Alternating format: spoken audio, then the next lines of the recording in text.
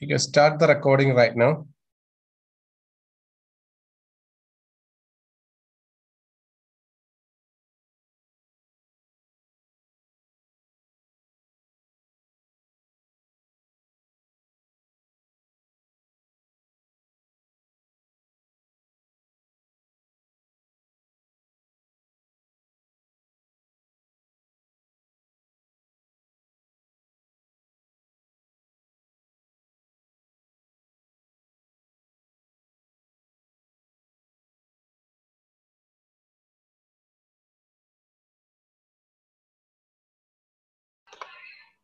Hello, sir. Ready?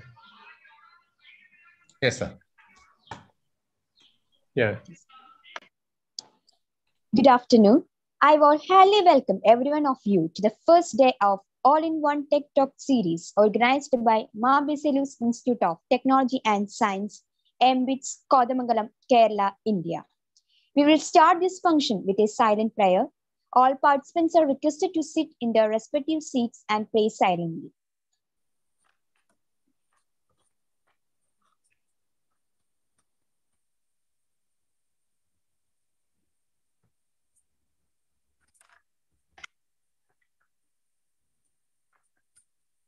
Thank you all. Let me invite Dr. P. Sojan, Principal of Mathew Institute of Technology and Science, Kothamangalam, and panel head of this webinar for the inaugural and introductory speech. Over to you, sir.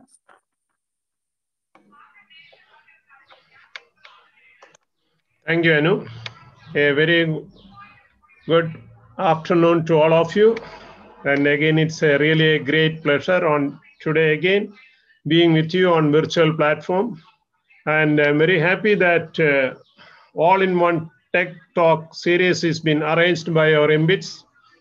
And this is starting from today until the 29th on various topics. My hearty welcome to all of you for this particular program. And also, as you have seen that we have seen an eminent people, students, research scholars, alumni of MBITS. So we have an array of qualified and real professional people in this series. And one of the advantages which we have seen that even after this webinar of 1 hour or 1.5 hours, you will be able to continue the association with these eminent resource person so that the culture will be there in the campus.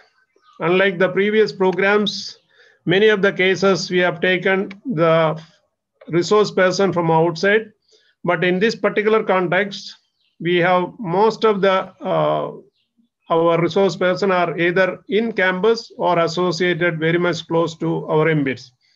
And most of them, as you see, that are all very youngsters and working in the beginning of the career, or like Ganesh and Reshma, they are still students of our MBITS also.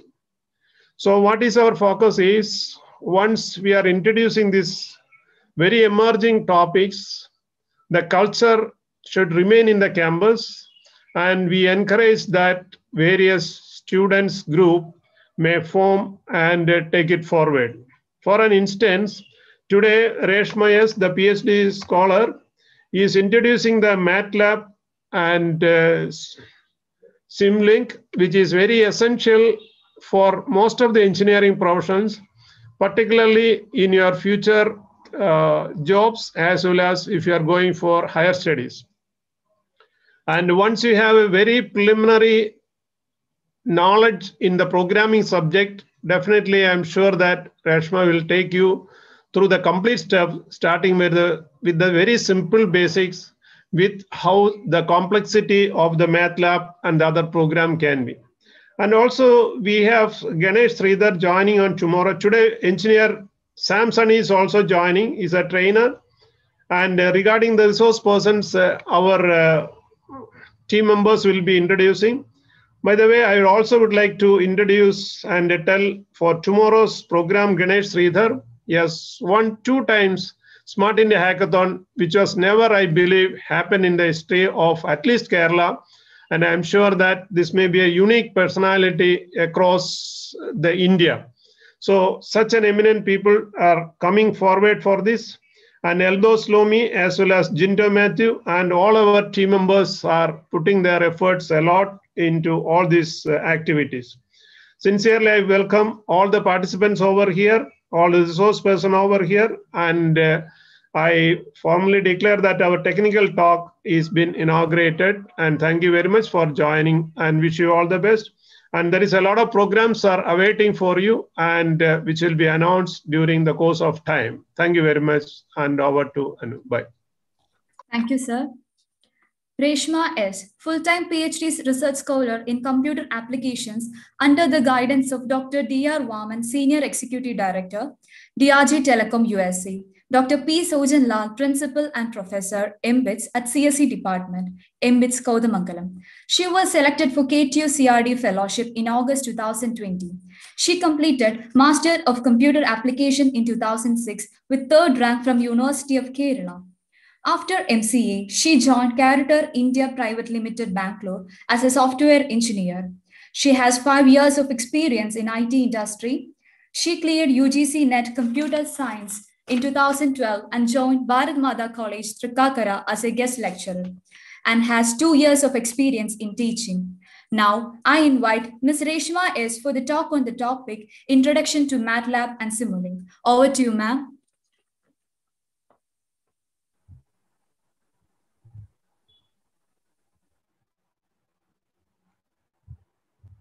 Thank you, Anu, for the wonderful introduction. Can you hear me? Yes, ma'am. You're here. Okay. You're audible. Thank you. Good afternoon to all of you. Respected Principal, Dr. P. Sojan sir, the faculty members, research scholars, and students who have joined from different parts of the country. A hearty welcome to all of you to this webinar series. As told in the introduction, I am doing my coursework second semester for PhD in CSE department at MBITS Kothamangalam, and I am guided by our respected principal, Dr. P. Sojan Lal and Dr. Vaman Sir, who is my co-supervisor. I extend my gratitude to the coordinators of the program for selecting me for this webinar series. It's actually a great opportunity to me. Thank you so much. The topic under discussion is Introduction to Matlab and Simulink. The purpose of the talk is to throw some light on or to provide you with some insight on the basics of the Matlab tool and its applications over various engineering disciplines. Actually, I selected this topic because of 3 reasons. Matlab is my favorite choice because it is an industry favorite tool. And they use Matlab and Simulink for modeling and simulation of their systems. It has a wide range of applications in almost all engineering disciplines, electronics and communication, electrical and electronics, mechanical engineering, robotics, bioinformatics, etc. And outside engineering also, financial studies, data science studies, etc. You can display the slide and you can proceed with the description. Okay, sure.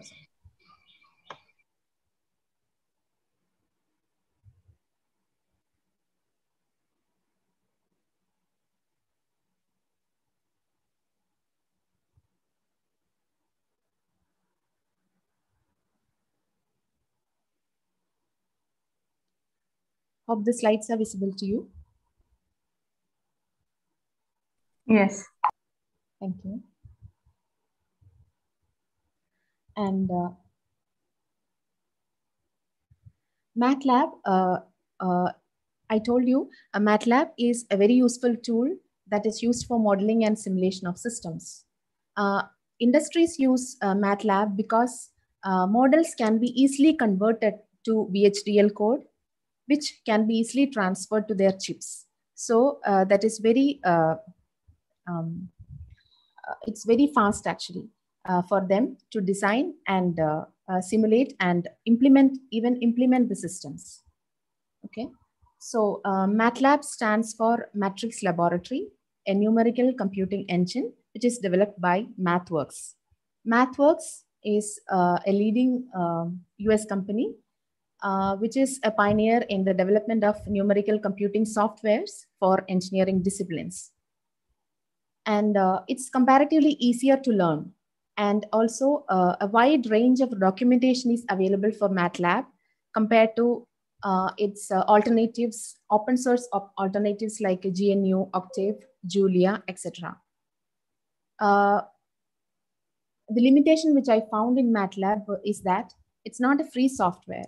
It is a licensed product, but we can get a trial version for 30 days from their website. And also we get an online trial version, online editor you can use. For Matlab trial version, desktop version, we have to go to the website and create an account. I will show you that in detail. You have to create an account and then select the operating system that you have and download and install the software in your system. There are some system specifications specified in the website, which has to be there for the Matlab to run. So the various application areas where Matlab can be used include signal processing, communications, image processing, robotics, biological sciences, financial studies, even automated reporting can be done using Matlab. So we will move on to the discussion of Matlab development environment. For that, I'll share the live Matlab environment to you.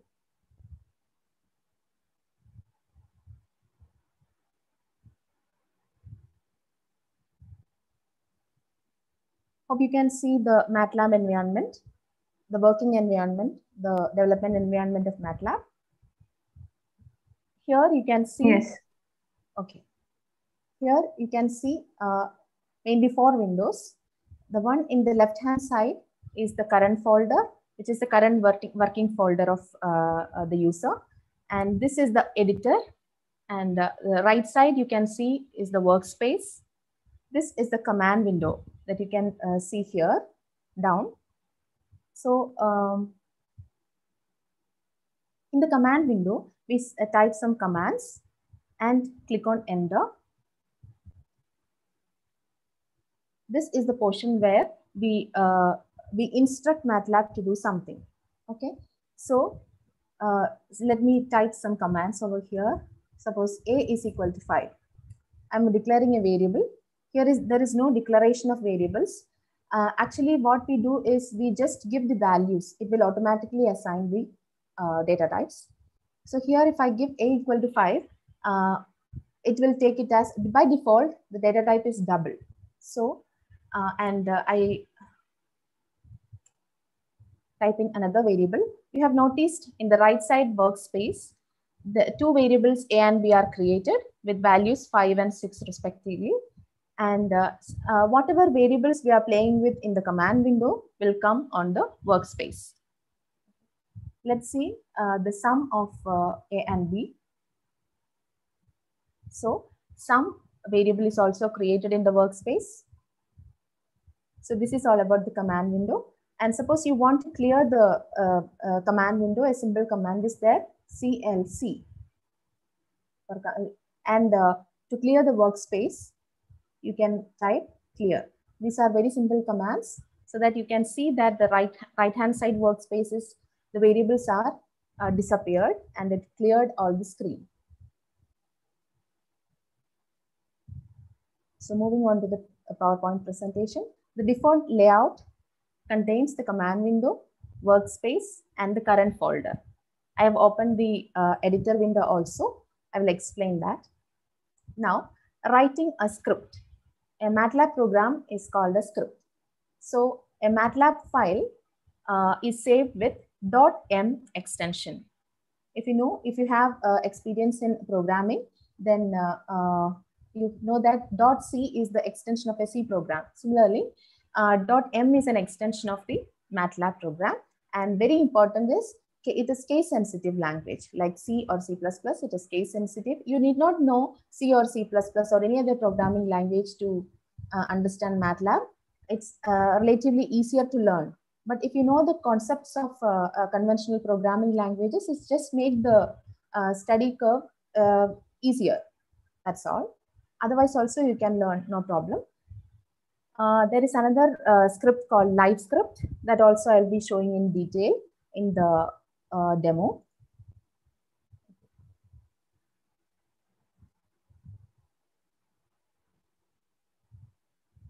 So we go and create a new script. A script is nothing but a program which contains a number of MATLAB commands. The MATLAB commands which we use to enter in the command window are put together in a script. That's the only difference, because when we solve a problem, we eventually create or write commands in a sequential order, and then we will solve the problem. So for all programs basically do the same thing. So when we create a script and save it in .m, we can run it, we can compile it and run it and see the results at once. So I just go and create a new script by clicking here. There's a new script window over here, you can see. And I type the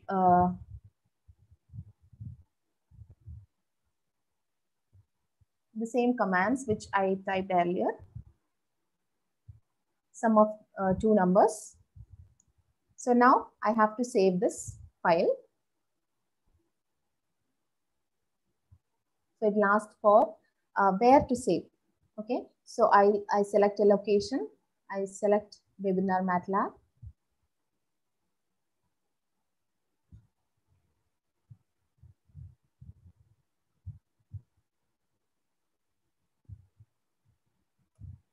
I save it. Now it's okay.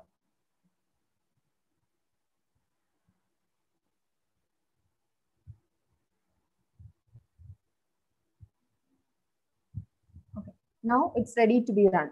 Okay. So what is the program? A is equal to 5. It's very simple, basic programs that I'm showing in the demo, because my intention is to make you understand just the basics so that you can go and explore later. It's very, very simple. Once you understand the basics and some commands, you will be able to explore more on that. So sum is equal to fprintf, sum is equal to %d/ns. This is very similar to C programming language, where we use printf and the %d.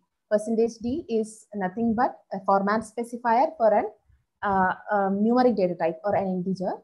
So here it is a numeric data type, and fprintf is a function with the built-in function to display the output to the user. So if I run this, so the answer came in the command window. Okay, so I have another output command which is called disp, DISP. Disp and fprintf are the two output commands which you can use. But in the disp command, you cannot use format specifier. So I always prefer to use fprintf so that some formatting can be done and you can use it. So if I run this, and one more thing is that you can put comments which will not be executed while compiling by a % symbol, similar to C or no. In C we use /* and //. Here we use %. So if I run this, it is 13 is being displayed, only 13. Here we can specify, for fprintf we can specify sum equal to %d and s. Okay, s is the sum. And there is another script which is called a live script. Live script is basically a script only, but it has an extension .mlx. Okay, that the difference between script and the live script is that In live script, we can concatenate the program and the results together. For example, if I create a, this is a live script which I have already created, okay, and it is divided into sections. This is a section, and there is a blue line over here, and this is another section which has a blue line over here, so that this will be easier for us to see the results on the right side or wherever we want. I'll just show you by running the same example. You can click on, you don't have to run everything. You can run this section alone. Okay, so when I click on this run section, 16 and sum is equal to 16, because I have given this and also fprintf. So it has been in the right side. And there are different layouts. So here there is another layout, so that the results appear below the code. You can select that also. Okay, that's live script. So I execute some other commands. WHO and WHOS are two commands which allow us to know the variables which we are using in the workspace. You see that there are three variables here, A, B, and S. A and B are basically the variables which we input for calculating the sum, and S is the sum. So when I execute this section, run this section, what happens is, see, the variables are displayed. WHO command is used to display the variables. WHOS is used to display the variable, its size, and its data type, etc. I told you that by default, all variables are treated as double variables. And also one more thing is that in Matlab, it's a matrix array. So, or the matrix laboratory, or the so everything, every variable in Matlab is an array. Even it is a single variable, it is even if it is A equal to 6, that is treated as a 1 by 1 matrix. B is another 1 by 1 matrix. So everything basically is treated as a matrix. So let's go and see another program. Name is equal to input, enter a name. So input is a command. Like in C, we use scanf. So input is the command to input details from the user. So let me go and run this section. And so it has to accept, this program has to accept some input from the user. So enter a name comes in the command window. So command window is used in live script only for the user to input the details. So enter the name, so that I get hello world. %s means it's a string of arrays, string of characters. So hello world is displayed. It's basically to input some items from the user and output whatever we want. Output the name to the user. There is another program, small program, that is to find the radius of the area of the circle by accepting radius from the input.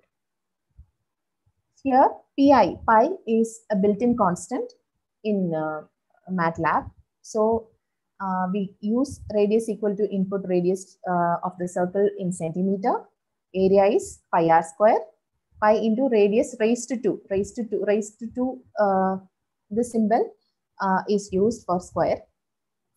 Fprintf, area of the circle is %.2f.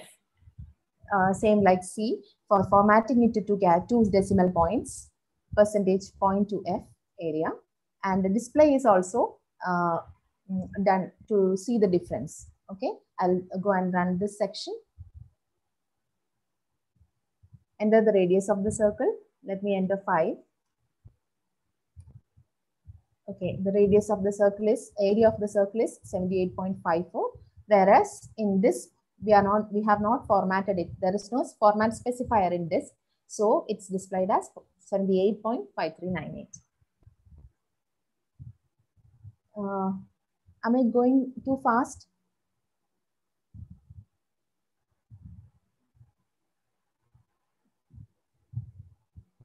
Hello?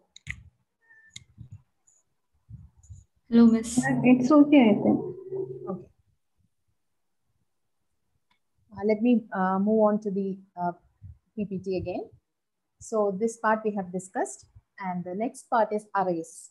As I told you earlier, all Matlab variables are arrays. Even a single number is treated as a 1-by-1 array or a one-dimensional array with one column and one row.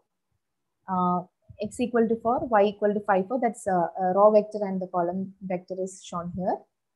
And the matrix is also shown here. Now indexing an array. We'll do some programs based on arrays and come back. Okay. Creating a row vector.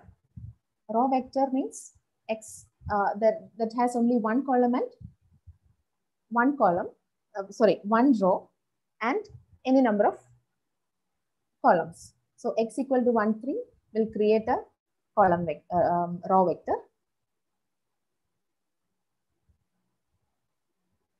I'll just run this section.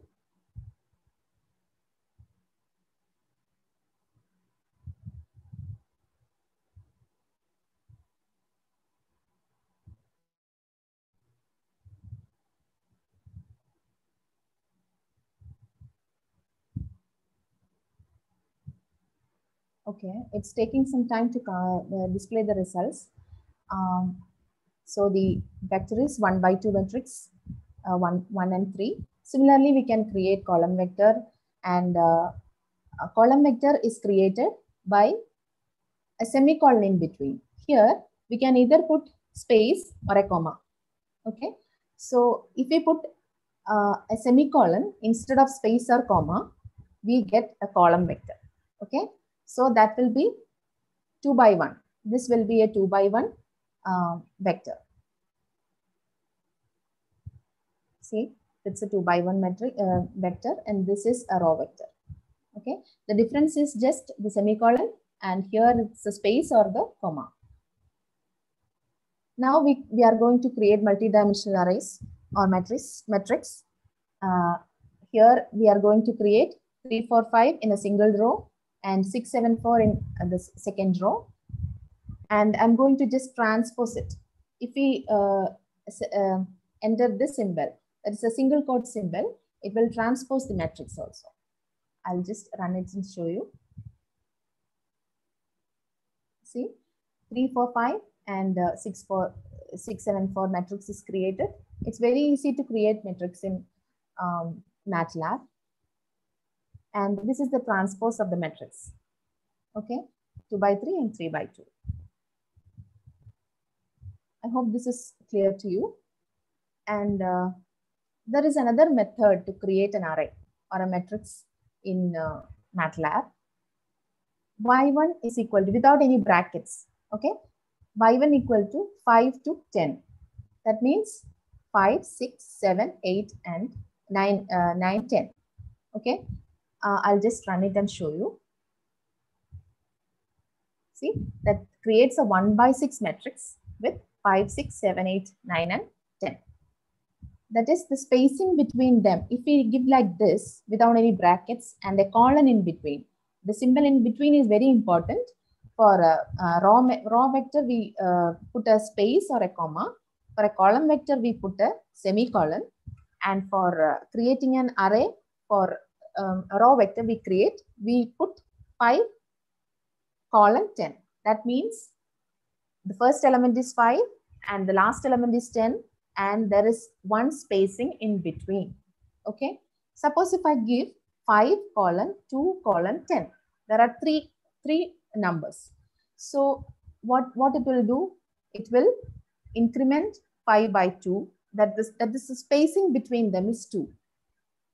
In C, we used to write I is equal to I plus 2, or I is equal to I plus 1, I plus plus. So I plus plus is similar to this Y1, and I plus 2, I is equal to I plus 2 is similar to.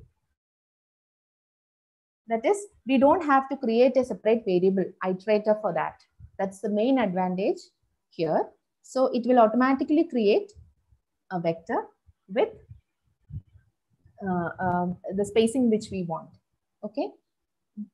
This section, we usually use this section, this type of variables throughout our program because it is very easier for creating arrays. And let's move on to another program. Create a raw vector named x that starts at 3 and ends at 13, which with each element separated by 2. Same like before. Sorry, here I named it as y3. Here it is x. So I just put it as y3. Y3 is equal to 3 to 13. That means 3 is the first element, 13 is the last element, and the spacing between them is 2. You have to put a colon in between, not a comma or semicolon. That's the only difference. Similarly, we can create a set of arrays like 5. First element is 5, last element is 100, and the spacing between them is 10. Okay.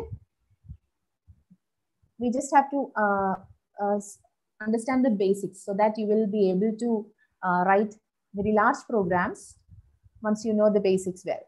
Okay. And we have another, okay, I'll run this and show you. Okay, it created it like this. Suppose if we know the number of elements in the array. In this case, we didn't know the number of elements in the array, right? Because we just say first element is 5 and last element is 100. We don't know how many elements are there in between. But here, if we know the first element and last element, we can just put it like that. Matlab will automatically arrange spacing for you. This is especially useful when you are going to plot a graph, plot a vector. Okay. So linspace is a command which allows you to enter first element, last element, and the number of elements. Okay. So we don't have to specify the spacing. This is, suppose we are going to plot a graph. This will be very useful because we don't know how many, which is the best method to space the variables. So Matlab will automatically do it for you. This very important function. It's linspace. So I'll just run it and show it to you. So the first element is 0 and the last element is 1. In between how many elements we don't know. Sorry, in between we have totally 5 elements. Based on that, 0.25 spacing is given by Matlab. Okay. So linspace is an important function, and this format is also important for representing an array with a colon in between. Okay. And the next part is transpose of a matrix. This means that, okay, I'll run it and show you. Okay, it will create a raw vector and it will find its transpose. Okay, 1, 3, 5. First element is 1, last element is 5, and there is two spacing in between. So 1, 3, 5 will be, if we don't have the transpose, we will have the raw vector with values 1, 3, and 5. If you put the transpose symbol, we get 1, 3, 5 as a column vector. That's all about arrays. And there are some, this section is to introduce to you some of the built-in functions in Matlab. Rand is a very useful function, built-in function, which is used to generate random integers. Okay, so x of xo is equal to rand of 2. This means that a 2 by 2 matrix is being created by the rand variable if there is only one parameter is inside. Okay, so rand of 2, 4. That means it will create a 2 by 4 matrix with random values. Okay, pseudo random numbers. And another function, built-in function is zeros. Okay, zeros will actually create a 0 matrix. That is 6, 3 means its dimension is 6 by 3 and all elements will be 0. O equal to ones of, similarly we can create a matrix of ones, okay, with dimension 2 and 3. Size of O, that will return the size of the matrix. Let us run all these together and see the results. Okay, so XO equal to rand of 2 will generate a 2 by 2 matrix, as I told you, of random numbers. Okay, and rand of 2, 4 will create a 2 by 4 matrix with random numbers. All these will be useful in the case when we have to generate some noise in signal processing. This will be very useful. Zeros. This is a 6 by 3 zero matrix where all the elements are 0. And the matrix with all ones with the dimensions specified 2 and 3. And finally, the size of the matrix O, that is 2 by 3. So we know that it is 2 by 3. Okay. So this is all about arrays. And now we have to index an array. What is indexing an array? We have to, once an array is created, we have to get values from the array or retrieve values from the array or modify it or whatever the operations we want to do. That is called indexing. Okay, the index starts from 1 and not from 0. In all other languages, we have seen in conventional languages like C and C++ and Java, we have seen that the index starts from 0. But here index starts from 1, so that it will be very user friendly. We don't have to put n-1 always when we are doing a loop or something. Okay, so it's very straightforward. Its index starts from 1. So here k of, okay, we will run this and see what is the output.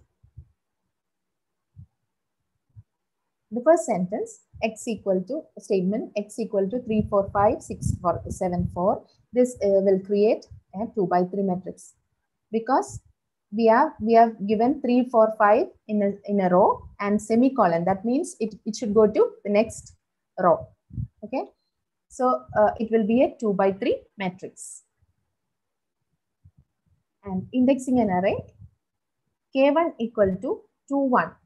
That means x of 2, 1. X of 2 is this. So 1 is this. So 2, 1 means 6, 6. The element here, this one, 2, 1. It doesn't start with 0. Always remember that. So x of 1, colon. That means the first row. Column means you can select, you have to select the entire columns. Okay. The first is the row number and the second is the column number, right? So the first number is 1. That means the first row has to be selected, and the column, which column has to be selected? The whole columns have to be selected. If we put a colon, it means that the entire columns have to be selected. Okay, so it will return 3, 4, and 5. Next one. Instead of putting colon here, if you put in the first position, k3 is equal to x of colon, 2. That means the first number is the row number. Row number is colon. That means the entire row has to be selected. Okay, 2. Second column. So the second column will select all the rows. That is 4, 7 will be the output. See? 4, 7 is the output. I'll tell once again. We created a matrix, 2 by 3 matrix, 3, 4, 5, and 6, 7, 4.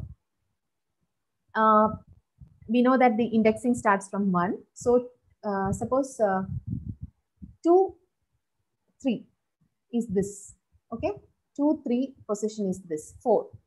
Okay, and if you put a colon, that means if, depending on its position. If it is the first position, we have to select the entire row. If it is in the second position, we have to select the entire column.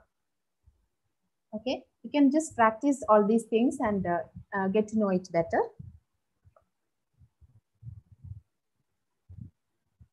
And there is another, okay, our workspace is increasing. You can see the workspace variables are increasing as we created a lot of variables. I just clear the command window and also the workspace. This is the command to clear. CLC is the command to clear the command window, and this clear is the command to clear the workspace. It's always good when we write a program, it's always good to have these two commands in the beginning. And also one more is there, close all. This means that we have to close. Suppose we are plotting some graphs or something, it will close all the windows. Okay. And the next part is to refer to end. End will actually reference to the last element.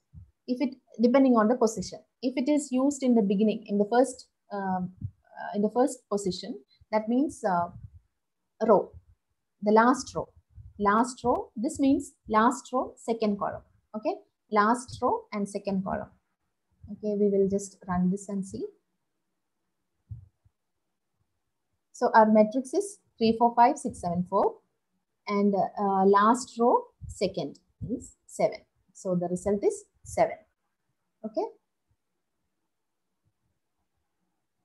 And there is another property with Matlab is that since everything is an array, it will treat arrays as numbers. Okay. So we can just do this thing like y equal to x plus 2. That means x is an array of 3 elements, 1, 2, and 8. If we simply say that x plus 2, it will add 2 to each number. That means this will become y will be 3, 4, and 10.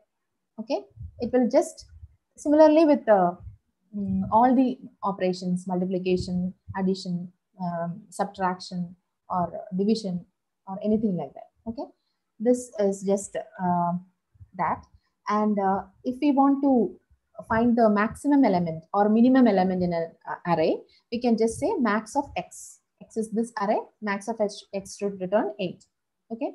Similarly, sqrt function. These are all aggregate functions which are there in Matlab. It is almost similar to aggregate functions in C or C++. Okay.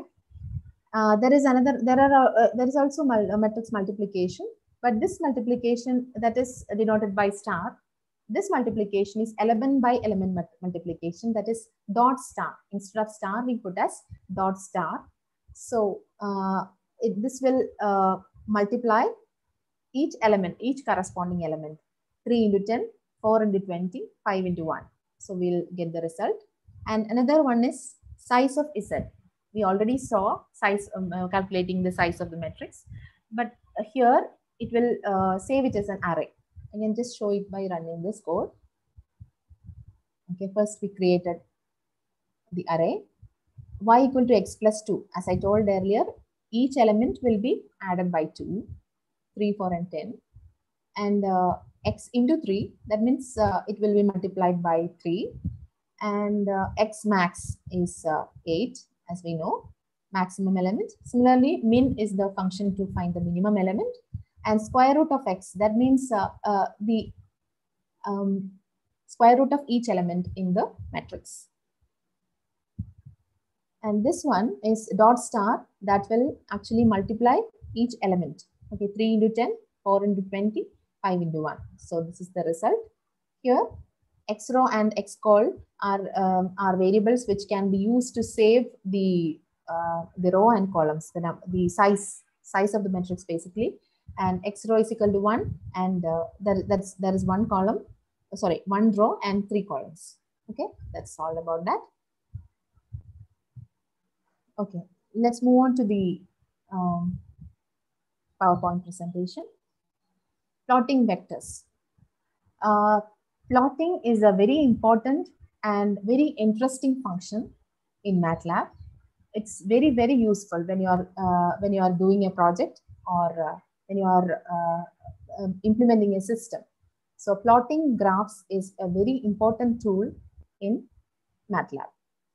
Two vectors of the same length can be plotted against each other using the plot function. That's also very simple. plot of x comma y. And also and some additional arguments are there, which where you can specify the line, the color, the line style and marker style that we'll be seeing shortly. For example, plot x, y, b, b hyphen. That means B stands for blue, and this is a solid line. Solid line graph will be shown with blue color. Okay, and there are many other plotting functions in Matlab. It cannot be covered in a 1 hour session. There are lots, and you can go and explore in Matlab plot gallery. Okay, and we will move on, and we'll see some of the plotting. Okay, here x equal to 1 to 8, y equal to x plus 2, the same property which I've just mentioned, called off. I'll tell you what this is. Plot xy, x label y. Just run it and see what happens.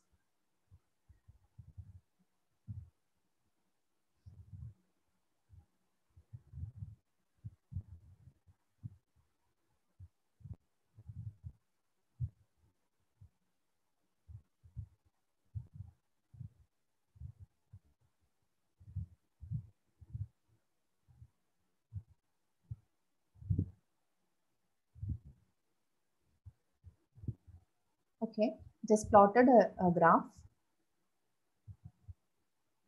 a straight line.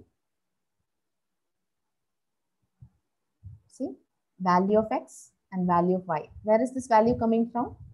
We can we gave it as x label y, value of x, y label value of y, and title is plot 1. And we didn't give any parameters to display the color or something. It will automatically plotted like this. Okay, now we are going to give some colors. Okay, there are two vectors. Basically what happened is x is a vector, y is a vector. Okay, x is plotted here, y is plotted here, and we just gave values, title, value of x and value of y. Okay, how did we produce the second matrix? Y equal to x plus 2. That is a natural operation in Matlab. Okay, now we are going to plot another one with the different styles. Okay, so first one is x1 equal to 618, y1 equal to x1 into 2. I just put straight lines. Okay, x1, y1 are double dash. That means it will be, the graph will be in red, and double dash refers to a dashed line. And second one is magenta with a solid line. Third one is B, that's blue and dash dot. Third one is red, and that is dash star. Okay, let's run and see.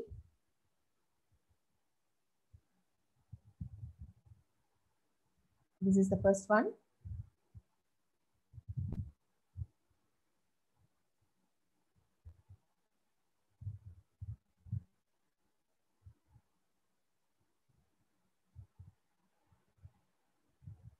Okay, so here it is plotted in a single graph. Why is it plotted in the same graph? We have given a command, hold on, so that it will plot, it will not ignore the previous values. Okay, previous plot will be there, and on top of that you plot your own plot. Okay, so there are three, we have actually plotted 3 values, and it's come now. Okay, and legend, I've given a legend also. Legend, we can change here whatever values you want. Okay, based on some equations. Suppose we are plotting these graphs based on some equations, you can give the equation names instead of data 1. Data 1 is, I am not given anything, I just give legend and it came up like that by default. But you can, inside legend, you can give some values for your, that is suiting for your application. Okay, I'll show you where I've given the legend. Okay, here is the portion where I give legend, so that you can get, if it is plotting on top, one on top of the other, it will be easy to understand. Okay, so let's move on to the next one.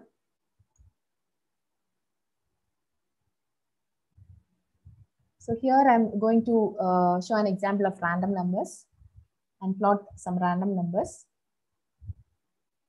so that you will see some interesting results. See here, it plotted like this. This is R and S are random numbers which are automatically generated. And when you put cursor on that, you can see the values also. And it is the plotting color is green G, and this is the plotting symbol is slash and hyphen and the raised to symbol. Okay, so this is how you plot. And now I'm going to plot a sine wave. This is sine of x, or sine of this value is sine of a vector will create a sine wave, and I just plot it like this. Okay, see, I plotted a sine wave. The value is from 0, 0.1, 10. This is what I told. This is another way of creating an array, which I've already said. This is especially used for plotting. Instead of using any for loop or iterators or counters, we can directly go and plot without any loop. Okay, that is T1 is a vector that starts from 0 and ends at 10 and 0.1 spacing in between, so that it will plot T1. T2 means it will plot. T2 is what? T2 is sine. Okay, so T1 will be plotted here, and sine wave is plotted here. And let's plot another sine wave with some harmonics. I've used the hold on so that this will be plotted. This plot will already be there, and the second plot comes on top of that. You can see a blue line is the already plotted one, and this one is the new plot with the harmonics. And you can see that legend I've given symbol sine wave and with some harmonics. Okay, and next one is okay, I'll just run this simply to plot squares without any line. Okay, without any line. S stands for square plot. Just show some squares like dots also you can use. K means K stands for black color. Okay, so some black squares have come up when you plot this. Next one is we can also set the line width. It is let show you. See, line width if I set as 4, it has come as bold, very big.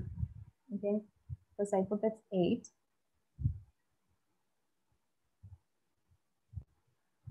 Run this section. It will be even more bigger. Okay, that is the application of line width. In fact, a plot has almost 6 or 7 syntaxes where you can actually play around with it. You can you have lot of options based on your applications. You can actually use some attractive plots so that it will be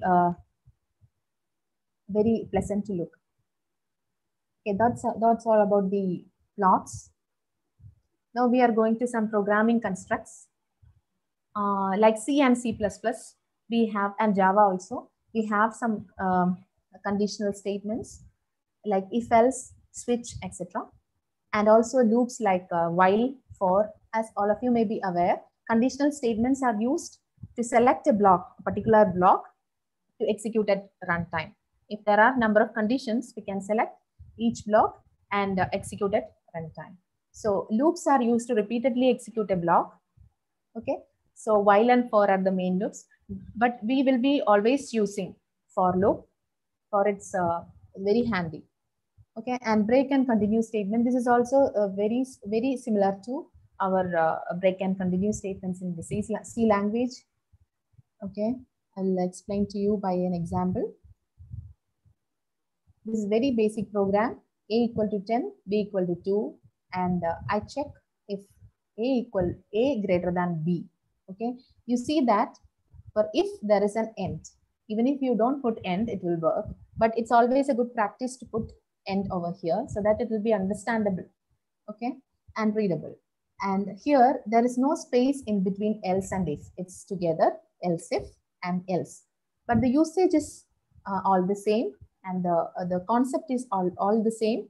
You just need to be aware of some small things about this. If A greater than B, this A greater than B. Else if A equal to B, this A equal to B. Else this A less than B. Okay. So when you run this, if A equal to 10 and B equal to 2, you will get which one? A greater than B. Okay. This is very easy. You can easily understand that. And next is the switch statement. That's also very simple. Suppose grade is equal to input. We enter the grade you obtained in the course. Okay. S is the symbol, that's the format for the string. Okay. S is not a variable. It's a it denotes the percentages like that. Okay. S stands for the string. So that means whatever the user entered should be a string. Switch grade. And case A, case B, case C, depending on the value we enter, it will go and execute this code. Suppose I run this and I'll give some values in that. As you know that the input should be accepted from the command window. So I give it as D, okay, and it should print you passed, okay. You passed it, okay. This is all about switch statement. It's like an else if ladder, as you know. It's like an else if ladder. Instead of else if, we just give switch. One difference with C is that we use default in C. Here we use otherwise. And also there is a colon here in C language. Here there is no colon. Even if you don't put the brackets over here, it will work. Okay, it's very easy. There is no particular. It's not particular that we have to put the brackets or something. Okay, you don't even put the semicolon, that will work. But semicolon is put for another reason. If we don't put the semicolon, each line will be printed in the console. So to avoid this, we don't put the semicolon. We put the semicolon. If we don't put, every statement will be printed on the console. Okay. And the next one is the while loop.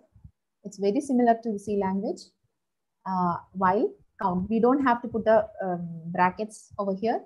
While count is less than or equal to 10, sum equal to sum plus count. And finally, we are actually calculating the sum of 10 numbers. Okay, so it will display the sum. I hope this does not need any explanations, because it will check. This is a loop is the repeated execution of a set of statements over here. So until the condition is met, this condition count less than or equal to 10 is met. When this is met, it will enter the loop. Otherwise, whenever this condition goes wrong, it will come out of this. Okay, so that is the sum is 55. That is 1 to 10 we have sum as 55. And another is for loop.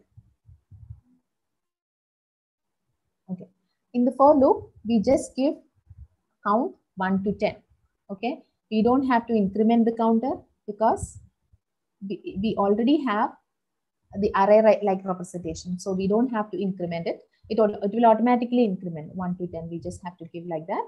And I just put a break statement. Break and continue are the same as C and C++. That is, if count is greater than or equal to 5, this condition is met. Then if it's greater, then it will break. And if I give a continue statement over here, it will bypass the current iteration and it will go to the next iteration. Okay. I hope this part, the for and while loop, is clear for you with the break and continue statements. Okay, moving on to the PowerPoint presentation. We have covered this, and there are some great utilities in Matlab which we can leverage. Help, apps, debugging, import data, add-ons. I'll just show these in the Matlab tool. First one is help.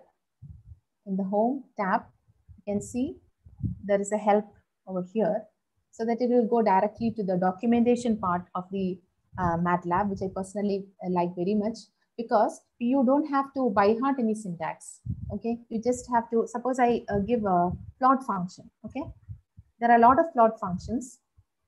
See, plot 2D line plot I select. There are a lot of syntax for plot, and just now we have discussed lot of variable, lot of syntaxes with line specification, with markers. All these are explained in detail with examples also. Okay, see, you can actually open the live script and see how these things work. Okay, even if you don't know the function, you just know that there is a function like this, but I don't know the syntax. You just go to help and just explore. Okay, explore the syntaxes and examples. There are a lot of examples given. Okay, you can go and study all these. Just experiment all these.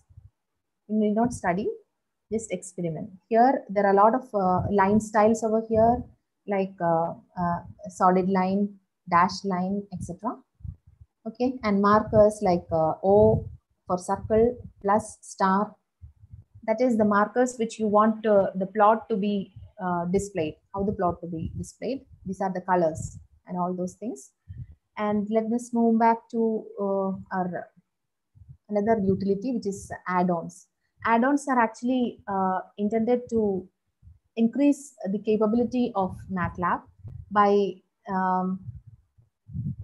interfacing with some hardware devices like Arduino and Raspberry Pi, which are all basically microprocessors, or also get add-ons from the MathWorks website. Suppose you want a package toolbox, like there are a lot of toolboxes available in Matlab. Here I have, for my research purpose, I have used the communication toolbox and the DSP toolbox, and also the RF toolbox, radio frequency toolbox. Similarly, there are a lot of toolboxes which you can import from the MathWorks website. Okay, so that is, if you have a licensed version also, you can do the same. For trial versions also, they are allowing it. Okay, and the next utility is import data. You can actually import data from different applications. You can actually interface with different programs. Okay, you can import a image or a file or a PDF or whatever file you want to import. You can import and use it in your program, or data or a CSV files. Whatever you want, you can import and use in your Matlab programs. Okay. And next one is add-ons, import data. Okay, debugging. Debugging, as you know, is we use when we get some errors. Okay, or some logical errors are there. We want to fix it. Like suppose we expect a value of 10, but it's not coming as 10. Or if we execute a loop, it's not executing that many times. So we put a breakpoint, and we just see the values. I'll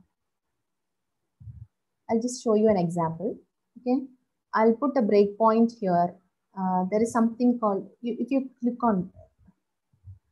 on this, okay, it will create a breakpoint. And suppose I try to run this.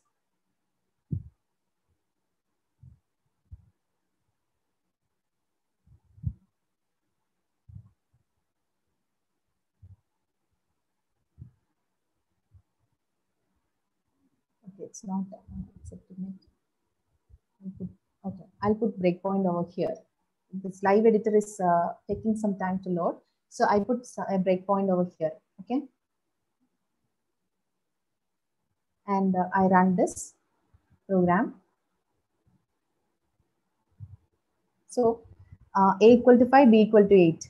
So we can see the value. This is a very simple program. This does not need debugging. Just show how to put the breakpoint over here and just put it. So A can be shown as 5, B is 8. So here you have put a breakpoint so that the execution stops there. Okay, execution stop there. And if you want to continue, okay, or go to the next line, you can click on step and go to the next line. Okay, so here it comes. And since there is only one statement, it's not showing it. See, it has gone to the next line. And now I click on step once again, and it is over actually. So it printed the results and it has come out. So when you have some errors, you can put breakpoints. Even if you don't have any errors, you can just see the loop of execution, the control of execution. You can see by using breakpoints. Okay, that is all about debugging. And quit the debugging. There is in the editor button, you have the breakpoints over here. Okay. Either you can use that or put a click on the line number and it will show you a red mark, red circle. That's how you put a breakpoint. And we move on to the next session, that is Simulink. All this while we were talking about Simulink. Now, Simulink is a graphical extension to Matlab for modeling and simulation of systems. It is actually Matlab itself, but we will see a graphical user interface. Okay. Simulink actually consists of blocks which are coded in Matlab, but what the users see is graphical user interface. We can say an analogy like algorithm and a flowchart. In algorithm, we write the steps, right? In flowchart, we write the same steps. We display the same steps with some shapes. Similarly, Simulink is a graphical extension of Matlab. It's Matlab itself, but it's very easy for the users to design or simulate or implement the system. Okay, systems are drawn on screen as block diagrams. We used to draw circuit diagrams or schematic. All these can be directly converted to Simulink blocks. That's the main advantage of Simulink. Once we know which block is used for what purpose, we can easily go and take that block from the library and use it. Okay, Simulink models are saved with the extension . As we already saw, Matlab files are stored with the .m extension, but Simulink models are with .slx extension. This is the Simulink start page. Simulink is a little bit slow. That's why I put a screenshot over here. When you type Simulink in the command window, it will start this page. Okay, it will go to this page. This is the Simulink page. And here you will see a blank model, subsystem, blank library, etc. Okay. And this is the Simulink library browser. That is, all the functionalities in Matlab are implemented in some libraries. Okay. There are actually different toolboxes for different purposes, for different engineering disciplines. You can see communication toolbox, DSP toolbox, HDL, Simulink encoder. Since my trial version, I have downloaded only the DSP and communications and RF. That's why you are seeing only those. Okay. For your discipline, as for example, control system and power electronics, you can see the toolboxes which is suiting to your needs. Okay. Similar to that, robotics, image processing, you will see your own toolboxes. Okay. So depending on your engineering discipline, you can select the toolboxes. That's the advantage of this. Okay. So here, Simulink, when you click on the Simulink tab, you will see all these are all folders. Inside these folders, you will see some blocks. These blocks are the building blocks of Simulink models. Okay. Our intention is to make a model of the system, and display some results. Okay. And this model or the circuit diagram can be converted to systems. That is, this model can be, that is the implementation part. So implementation is can be quickly done using Simulink blocks. For example, I have selected the Simulink sources. Sources are blocks where signals are originated, or the input part is the source and the output part is the sink, source and sink, as we know. So there are some sources like this: sine wave, signal generator. All these are relating to the electronics and communication background. So you will not be seeing your disciplines blocks here. If you you have downloaded and installed your toolboxes, you will be seeing your toolboxes for image processing, robotics, computer vision, all those things. Okay, this is just for communication and engineering. Because I have that, I have used it. Simulink blocks. Blocks are used to generate, modify, combine, output and display signals. Okay, and there are some common files, general classes of blocks used, which are sources, sync, math operations. We have a lot of libraries with different blocks available. These are the common blocks. Okay, source, sync, maths. Lines are used to connect. Okay, the blocks are connected by we use arrows to connect. So similarly, lines and arrows are used to connect the blocks. Okay, and in the direction indicated by the arrow, the transfer of signals happens. Okay, and this is just an example of a block. That's a sine wave block. Remember, while plotting, we have created a sine wave using sine function, a sin function, and plotted it, right?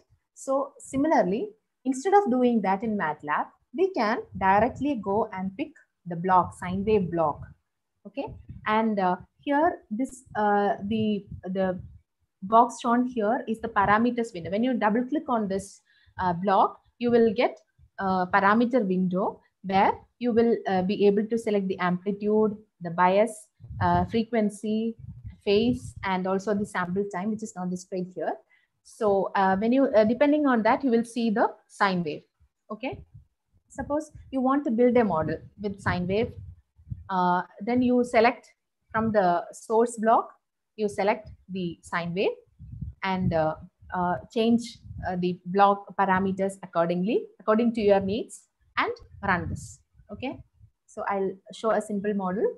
This is the sine wave, and scope, as I already told, it's a sync. That is, this is not a system actually. This is an input and just showing the result of the this sine wave in this scope. Scope is an like an fprintf statement. It just displays. Okay, sine wave is displayed. This is the output. When you run this, when you click on this button, run, and you have already set some parameters over here. Amplitude is 1, so that you will get scope like this. Okay, this is another simple example where I've created 2 sine waves from the DSP toolbox. This is a different sine wave from the DSP toolbox. This is a random source of noise, and I added all these together. This is the sum. Okay, sum added these things together, and I used a spectrum analyzer to display the results. Spectrum analyzer is another sync which can be used to display some results. Okay, so you can see the spectrum over here. Okay, spectrum of these 3 signals. This is just an example. You can go and explore your own disciplines, and you will get a lot of help from the MathWorks toolbox also. And these are the references. I'd like to show you some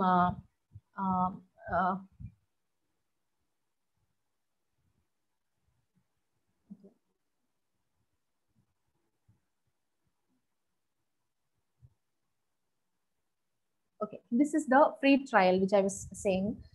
This is get started now with the 30 days free trial. So here you click on, you just have to create your account, log in and create an account, and continue here. And I'll ask for your mail ID, your university mail ID, official mail ID, and click on submit. Okay, you can either start your Matlab online trial. Okay, and these are the packages which you can download. Okay, there are, as I've told, there are a lot of disciplines available inside and outside engineering. Automatic reporting, biological sciences, control system, data sciences, deep learning, machine learning, GPU computing, image processing, power electronics, then signal processing, test and measurement robotics, and wireless communication. Okay, these are the toolboxes available. You can click on any one of them and you can start your Matlab online trial. Okay, you can go and explore which one is matching to your discipline, and you can actually download the free trial version. one more thing is there. It will specify some system specifications are there, like that is 4 GB of RAM is required, and almost 4 GB of hard disk space is required, and the processor specifications and your operating system. Based on that, you can go and download and install. Otherwise, okay. Otherwise, you can also use the online editor. Okay, online editor can also be used. Here, what you see is online training. These are all actually hands-on training which you can get. Matlab on RAM, Simulink on RAM, signal processing on RAM. All these are actually trainings, very useful trainings. They will give hands-on training and they are free. Initially, they are free, but for advanced courses, you have to pay. Okay. And there is another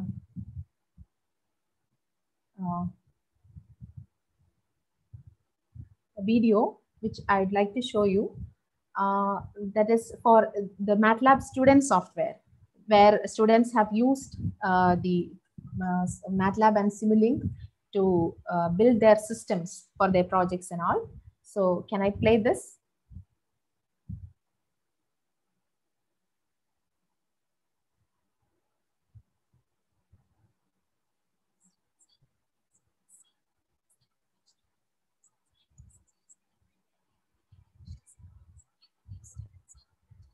Can you hear the voice?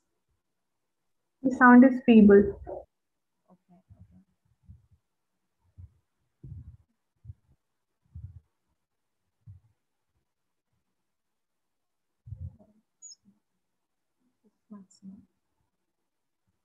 Excel in your courses and research, apply the theories you learn, and build important career skills. Students all over the world use Matlab and Simulink for cool projects and competitions. They solve practical challenges in areas like robotics, fuel-efficient cars, and autonomous vehicles. With Matlab and Simulink, you can read, write, and analyze data from your Arduino, Raspberry Pi, and Lego Mindstorm's EV3, or run your algorithms directly on the hardware.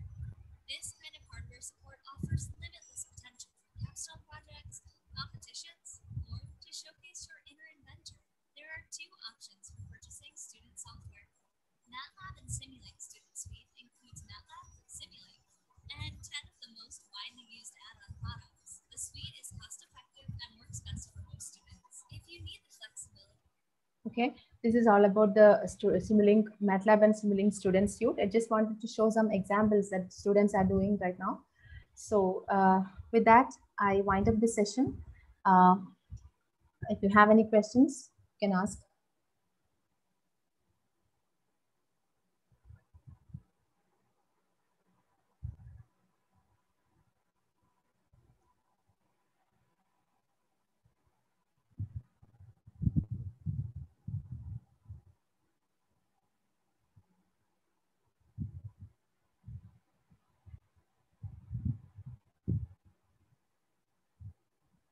Before the question and answer section, I request all of you to please turn on your video for the photo section.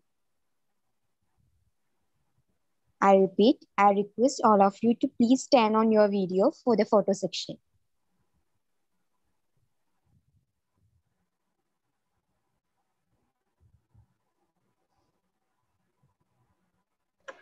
Reshma, you can sharing the. Okay, I can pause. You share okay. this one. Okay. So that we will get the complete view of the, yeah.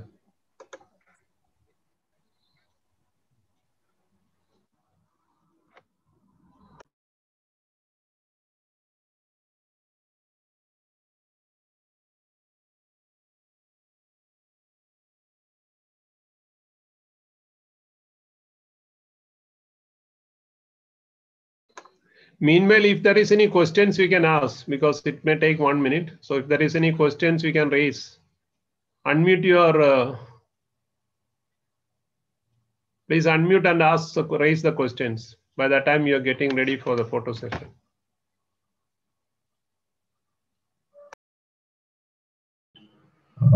Good afternoon, ma'am.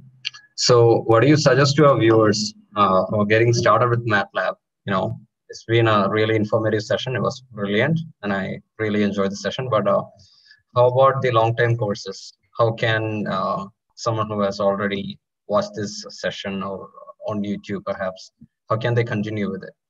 So maybe it's better if you elaborate on that. Maybe your follow-up plans or something. Thanks, Ganesh.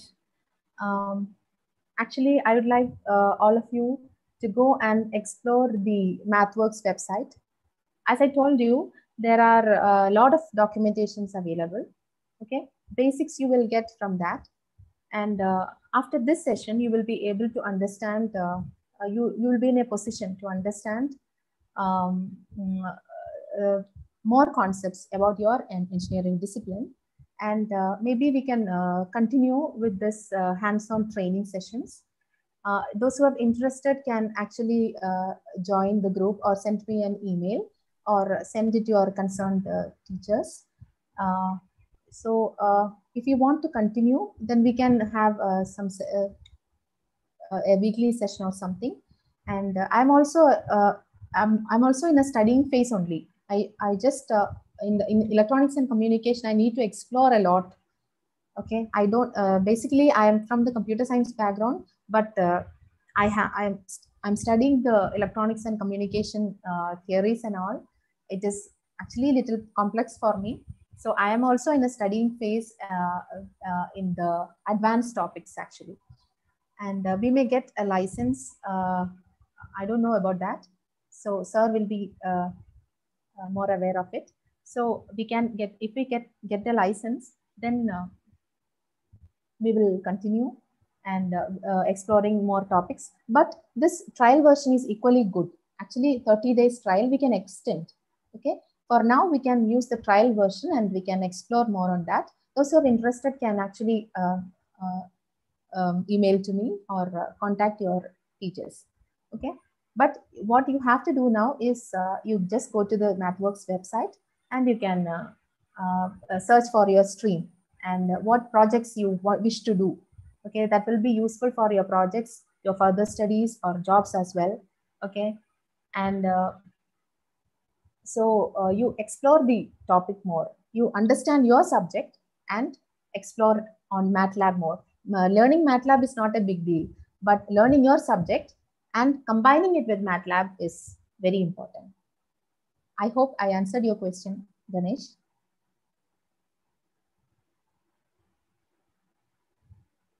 Ma'am, you certainly did, and it was really great. Thank you.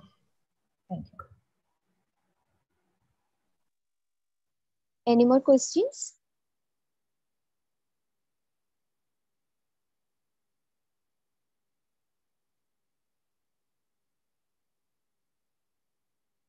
If you have any doubts, you can ask directly or write on the chat box.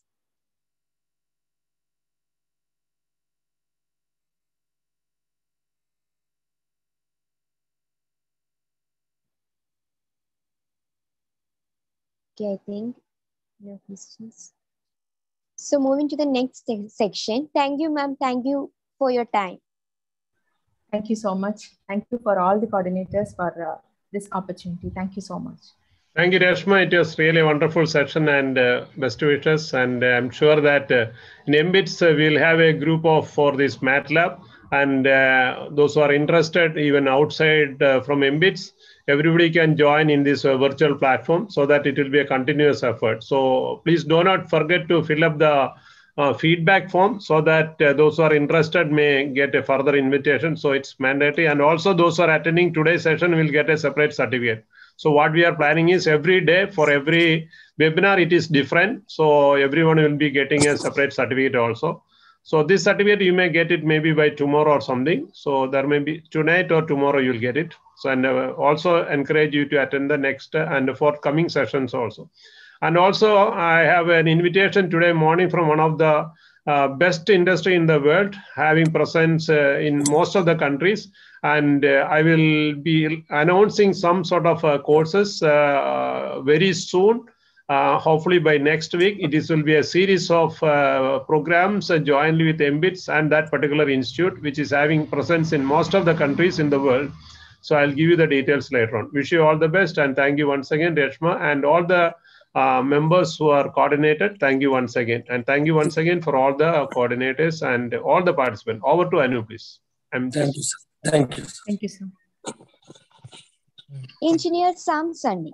Engineer Sam Sunny did his BTech in Electronics and Communication Engineering and MTech in Communication Engineering. He is a TUV certified embedded engineer and has diploma in applied counseling. He is currently doing MSc Psychology and working as a trainer in Character Solution International, CSI, state level trainer, mentor and counselor of O.R.C, Our Responsibility to Children, project by Government of Kerala. State level mentor of Chidi project, initiated by Kerala Police, master trainer of O.R.C, Ernakulam district, trainer of Character Builders India, CBI, corporate trainers of R1 Info Trade Private Limited, and a faculty of Student Police Cadet, SPC, and Project Hope. He provides trainings on life skill development, soft skill development, career guidance, cultivating character, moral values development, management skills, and so on. He experienced hands-on cooperative level training, trainers training, faculty development programs, motivational leadership, interview skills, etc.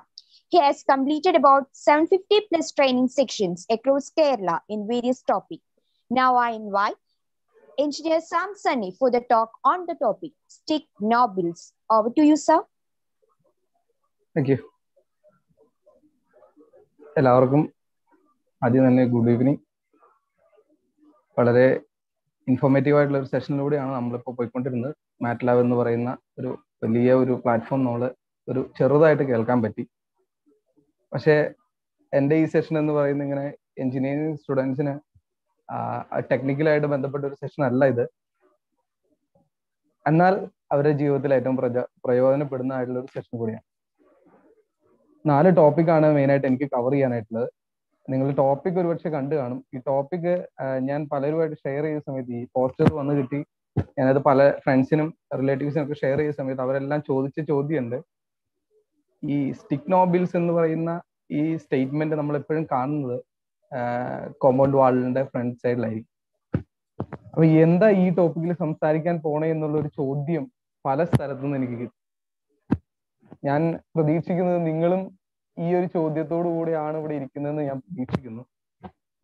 എന്നെപ്പറ്റി വളരെ എൻ്റെ biodata full അവിടെ പറഞ്ഞിട്ടുണ്ട് already. എൻ്റെ training കരിയറുമായിട്ട് ബന്ധപ്പെട്ട് O.R.C എന്ന് പറയുന്ന പദ്ധതി ഇപ്പോഴത്തെ inspector general of police P Vijayan IPS സാറിൻ്റെ 2012 തുടങ്ങിയതായിട്ടുള്ള പ്രോജക്റ്റാണ് കോഴിക്കോട് ജില്ലയിൽ നിന്നും.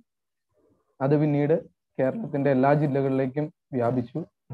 എൻ്റെ പ്രോജക്റ്റ് ഇപ്പോൾ എല്ലാ ജില്ലകളിലും വളരെ ഭംഗിയായിട്ട് നടക്കുന്നുണ്ട്. എയ്ഡഡ് അൺഎയ്ഡഡ് സ്കൂളുകളിലും ഗവൺമെൻറ് സ്കൂളുകളിലും ഒക്കെ ആയിട്ട് ആ പ്രോജക്റ്റ് നല്ല ഭംഗിയായിട്ട് പോകുന്നു. പ്രോജക്റ്റ് ബേസിക്കലി ഫോക്കസ് ചെയ്തിരിക്കുന്നത് മെന്റലി ഫിസിക്കലി ചാലഞ്ചഡ് ആയിട്ടുള്ള കുട്ടികൾക്ക് moral support mental support provide ചെയ്യുക എന്നുള്ള ഉദ്ദേശത്തോടു കൂടിയാണ് ആ പ്രോജക്റ്റ് റൺ ചെയ്യുന്നത്. അതിൽ mentors, trainers, counsellors, psychologist, psychiatrist തുടങ്ങിയുള്ള ഒരു വലിയ പാനൽ തന്നെ അതിലുണ്ട്. അതിൽ സൈക്കോളജിസ്റ്റിന്റെയും കൗൺസിലറിന്റെയും മെന്ററുടെയും ട്രെയിനറുടെയും റോള് ചെയ്യാനായിട്ട് ആ പ്രൊജക്ടിന്റെ 2017 തൊട്ട് ഞാൻ ആ പ്രൊജക്റ്റുമായിട്ട് അസോസിയേറ്റ് ചെയ്യുന്നുണ്ട്.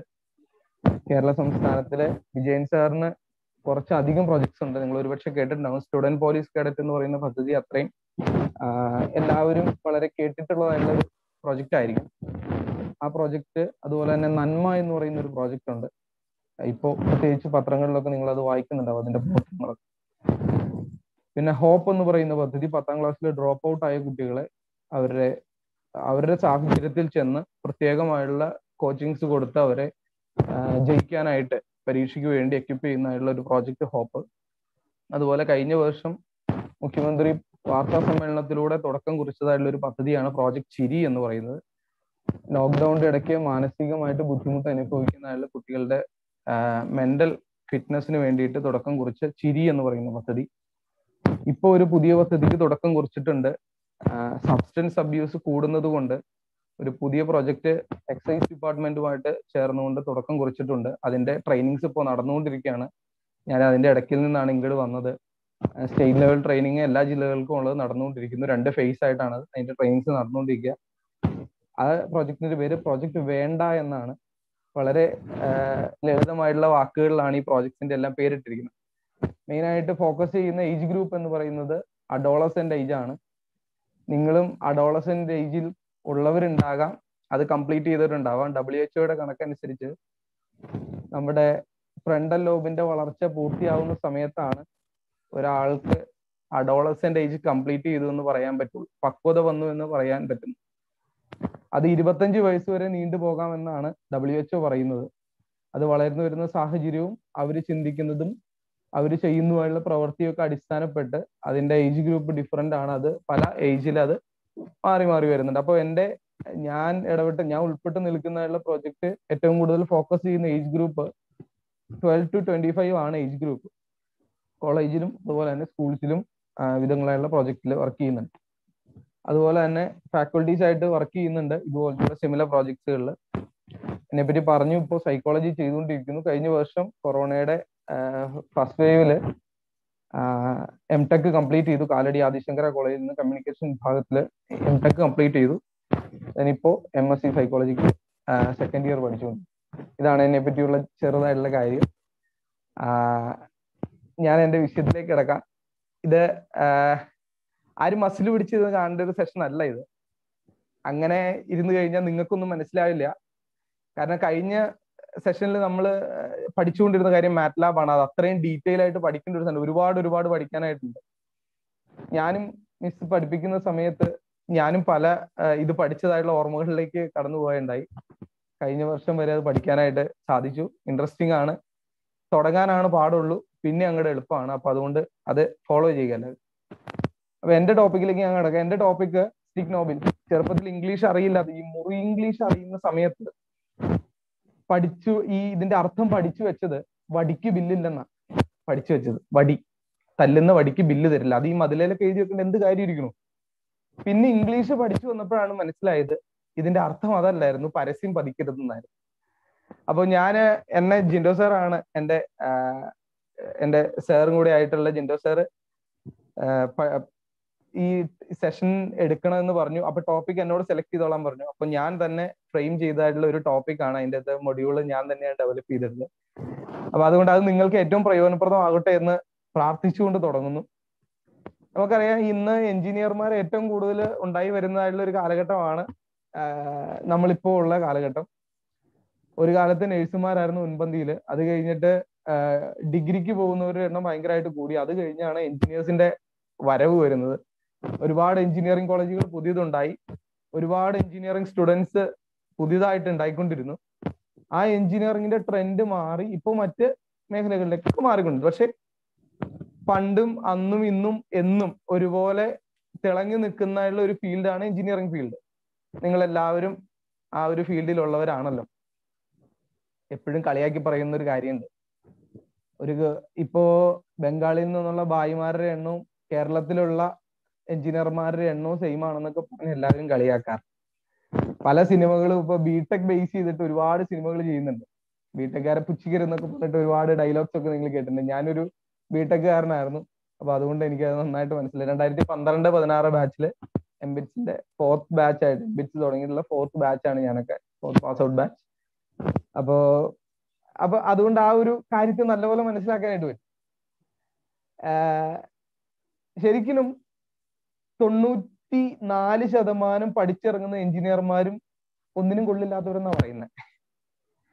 ഒന്നിനും കൊള്ളില്ലാത്തവരാക്കിയതാണോ ആയതാണോ എന്നുള്ളതാണ് പിന്നീടുള്ള ചോദ്യം. അപ്പൊ അത് നമ്മളൊന്ന് ചിന്തിക്കേണ്ടിയിരിക്കുന്നു. അപ്പൊ ഇന്നത്തെ ഈ സെഷൻ മെയിൻ ആയിട്ട് ഞാൻ ഡിസൈൻ ചെയ്തിരിക്കുന്നത്, ഇതിന്റെ ഒബ്ജക്റ്റീവ് എന്നോട് പറഞ്ഞത് ഒരു മോട്ടിവേഷൻ ആണ്. അപ്പൊ ഞാൻ അതേ ഒബ്ജക്റ്റീവ് വെച്ചിട്ടാണ് ഞാൻ ഈ മൊഡ്യൂൾ ഡിസൈൻ ചെയ്തിരിക്കുന്നത്. അപ്പൊ നിങ്ങൾ നിങ്ങളെ തന്നെ ഒന്ന് ചിന്തിക്കുക. ഇത് വേറെ ആർക്കും വേണ്ടിയിട്ടല്ല, നമുക്ക് ഓരോരുത്തർക്കും വേണ്ടിയിട്ടാണ്. ഇതിൽ എഞ്ചിനീയേഴ്സിന് മാത്രമല്ല, ഇതിൽ പഠിക്കുന്നവർ പഠിപ്പിക്കുന്നവർ ആർക്കാണെങ്കിലും ഇത് ഏറ്റവും പ്രയോജനം. അപ്പൊ അത് ഇൻഡിവിജ്വൽ ആയിട്ടൊന്ന് ചിന്തിക്കാനായിട്ട് ഒന്ന് ശ്രമിക്കാം.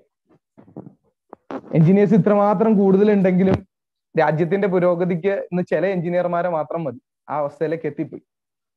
ഒരുപാട് മേഖലകളിൽ എഞ്ചിനീയേഴ്സിന്റെ കയ്യൊപ്പ് പതിപ്പിച്ചിട്ട് രാജ്യത്തിന്റെ പുരോഗതിയിൽ എല്ലാ സ്ഥലത്തും ഏത് മേഖല എടുത്തു കഴിഞ്ഞാലും സിവിൽ, ഇലക്ട്രോണിക്സ്, മെക്കാനിക്കൽ, ഇലക്ട്രിക്കൽ എല്ലാ മേഖലയിലും എഞ്ചിനീയേഴ്സിന്റെ വളരെ ശക്തമായിട്ടുള്ള ഒരു കയ്യൊപ്പ് എല്ലായിടത്തും പതിപ്പിച്ചിട്ടുണ്ട്. നമുക്കെല്ലാം ഇപ്പൊ അറിയാവുന്ന ഏറ്റവും പ്രശസ്തനായിട്ടുള്ള ഒരു എഞ്ചിനീയർ ഇപ്പൊ പെട്ടെന്ന് മനസ്സിലായിട്ട് വരുന്നത് ഈ ശ്രീധരൻ സാർ ആയിരിക്കും. സാറിന്റെ കൺസ്ട്രക്ഷനിലുള്ള സാറിന്റെ ഹിസ്റ്ററി ഒക്കെ എടുത്തു കഴിഞ്ഞിട്ടുണ്ടെങ്കിൽ അത് ഒരുപാട് വലിയ വലിയ സംഗതികൾക്ക് തുടക്കം കുറിച്ചായിട്ടുള്ള ഒരു വ്യക്തിയാണ് അദ്ദേഹം. അപ്പോൾ നമ്മളുടെ നാട്ടിൽ ഒരുപാട് എഞ്ചിനീയേഴ്സ് ഉണ്ട്. ഞാൻ പലപ്പോഴും പലരുമായിട്ട് സംസാരിക്കുമ്പോൾ പല ഈ എഞ്ചിനീയേഴ്സും പറയുന്ന ഒരു കാര്യം കേട്ടിട്ടുണ്ട്. ഇന്ത്യയിലെ ഏറ്റവും നല്ല എഞ്ചിനീയേഴ്സിനെ സംഭാവന ചെയ്യുന്നതായിട്ടുള്ള ഒരു സംസ്ഥാനമാണ് കേരളം. പക്ഷെ കേരളത്തിൽ നിന്ന് ഓപ്പർച്യൂണിറ്റീസ് വളരെ കുറവാണ്. അപ്പോൾ ഓപ്പർച്യൂണിറ്റീസിന് വേണ്ടി നമ്മുടെ പല എഞ്ചിനീയേഴ്സും വിദേശ രാജ്യങ്ങളിലും കേരളത്തിന് പുറത്തേക്കൊക്കെ ആയിട്ട് പോകാറുണ്ട്. അപ്പോൾ നമ്മൾ ഇനി പുറത്തേട്ട് പോകണോ അത് ഇവിടെ നിൽക്കണോ എന്നുള്ളതൊക്കെ നമ്മുടെ തീരുമാനം. ഒരുപാട് രാജ്യങ്ങൾ ഓപ്പൺ ചെയ്തിട്ടുണ്ട്. കാനഡ, ന്യൂസിലൻഡ്, ഓസ്ട്രേലിയ പോലെയുള്ള രാജ്യങ്ങളിലേക്കൊക്കെ നമുക്ക് എൻട്രി ഉണ്ട്. നമുക്ക് അവിടെ പോയി കോഴ്സ് ചെയ്യാം. അതല്ല നമുക്ക് ഇവിടെ ജോലിക്ക് വേണ്ടിയിട്ട് അങ്ങനെ പോവാം. എങ്ങനെ വേണേ അതിനുള്ള ഓപ്ഷൻസ് ഒക്കെ നമുക്ക് അവൈലബിൾ ആണ്. പക്ഷെ ഒരു കാര്യം ഒന്ന് ചിന്തിച്ചു നോക്കുക, നമ്മളെല്ലാം ഈ പാസ് ഔട്ട് ആവുന്ന സമയത്ത് കോൺവക്കേഷന്റെ സമയത്ത് ഒരു പ്രതിജ്ഞയുണ്ട്, ഒരു പ്ലഡ്ജും ഉണ്ട്. അപ്പോ ആ പ്ലഡ്ജിന്റെ സമയത്ത് ഞാൻ എൻ്റെ രാജ്യത്തിന്റെ പുരോഗതിക്ക് വേണ്ടി വർക്ക് ചെയ്യും. അപ്പോൾ അതൊരു പ്രധാനപ്പെട്ട ഒരു കാര്യമാണ്. പക്ഷെ നമ്മളതൊക്കെ പിന്നീട് മറന്നു. കാരണം പെട്ടെന്ന് കേട്ട് അത് മറക്കുക എന്നുള്ളൊരു ശീലം നമുക്ക് എല്ലാവർക്കും ഉണ്ട്. അപ്പോ അതൊക്കെ നമ്മുടെ ഇഷ്ടത്തിന് വിട്ടുതരാം. പക്ഷെ എന്നിരുന്നാലും നമ്മുടെ ഇവിടെ ഈ രാജ്യത്ത് എഞ്ചിനീയേഴ്സിന്റെ എഫിഷ്യന്റ് ആയിട്ട് എഞ്ചിനീയേഴ്സിന്റെ കുറവുണ്ട്, സ്കിൽഡ് ആയിട്ടുള്ള എഞ്ചിനീയേഴ്സിന്റെ കുറവുണ്ട്, ചിന്തിച്ച് പ്രവർത്തിക്കുന്ന എഞ്ചിനീയേഴ്സിന്റെ കുറവുണ്ട്. അതൊരു വസ്തുതയാണത്, അത് ഉൾക്കൊണ്ടേ പറ്റുള്ളൂ.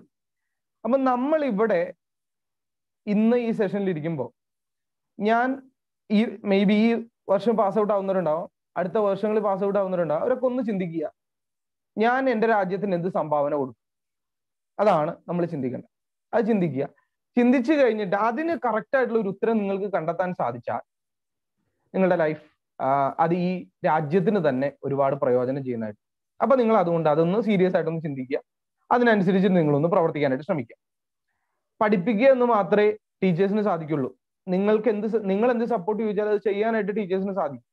പക്ഷെ നിങ്ങളെ കൊണ്ട് ചെയ്യിക്കാനായിട്ട് അവർക്ക് ഒരിക്കലും സാധിക്കില്ല. അതൊക്കെ നിങ്ങളുടെ ഇഷ്ടമാണ്, നിങ്ങൾക്ക് തീരുമാനിക്കുക അത് ചെയ്യണോ വേണ്ടത്. അപ്പൊ അതുകൊണ്ട് അത് നല്ലപോലെ ഒന്ന് ചിന്തിച്ച് ചെയ്യുക. പണ്ടൊക്കെ പറയുന്ന ഒരു കാര്യമുണ്ട്, ഒരു കല്ലെടുത്ത് മേപ്പോട്ട് എറിഞ്ഞു കഴിഞ്ഞാൽ അത് താഴെ വീഴുന്നതിന് മുമ്പ് അതൊരു എഞ്ചിനീയറുടെ തലയിൽ ചാടുമെന്ന് പറയാറുണ്ട്. ആ സ്ഥിതിക്കൊക്കെ ഒരു മാറ്റം വരണം. അത് എഞ്ചിനീയേഴ്സ് കുറയല്ല വേണ്ട, എഫിഷ്യന്റ് ആയില്ല. അത് ഒരു പുച്ഛഭാവത്തിലേക്ക് വന്നു. നിങ്ങളെല്ലാവരും ചിലപ്പോൾ അതൊക്കെ ഫേസ് ചെയ്തിട്ടുള്ളവരായിരിക്കും. എഞ്ചിനീയറിംഗിന് ജോയിൻ ചെയ്യുന്ന സമയത്ത് എന്തിനാ ജോയിൻ ചെയ്തത്? ബിടെക്കിന് ജോയിൻ ചെയ്തു. ഓ ആ കേൾക്കുമ്പോൾ തന്നെ ഒരു പുച്ഛമാണ്. അതേസമയം ഒരു MBBS ജോയിൻ ചെയ്തോ, MBBS ജോയിൻ ചെയ്തോ. അപ്പൊ ഈ എഞ്ചിനീയറിംഗ് എന്ന് പറയുന്ന ആ പ്രൊഫഷനെ അത്രമാത്രം ഇവിടുത്തെ ഉള്ള ആളുകൾ താത്തി കെട്ടിയിട്ടുണ്ട്. അതൊരു വസ്തുതയാണ്. അത് എൻ്റെ ഒരു രോദനം കൂടെയൊക്കെ, എൻ്റെ ഒരു വിഷമം കൂടെയാണത്. അത് നമുക്ക് എല്ലാവർക്കും ആ ഒരു വിഷമം ഉണ്ടാവും. അങ്ങനെ ഒരു താത്തി കെട്ടിയതിലുള്ളതായിട്ടുള്ള നമ്മുടെ പ്രൊഫഷനെ താത്തി കെട്ടുമ്പോൾ നമുക്കൊരു സങ്കടം ഉണ്ടാവുമല്ലോ. ആ ഒരു സങ്കടം എല്ലാവർക്കും ഉണ്ടാവും. നമ്മൾ അതിനെ തിരുത്തി കുറിക്കണം. നമ്മൾ ഒരാൾ വിചാരിച്ചു കഴിഞ്ഞാൽ അതിന്റെ മാറ്റങ്ങൾക്ക് തുടക്കം കുറിക്കും. അത് പിന്നീട് ഒരുപാട് പേര് ഫോളോ ചെയ്യും. അതിന് പിന്നീട് കാലക്രമേണ അല്ലെങ്കിൽ വർഷങ്ങൾ കഴിയും തോറും അതിന് വ്യക്തമായിട്ടുള്ള മാറ്റങ്ങൾ നമ്മുടെ സമൂഹത്തിൽ അത് റിഫ്ലക്ട് ചെയ്തുകൊണ്ടിരിക്കും. നമുക്കത് കാണാനും പറ്റും. അപ്പൊ അതുകൊണ്ട് നമ്മൾ കുറച്ച് വ്യത്യസ്തമായുള്ള തലത്തിൽ ചിന്തിക്കാൻ പോവുകയാണ്. ആ തലത്തിൽ നിങ്ങൾ എൻ്റെ കൂടെ ഈ യാത്രയിൽ ഉണ്ടാവണം. അത് നിങ്ങൾക്ക് ഒരുപാട് പ്രയോജനപ്രദമാവട്ടെ എന്ന് ആശംസിക്കുന്നു. ഇന്ന് നമ്മൾ ഏറ്റവും കൂടുതൽ കേൾക്കുന്ന ഒരു വാക്കാണ് മേക്ക് ഇൻ ഇന്ത്യ, അതുപോലെ ഡിജിറ്റൽ ഇന്ത്യ എന്നൊക്കെ പറയുന്നതായിട്ടുള്ള രണ്ട് വാക്ക്. ആക്ച്വലി ചൈന പല പ്രോഡക്ട്സിനും ഡിസൈൻ ചെയ്യുന്നത് തന്നെ അത് ഇന്ത്യക്ക് വേണ്ടിയിട്ടാണ്. പക്ഷെ കുറച്ച് നാളുകൾക്ക് മുമ്പ് ചൈനയിൽ നിന്നുള്ള ബാൻ വന്നു കഴിഞ്ഞപ്പോൾ ഇവിടെയുള്ള ഇലക്ട്രോണിക്സ് ഐറ്റംസിനെല്ലാം വില കൂടി. ഇവിടെ പലതിനും പ്രൊഡക്ഷൻ ഇല്ലാതെ വന്നു. ഇപ്പോൾ പതുക്കെ പ്രൊഡക്ഷൻസ് സ്റ്റാർട്ട് ചെയ്ത് നമ്മുടെ മാർക്കറ്റിൽ ആ പ്രോഡക്ട്സ് ഒക്കെ വന്നു തുടങ്ങിയിട്ടേ ഉള്ളൂ. അപ്പൊ അതിന്റെ ആ പ്രൈസ് റേഞ്ച് ഒക്കെ അങ്ങനെ കുറഞ്ഞു വരുന്നേ ഉള്ളൂ. പക്ഷെ നമ്മൾ ഇപ്പോഴും പറയുന്നു ഡിജിറ്റൽ ഇന്ത്യ. നമ്മുടെ ഇന്ത്യ ഡിജിറ്റൽ ആയിട്ടുണ്ടോ? ലോകത്തിൽ 4G ഏറ്റവും കുറവ് വേഗത ലഭിക്കുന്നതായിട്ടുള്ള ഒരു രാജ്യമാണ് നമ്മുടെ ഇന്ത്യ. പക്ഷെ നമ്മളിപ്പോഴും ആഗ്രഹിക്കുന്നു ഡിജിറ്റൽ ഇന്ത്യ. ഇന്റർനെറ്റ് സ്പീഡ് എത്രയാ?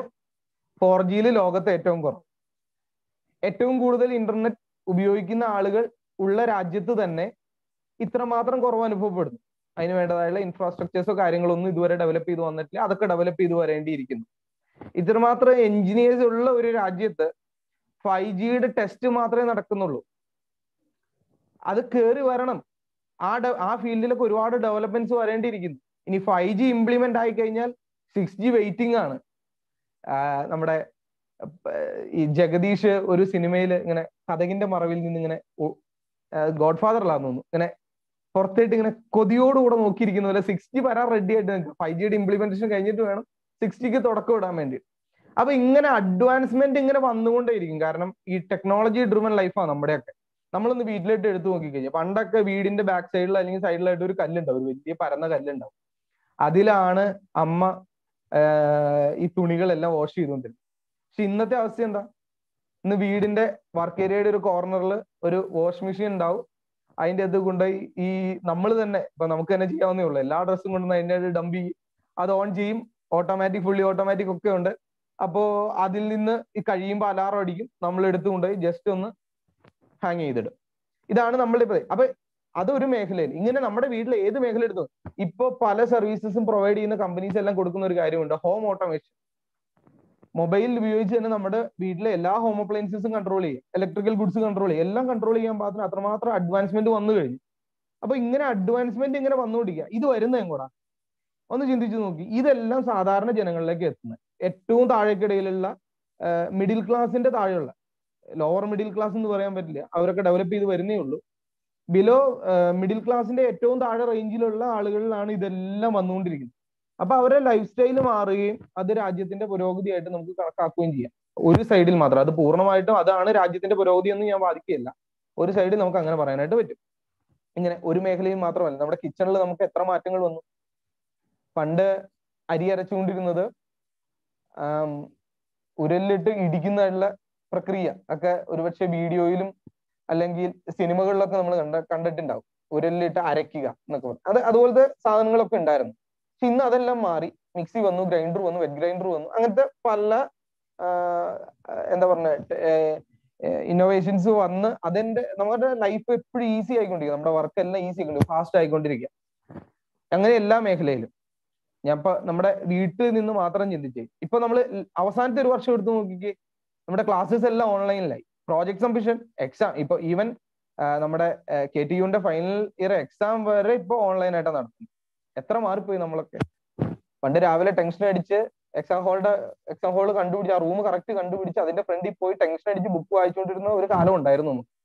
പക്ഷെ അതിൽ നിന്ന് മാറി ഇപ്പോ നമുക്ക് വീട്ടിലിരുന്നു കൊണ്ട് തന്നെ ഈ ഓൺലൈനിലൂടെ എക്സാം എഴുതാൻ പാകത്തിനുള്ള സൗകര്യങ്ങളായി മാറിക്കൊണ്ടിരിക്കുന്നു. അപ്പൊ ഇതെല്ലാം ഇനി ഇങ്ങനെ മാറിക്കൊണ്ടിരിക്കും. ഇപ്പോ കഴിഞ്ഞ ദിവസം ഇലോൺ മസ്ക് പറഞ്ഞതുപോലെ ഇനി വരുന്നതായുള്ള ഫ്യൂച്ചർ നമുക്ക് പ്രഡിക്റ്റ് ചെയ്യാൻ കഴിയുന്നതിൽ അപ്പുറമാണ്.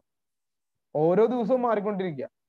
നമ്മൾ ഇന്ന് കാണുന്ന പേപ്പർ കറൻസി നാളെ ഉണ്ടാവുമെന്ന് അറിയില്ല. കാരണം ക്രിപ്റ്റോ അത്രമാത്രം കയറിക്കൊണ്ടിരിക്കുക. അപ്പൊ ടെക്നോളജി ഇത്രമാത്രം വളർന്നു വന്നുകൊണ്ടിരിക്കുമ്പോൾ നമ്മൾ എത്രമാത്രം ടെക്നോളജിക്കലി അഡ്വാൻസ്ഡ് ആണ്, അതൊരു ചോദ്യമാണ്. അപ്പൊ അതൊന്ന് റിയലി സീരിയസ് ആയിട്ടൊന്ന് ചിന്തിക്കുക.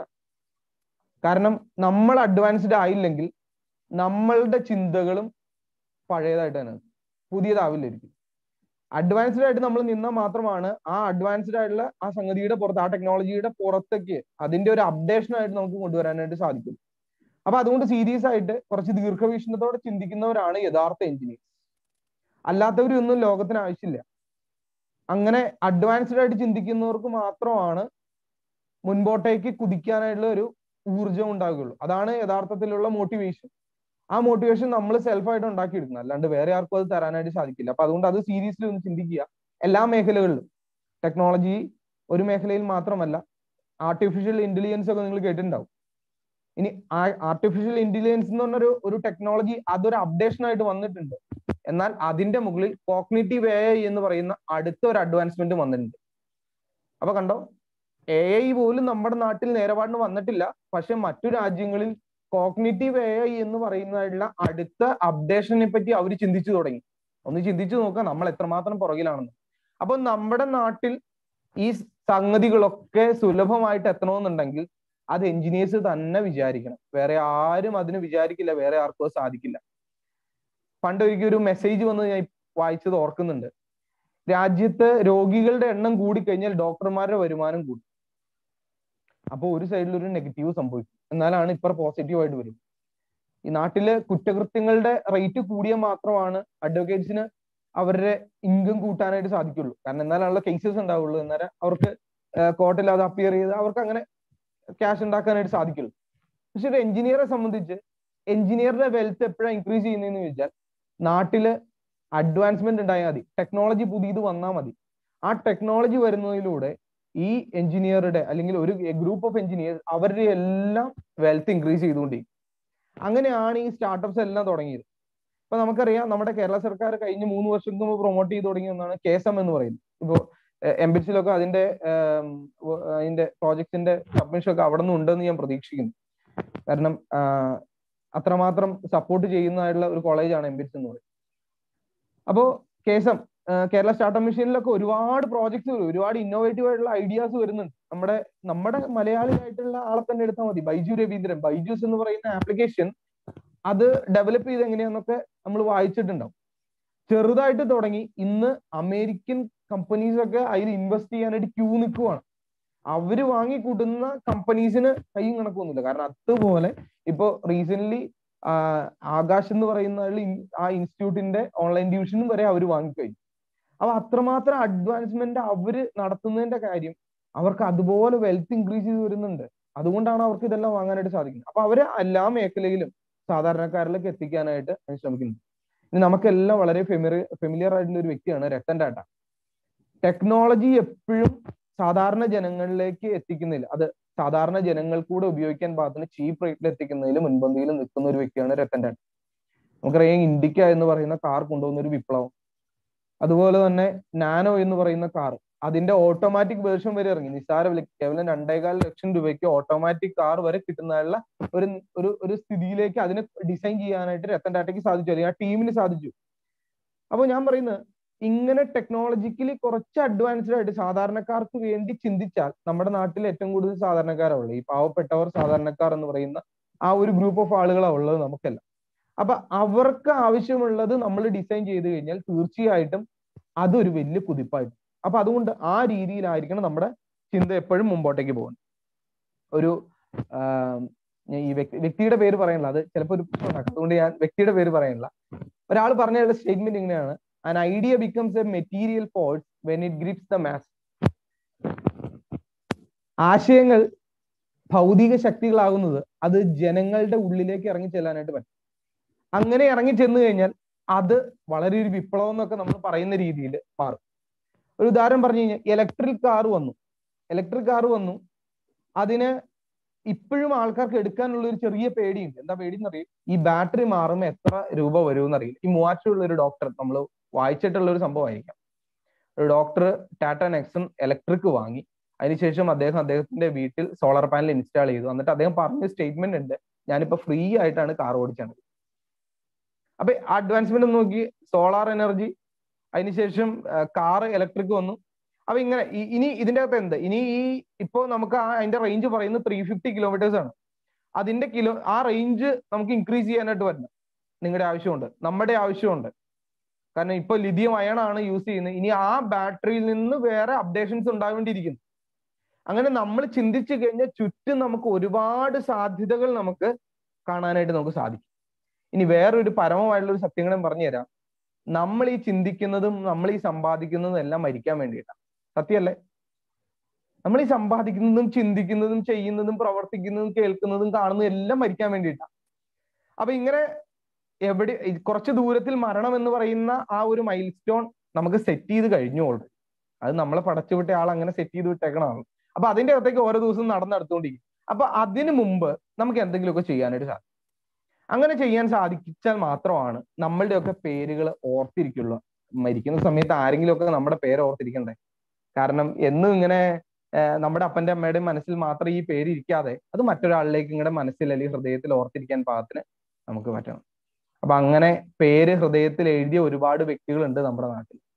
അപ്പൊ അങ്ങനെ എഴുതിയ ഒരു ലിസ്റ്റിലേക്ക് നമ്മളുടെ പേരും കൂടെ നമുക്ക് എഴുതാനായിട്ട് സാധിക്കണം. നമ്മളുടെ റോള് നമ്മൾ മാത്രമേ ചെയ്യുള്ളൂ, വേറെ ആർക്കും ചെയ്യാനായിട്ട് സാധിക്കില്ല. കാരണം ഈ ടിപ്പിക്കൽ മോട്ടിവേഷൻ ക്ലാസ്സുകളിൽ പറയുന്നത് പോലെ പറയുകയാണെങ്കിൽ നിങ്ങളെ പോലെ നിങ്ങൾ മാത്രമേ ഉള്ളൂ, നിങ്ങളുടെ ബയോ പ്രിന്റ് നിങ്ങൾക്ക് മാത്രമേ ഉള്ളൂ, കണ്ണിന്റെ കളർ ഷേപ്പ് നിങ്ങൾക്ക് മാത്രമേ ഉള്ളൂ, ക്യാരക്ടർ നിങ്ങൾക്ക് മാത്രമേ ഉള്ളൂ, ഈവൻ ബോഡി സ്മെല്ലോ ബോഡി ഓർഡർ വരെ നിങ്ങൾക്ക് യുണീക്കാണ്. അപ്പൊ അതുകൊണ്ട് നിങ്ങൾ യുണീക്കാണ്. ഇതൊക്കെ ടിപ്പിക്കൽ ക്ലാസ്സുകളിൽ പറയുന്നത്. പക്ഷെ ഇത്രമാത്രം പ്രൊഫഷണൽ ആയിട്ട് ചിന്തിക്കുകയും ഒരു പ്രൊഫഷണൽ ഡിഗ്രി ചെയ്യുകയും ചെയ്യുന്നതായിട്ടുള്ള എൻ്റെ അനുജന്മാരോടും അനുജത്തിമാരോടും എനിക്ക് പറയാനുള്ളത്, നിങ്ങളുടെ റോൾ നിങ്ങൾ ഭംഗിയായി ചെയ്യണം. വേറെ ആർക്കും അത് ചെയ്യാനായിട്ട് സാധിക്കില്ല. അത് നിങ്ങൾ എത്ര വലുതോ ചെറുതോ എന്നുള്ളതല്ല കാര്യം. അപ്പൊ ഞാൻ നിങ്ങളുടെ ഈ ചിന്തയെ ഞാൻ ഒന്ന് റീഡയറക്ട് ചെയ്യാൻ ശ്രമിക്കുന്നത് അത് ഹ്യൂമാനിറ്റിയിലേക്കാണ്, മനുഷ്യത്വം എന്ന് പറയുന്ന ഒരു വിഷയത്തിലേക്കാണ് ഞാൻ അത് കൊണ്ടുപോകാൻ ശ്രമിക്കുന്നത്. ഒരു എംപതറ്റിക് അപ്രോച്ച് സാധിക്കും നമുക്ക്. ഒരു എംപതറ്റിക് അപ്രോച്ച് നമുക്ക് ഈ സാധാരണ ആളുകളോട് തോന്നിക്കഴിഞ്ഞാൽ, അവരുടെ ആവശ്യങ്ങളെ മനസ്സിലാക്കി കഴിഞ്ഞാൽ, തീർച്ചയായിട്ടും നമുക്ക് അവരുടെ ആവശ്യങ്ങൾക്ക് വേണ്ടിയിട്ട് ഒരു പുതിയ കണ്ടുപിടുത്തം ചെയ്തു കൊടുക്കാനായിട്ട് വരും. അത് ഒരാൾക്ക് മാത്രമല്ല അത് ഉപകാരപ്പെടുന്നത്, അത് ഒരു സമൂഹത്തിന് തന്നെ ഉപകാരം, ഒരു സൊസൈറ്റി തന്നെ അതുകൊണ്ട് മാറും. ഞാൻ ഒരിക്കൽ നമ്മുടെ ആലുവ ചൂണ്ടിയിലുള്ള SOS വില്ലേജ് എന്ന് പറയുന്ന അതൊരു ഇന്റർനാഷണൽ ഓർഗനൈസേഷൻ ആണ്. അവിടെ ഓർഫൻസ് ആയിട്ടുള്ള കുട്ടികളെ അവര് എടുത്തു വളർത്തുന്ന ഒരു സ്ഥലമാണത്. അവിടെ കോട്ടേജസ് ഉണ്ട്. ഈ ഓരോ കോട്ടേജസിലും അമ്മമാരുണ്ട്. അത് വിഡോസ് ആയിട്ടുള്ള ആളുകളാണ്. അവരുടെ കീഴിൽ ഒരു 10-14 കുട്ടികളുണ്ട്. 10-14 കുട്ടികളുണ്ട്. ഈ കുട്ടികളെ ഈ ഒരു അമ്മയാണ് വളർത്തുന്നത്. ഇവർക്ക് എക്സ്ട്രാ പ്രോഗ്രാംസ് ഉണ്ട്. കോളനീസിൽ ചെന്നിട്ട് ഇവർ അവിടുത്തെ സോഷ്യൽ കമ്മിറ്റ്മെന്റ് ഭാഗമായിട്ട് അവിടെയുള്ള ഫാമിലിക്ക് സപ്പോർട്ട് കൊടുക്കുന്നതായിട്ടുള്ള കാര്യങ്ങളൊക്കെ അതിൻ്റെ അകത്തുണ്ട്. അപ്പൊ ഞാൻ ഒരിക്കൽ അവിടെ ക്ലാസ് എടുക്കാനായിട്ട്, അപ്പോൾ ഞാൻ ചെന്നപ്പോൾ അന്ന് അവിടെ ഒരു കൂട്ടം പേരൻസ് ആണ് ഉണ്ടായത്. അപ്പൊ ഞാൻ അവരുമായിട്ട് സംസാരിച്ച് കഴിഞ്ഞപ്പോൾ അവരുടെ ആവശ്യം എന്താണെന്ന് മനസ്സിലാക്കിയിട്ടാണ് ഈ SOS വില്ലേജിൽ നിന്ന് ഓരോ പ്രോജക്ട്സും ഡിസൈൻ ചെയ്തുകൊണ്ടിരിക്കുന്നത്. അത് ആ കോളനിയിലുള്ള ഏകദേശം 50 വീട്ടുകാരുണ്ട്. 50 വീട്ടുകാർക്ക് ഈ പ്രോജക്റ്റ് കൊണ്ട് ഉപകാരപ്പെടുന്നു. ഒന്ന് ചിന്തിച്ചു നോക്കുക. ഒരു ഗ്രൂപ്പ് ഓഫ് ആളുകൾ ആ SOS വില്ലേജിൽ നിന്ന് ഡിസൈഡ് ചെയ്യുന്ന പ്രോജക്റ്റ് എപ്പോഴും അവരുടെ ആവശ്യങ്ങൾ മനസ്സിലാക്കി. അപ്പൊ അങ്ങനെ നമ്മളെല്ലാവരും കുറച്ച് എന്താ പറയാ, കുറച്ചുകൂടെ നല്ല ഒരു നമ്മൾ ഈ ടെക്നോളജിക്കലി ഇങ്ങനെ നമ്മൾ അപ്ഡേറ്റഡ് ആയിരിക്കുന്നതുകൊണ്ട് നമ്മളുടെ ചിന്തകൾ എപ്പോഴും ആ നിലവാരത്തിലുള്ളതായിരിക്കും. അത്രമാത്രം വലിയ രീതിയിൽ നമുക്ക് ചിന്തിക്കാനായിട്ട് സാധിക്കും. നമുക്കത് ഉണ്ടെന്നുള്ളത് ഒരു വലിയ കാര്യം തന്നെയാണ്. അപ്പൊ അങ്ങനെ സാധിക്കുമ്പോൾ നമ്മളുടെ അത്രയും ചിന്തിക്കുന്നില്ലാത്ത ഒരു കൂട്ടം ആളുകളുണ്ട്. അവരുടെ ഭാഗത്തു നിന്ന് നമുക്ക് ചിന്തിക്കാൻ കഴിയും. അതാണ് ഒരു എംപതറ്റിക് അപ്രോച്ച് എന്ന് ഞാൻ ഉദ്ദേശിച്ചത്. ആ എംപതറ്റിക് അപ്രോച്ച് കൊണ്ടുവന്ന് അതേപ്പറ്റി ചിന്തിച്ച് അവർക്ക് വേണ്ടിയിട്ട് ചില കാര്യങ്ങൾ ചെയ്യാൻ പറ്റിക്കഴിഞ്ഞാൽ അവർ ഓർത്തിരിക്കും. ഞാൻ ആദ്യം പറഞ്ഞു, നമുക്ക് ചില കാര്യങ്ങളൊക്കെ മറ്റുള്ളവർക്ക് വേണ്ടി ചെയ്യാനായിട്ട് സാധിക്കും. എപ്പോഴാണ് ഇത് ചെയ്യാൻ കഴിയുന്നത്? മറ്റൊരാളുടെ പ്രതിസന്ധി കണ്ട്, ഒരു ബുദ്ധിമുട്ട് കണ്ടിട്ട് ആ പ്രതിസന്ധിയെ മനസ്സിലാക്കി അത് മറികടക്കാൻ വേണ്ടിയിട്ട് നമ്മൾ ഒരു സ്റ്റെപ്പ് വെച്ചു കൊടുക്കും, അത് കാണിച്ചു കൊടുക്കുന്നു. ആ സ്റ്റെപ്പിനെയാണ് നമ്മൾ എന്നും ഓർത്തിരിക്കുന്ന ഒന്നായിട്ട് മാറും. അപ്പൊ നിങ്ങളുടെ ഒരു ആവശ്യത്തിൽ ഞാൻ സഹായിച്ചു കഴിഞ്ഞാൽ നിങ്ങൾ തീർച്ചയായിട്ടും ഓർത്തിരിക്കും. അത് നിങ്ങൾക്ക് പിന്നീട് ഉപകാരപ്പെടുന്നുണ്ടെങ്കിൽ അത് എൻ്റെ ആശയം നിങ്ങളിലേക്ക് അത്രമാത്രം വർക്കൗട്ട് ചെയ്തു തുടങ്ങിയെന്നാണ്. പിന്നെ ഒരു കാര്യം കൂടെ ഞാൻ പറയാം, എപ്പോഴും പറയുന്നതിലൊരു എക്സാമ്പിൾ ആണ്. വിശന്നിരിക്കുന്ന ആൾക്ക് ഒരിക്കൽ പോലും എല്ലാ ദിവസവും മീൻ പിടിച്ചു കൊടുക്കരുത്. നമ്മൾ ചൂണ്ടയിട്ടോ നമ്മൾ ആ വല വീശിയോ അങ്ങനെയൊന്നും മീൻ പിടിച്ചു കൊടുക്കും. ഞാനൊരു എക്സാമ്പിൾ ആയിട്ട് പറയും. ഒരിക്കലും മീൻ പിടിച്ചു കൊടുക്കരുത്. അദ്ദേഹത്തെ മീൻ പിടിക്കാനായിട്ട് നമ്മൾ പഠിപ്പിക്കും. കാരണം എല്ലാ ദിവസവും നമുക്ക് മീൻ പിടിച്ചു കൊടുക്കാനായിട്ട് സാധിക്കില്ല. അപ്പോൾ മീൻ പിടിച്ച് അവര് തന്നെ പിടിക്കണം. അതിനു വേണ്ടിയിട്ട് മീൻ പിടിക്കാൻ വേണ്ടി അവരെ പഠിപ്പിച്ചാൽ അവര് സർവൈവ് ചെയ്തു പോകും. അപ്പോൾ നമ്മളുടെ ഈ മനുഷ്യത്വപരമായിട്ടുള്ള ഈ ഹ്യൂമനിസ്റ്റിക് അപ്രോച്ചില് ഒരു എംപതറ്റിക് ഫീല് കൊണ്ടുവന്നു കഴിഞ്ഞാൽ നമ്മൾ ഒരിക്കലും അവരെ മുഴുവനായിട്ട് അങ്ങ് എടുത്തു പൊക്കുകയല്ല ചെയ്യുന്നത്. അവരെ സ്വയം ഉയർന്നു പൊങ്ങാൻ വേണ്ടി അവരെ സപ്പോർട്ട് ചെയ്യണം. അതിന് നമ്മൾക്ക് എന്തൊക്കെ സപ്പോർട്ട് ചെയ്യാൻ പറ്റുമോ, ചിലപ്പോൾ ടെക്നോളജിക്കലി, ചിലപ്പോൾ എന്തെങ്കിലും ഒരു മെഷീൻ ഇംപ്ലിമെന്റ് ചെയ്ത് കൊടുക്കുന്നതിലൂടെ നമുക്ക് പലതരത്തിലായിരിക്കാം. Moral support, physical support, mental support, പല രീതിയിലായിരിക്കാം നമുക്ക് സപ്പോർട്ട് വരും. ആ സപ്പോർട്ട് കൊടുത്തു കഴിഞ്ഞാൽ തീർച്ചയായിട്ടും അവർ അത് ഉപയോഗിച്ച് സർവൈവ് ചെയ്ത് പോകും. തീർച്ചയായിട്ടും അവർക്കത് ഭാവിയിലും പ്രയോജനം. അപ്പോൾ ആ ഒരു നിലവാരത്തിൽ നിന്നുകൊണ്ടായിരിക്കണം നമ്മളുടെ ഇപ്പോൾ 3rd years ആണെങ്കിൽ അവർക്ക് മിനി പ്രോജക്റ്റ് ഉണ്ട്, 4th yearsന് പ്രോജക്റ്റ് ഉണ്ട്. ഈ പ്രൊജക്ട് നിങ്ങൾ ഡിസൈൻ ചെയ്യുന്ന എപ്പോഴും എന്തെങ്കിലും ഒരു IEEE പേപ്പർ നോക്കിയിട്ടായിരിക്കാം നിങ്ങൾ ചെയ്തത്. ഞാനൊക്കെ അങ്ങനെ ചെയ്ത ആളാട്ടോ. എന്നെ പഠിപ്പിച്ച ടീച്ചേഴ്സ് കൂടി ഉണ്ട് ഇതിൻ്റെ അകത്ത് കേൾക്കുന്നുണ്ട്. ഞാൻ പഠിച്ചതായുള്ള ഒരു കോളേജാണ്. അപ്പൊ അതുകൊണ്ട് അവിടെയുള്ള ഫാക്കൽറ്റീസ് കുറേ പേർക്കെങ്കിലും എന്നെ പരിചയം ഉണ്ടാവും. അപ്പോൾ ഞാനൊക്കെ പ്രൊജക്ട് ചെയ്ത് എങ്ങനെയാന്ന് വെച്ച് കഴിഞ്ഞാൽ അന്നൊന്നും ഈ ഒരു മോട്ടീവ് ഉണ്ടായിരുന്നില്ല. അന്നൊക്കെ എങ്ങനെയെങ്കിലും കോഴ്സ് കംപ്ലീറ്റ് ചെയ്യാന്ന് മാത്രമേ ഉള്ളൂ. പക്ഷെ ഇപ്പോൾ ഞാൻ ചിന്തിക്കുമ്പോൾ ഞാൻ മനസ്സിലാക്കുന്നുണ്ട്, എൻ്റെ ആ പ്രൊജക്റ്റ് ഈ തരത്തിൽ ഏതെങ്കിലും ഒന്നായിരുന്നുവെങ്കിൽ ഒരുപക്ഷെ അത് ഇന്നൊരു പ്രൊഡക്റ്റായിട്ട് ചിലപ്പോൾ ഇന്ന് മാർക്കറ്റിൽ ഉണ്ടായേനെ. അപ്പൊ അതുകൊണ്ട് നിങ്ങൾ അത്തരത്തിൽ ഒരു എംപത്തറ്റിക് മാനറിൽ അതിനെ കണ്ട് അത് ചെയ്യാനായിട്ട് നിങ്ങൾക്ക് സാധിച്ചു കഴിഞ്ഞാൽ അത് ഒരുപാട് പേർക്ക് പ്രയോജനപ്പെടും. നമ്മൾ ചെയ്യുന്നൊന്നും നമുക്ക് മാത്രം പ്രയോജനപ്പെട്ടാൽ പോരല്ലോ. അപ്പൊ അതുകൊണ്ട് കുറച്ച് മറ്റുള്ളവർക്ക് വേണ്ടിയും കൂടെ നമുക്ക് ചിന്തിക്കാനായിട്ട് നമുക്ക് സാധിക്കും. എപ്പോഴും ഈ ഇൻവെൻഷൻസ് ഉണ്ടാകുന്നതെല്ലാം ആവശ്യങ്ങളിൽ നിന്ന്, നെസസിറ്റിയാണ്. Necessity is the mother of inventions എന്ന് നമ്മൾ പറയും. എന്തെങ്കിലും ഒരു ആവശ്യം കാണുമ്പോൾ അതിൽ നിന്നാണ് നമ്മളുടെ ഓരോ ചിന്തയും ഉദിക്കേണ്ടത്. അതുകൊണ്ട് നല്ലപോലെ ആലോചിക്കണം. ഈ പ്രൊജക്റ്റ് ഒക്കെ ചെയ്യുന്നതിന് മുമ്പ് അല്ലെങ്കിൽ ഒരു സ്റ്റാർട്ടപ്പ് ഒക്കെ തുടങ്ങാനായിട്ട് ആഗ്രഹിക്കുന്ന ആളുകളോട് എൻ്റെ ഒരു ഉപദേശമായിട്ട് കാണണ്ട, എൻ്റെ ഒരു സജഷൻ എന്ന് പറയുന്നത്, നിങ്ങൾ നല്ലപോലെ ചിന്തിക്കണം.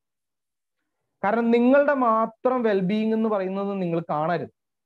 മറ്റുള്ളവന്റെ കൂടെ ഉപകാരം ആവുന്ന രീതിയിൽ നിങ്ങളുടെ കണ്ടുപിടുത്തങ്ങൾ ആയി കഴിഞ്ഞാൽ അത് തീർച്ചയായിട്ടും പ്രയോജനം കിട്ടും.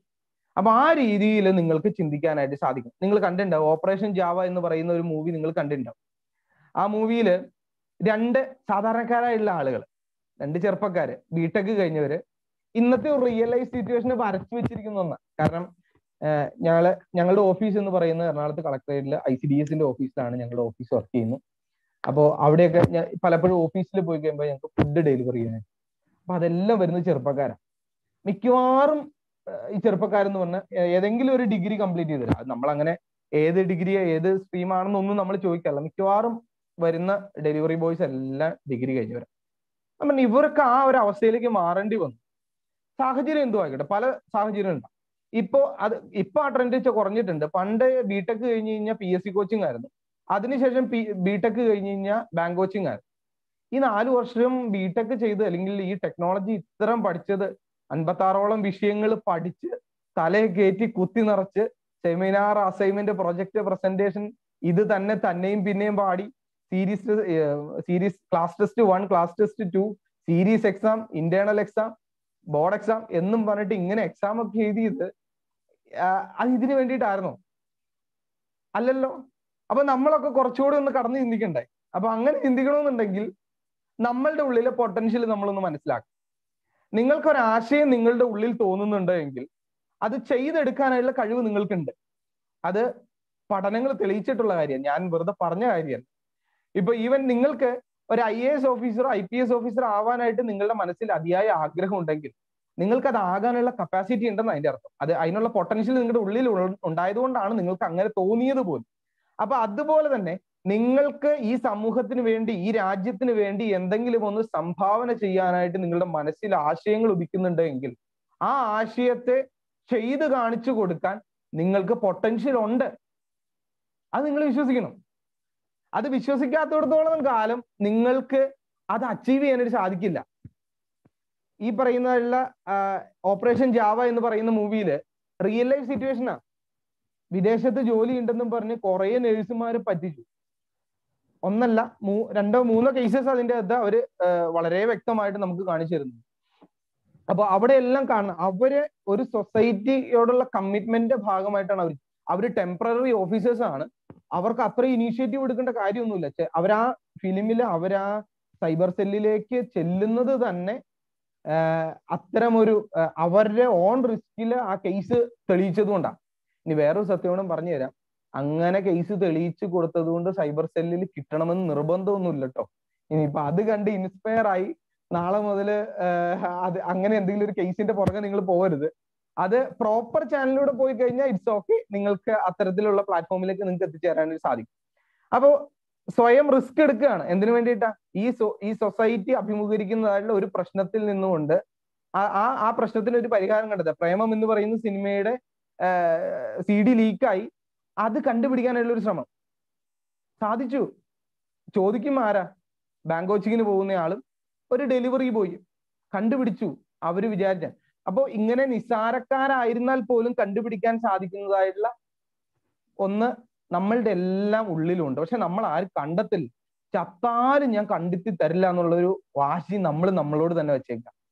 ഞാന് നമ്മുടെ 2019 പ്രളയത്തിന് ശേഷം, 2018 പ്രളയത്തിന് ശേഷം നമ്മുടെ ഹോപ്പ് എന്ന് പറയുന്ന പ്രോജക്റ്റ് എറണാകുളം ജില്ലയിൽ പ്രളയബാധിത ഫ്ലഡ് അഫക്റ്റഡ് ഏരിയാസിൽ നിന്നും സന്നദ്ധമായിട്ട് വോളണ്ടിയർലി ഈ കുട്ടികളുടെ ഇടയിലും മുതിർന്നവരുടെ ഇടയിലും സേവനം ചെയ്യാനായിട്ട് ആഗ്രഹിക്കുന്ന ഒരു ഗ്രൂപ്പ് ഓഫ് ആളുകളെ നമ്മുടെ കേരള പോലീസിന്റെ നേതൃത്വത്തിൽ കണ്ടെത്തി. അവർക്ക് ട്രെയിനിങ് കൊടുക്കാൻ ഞങ്ങൾ കളമശ്ശേരി ടൗൺ ഹാളിൽ വെച്ചിട്ടാണ് ട്രെയിനിങ് നടത്തുന്നത്. അന്ന് കളമശ്ശേരി സ്റ്റേഷനിലെ SI ആയിരുന്നിട്ടുള്ള ഒരു വ്യക്തിയുണ്ട്, അമൃതരംഗൻ എന്ന് പറയുന്ന ഒരു സാർ ഉണ്ടായിരുന്നു. അപ്പൊ സാറിന്റെ ടീമാണ് ഈ പ്രോജക്റ്റ് അന്ന് അവിടെ ഈ മീറ്റിംഗ് കണ്ടക്ട് ചെയ്യുന്നത്. അപ്പൊ അന്ന് ഈ സാറായിട്ട് ഭയങ്കരമായിട്ട് സംസാരിച്ച് 3 ദിവസത്തെ പ്രോഗ്രാമിൽ ഭയങ്കരമായിട്ട് അടുത്ത് ഒരു ഫ്രണ്ട്ഷിപ്പ് ബിൽഡ് ചെയ്യാനായിട്ട് സാധിക്കും.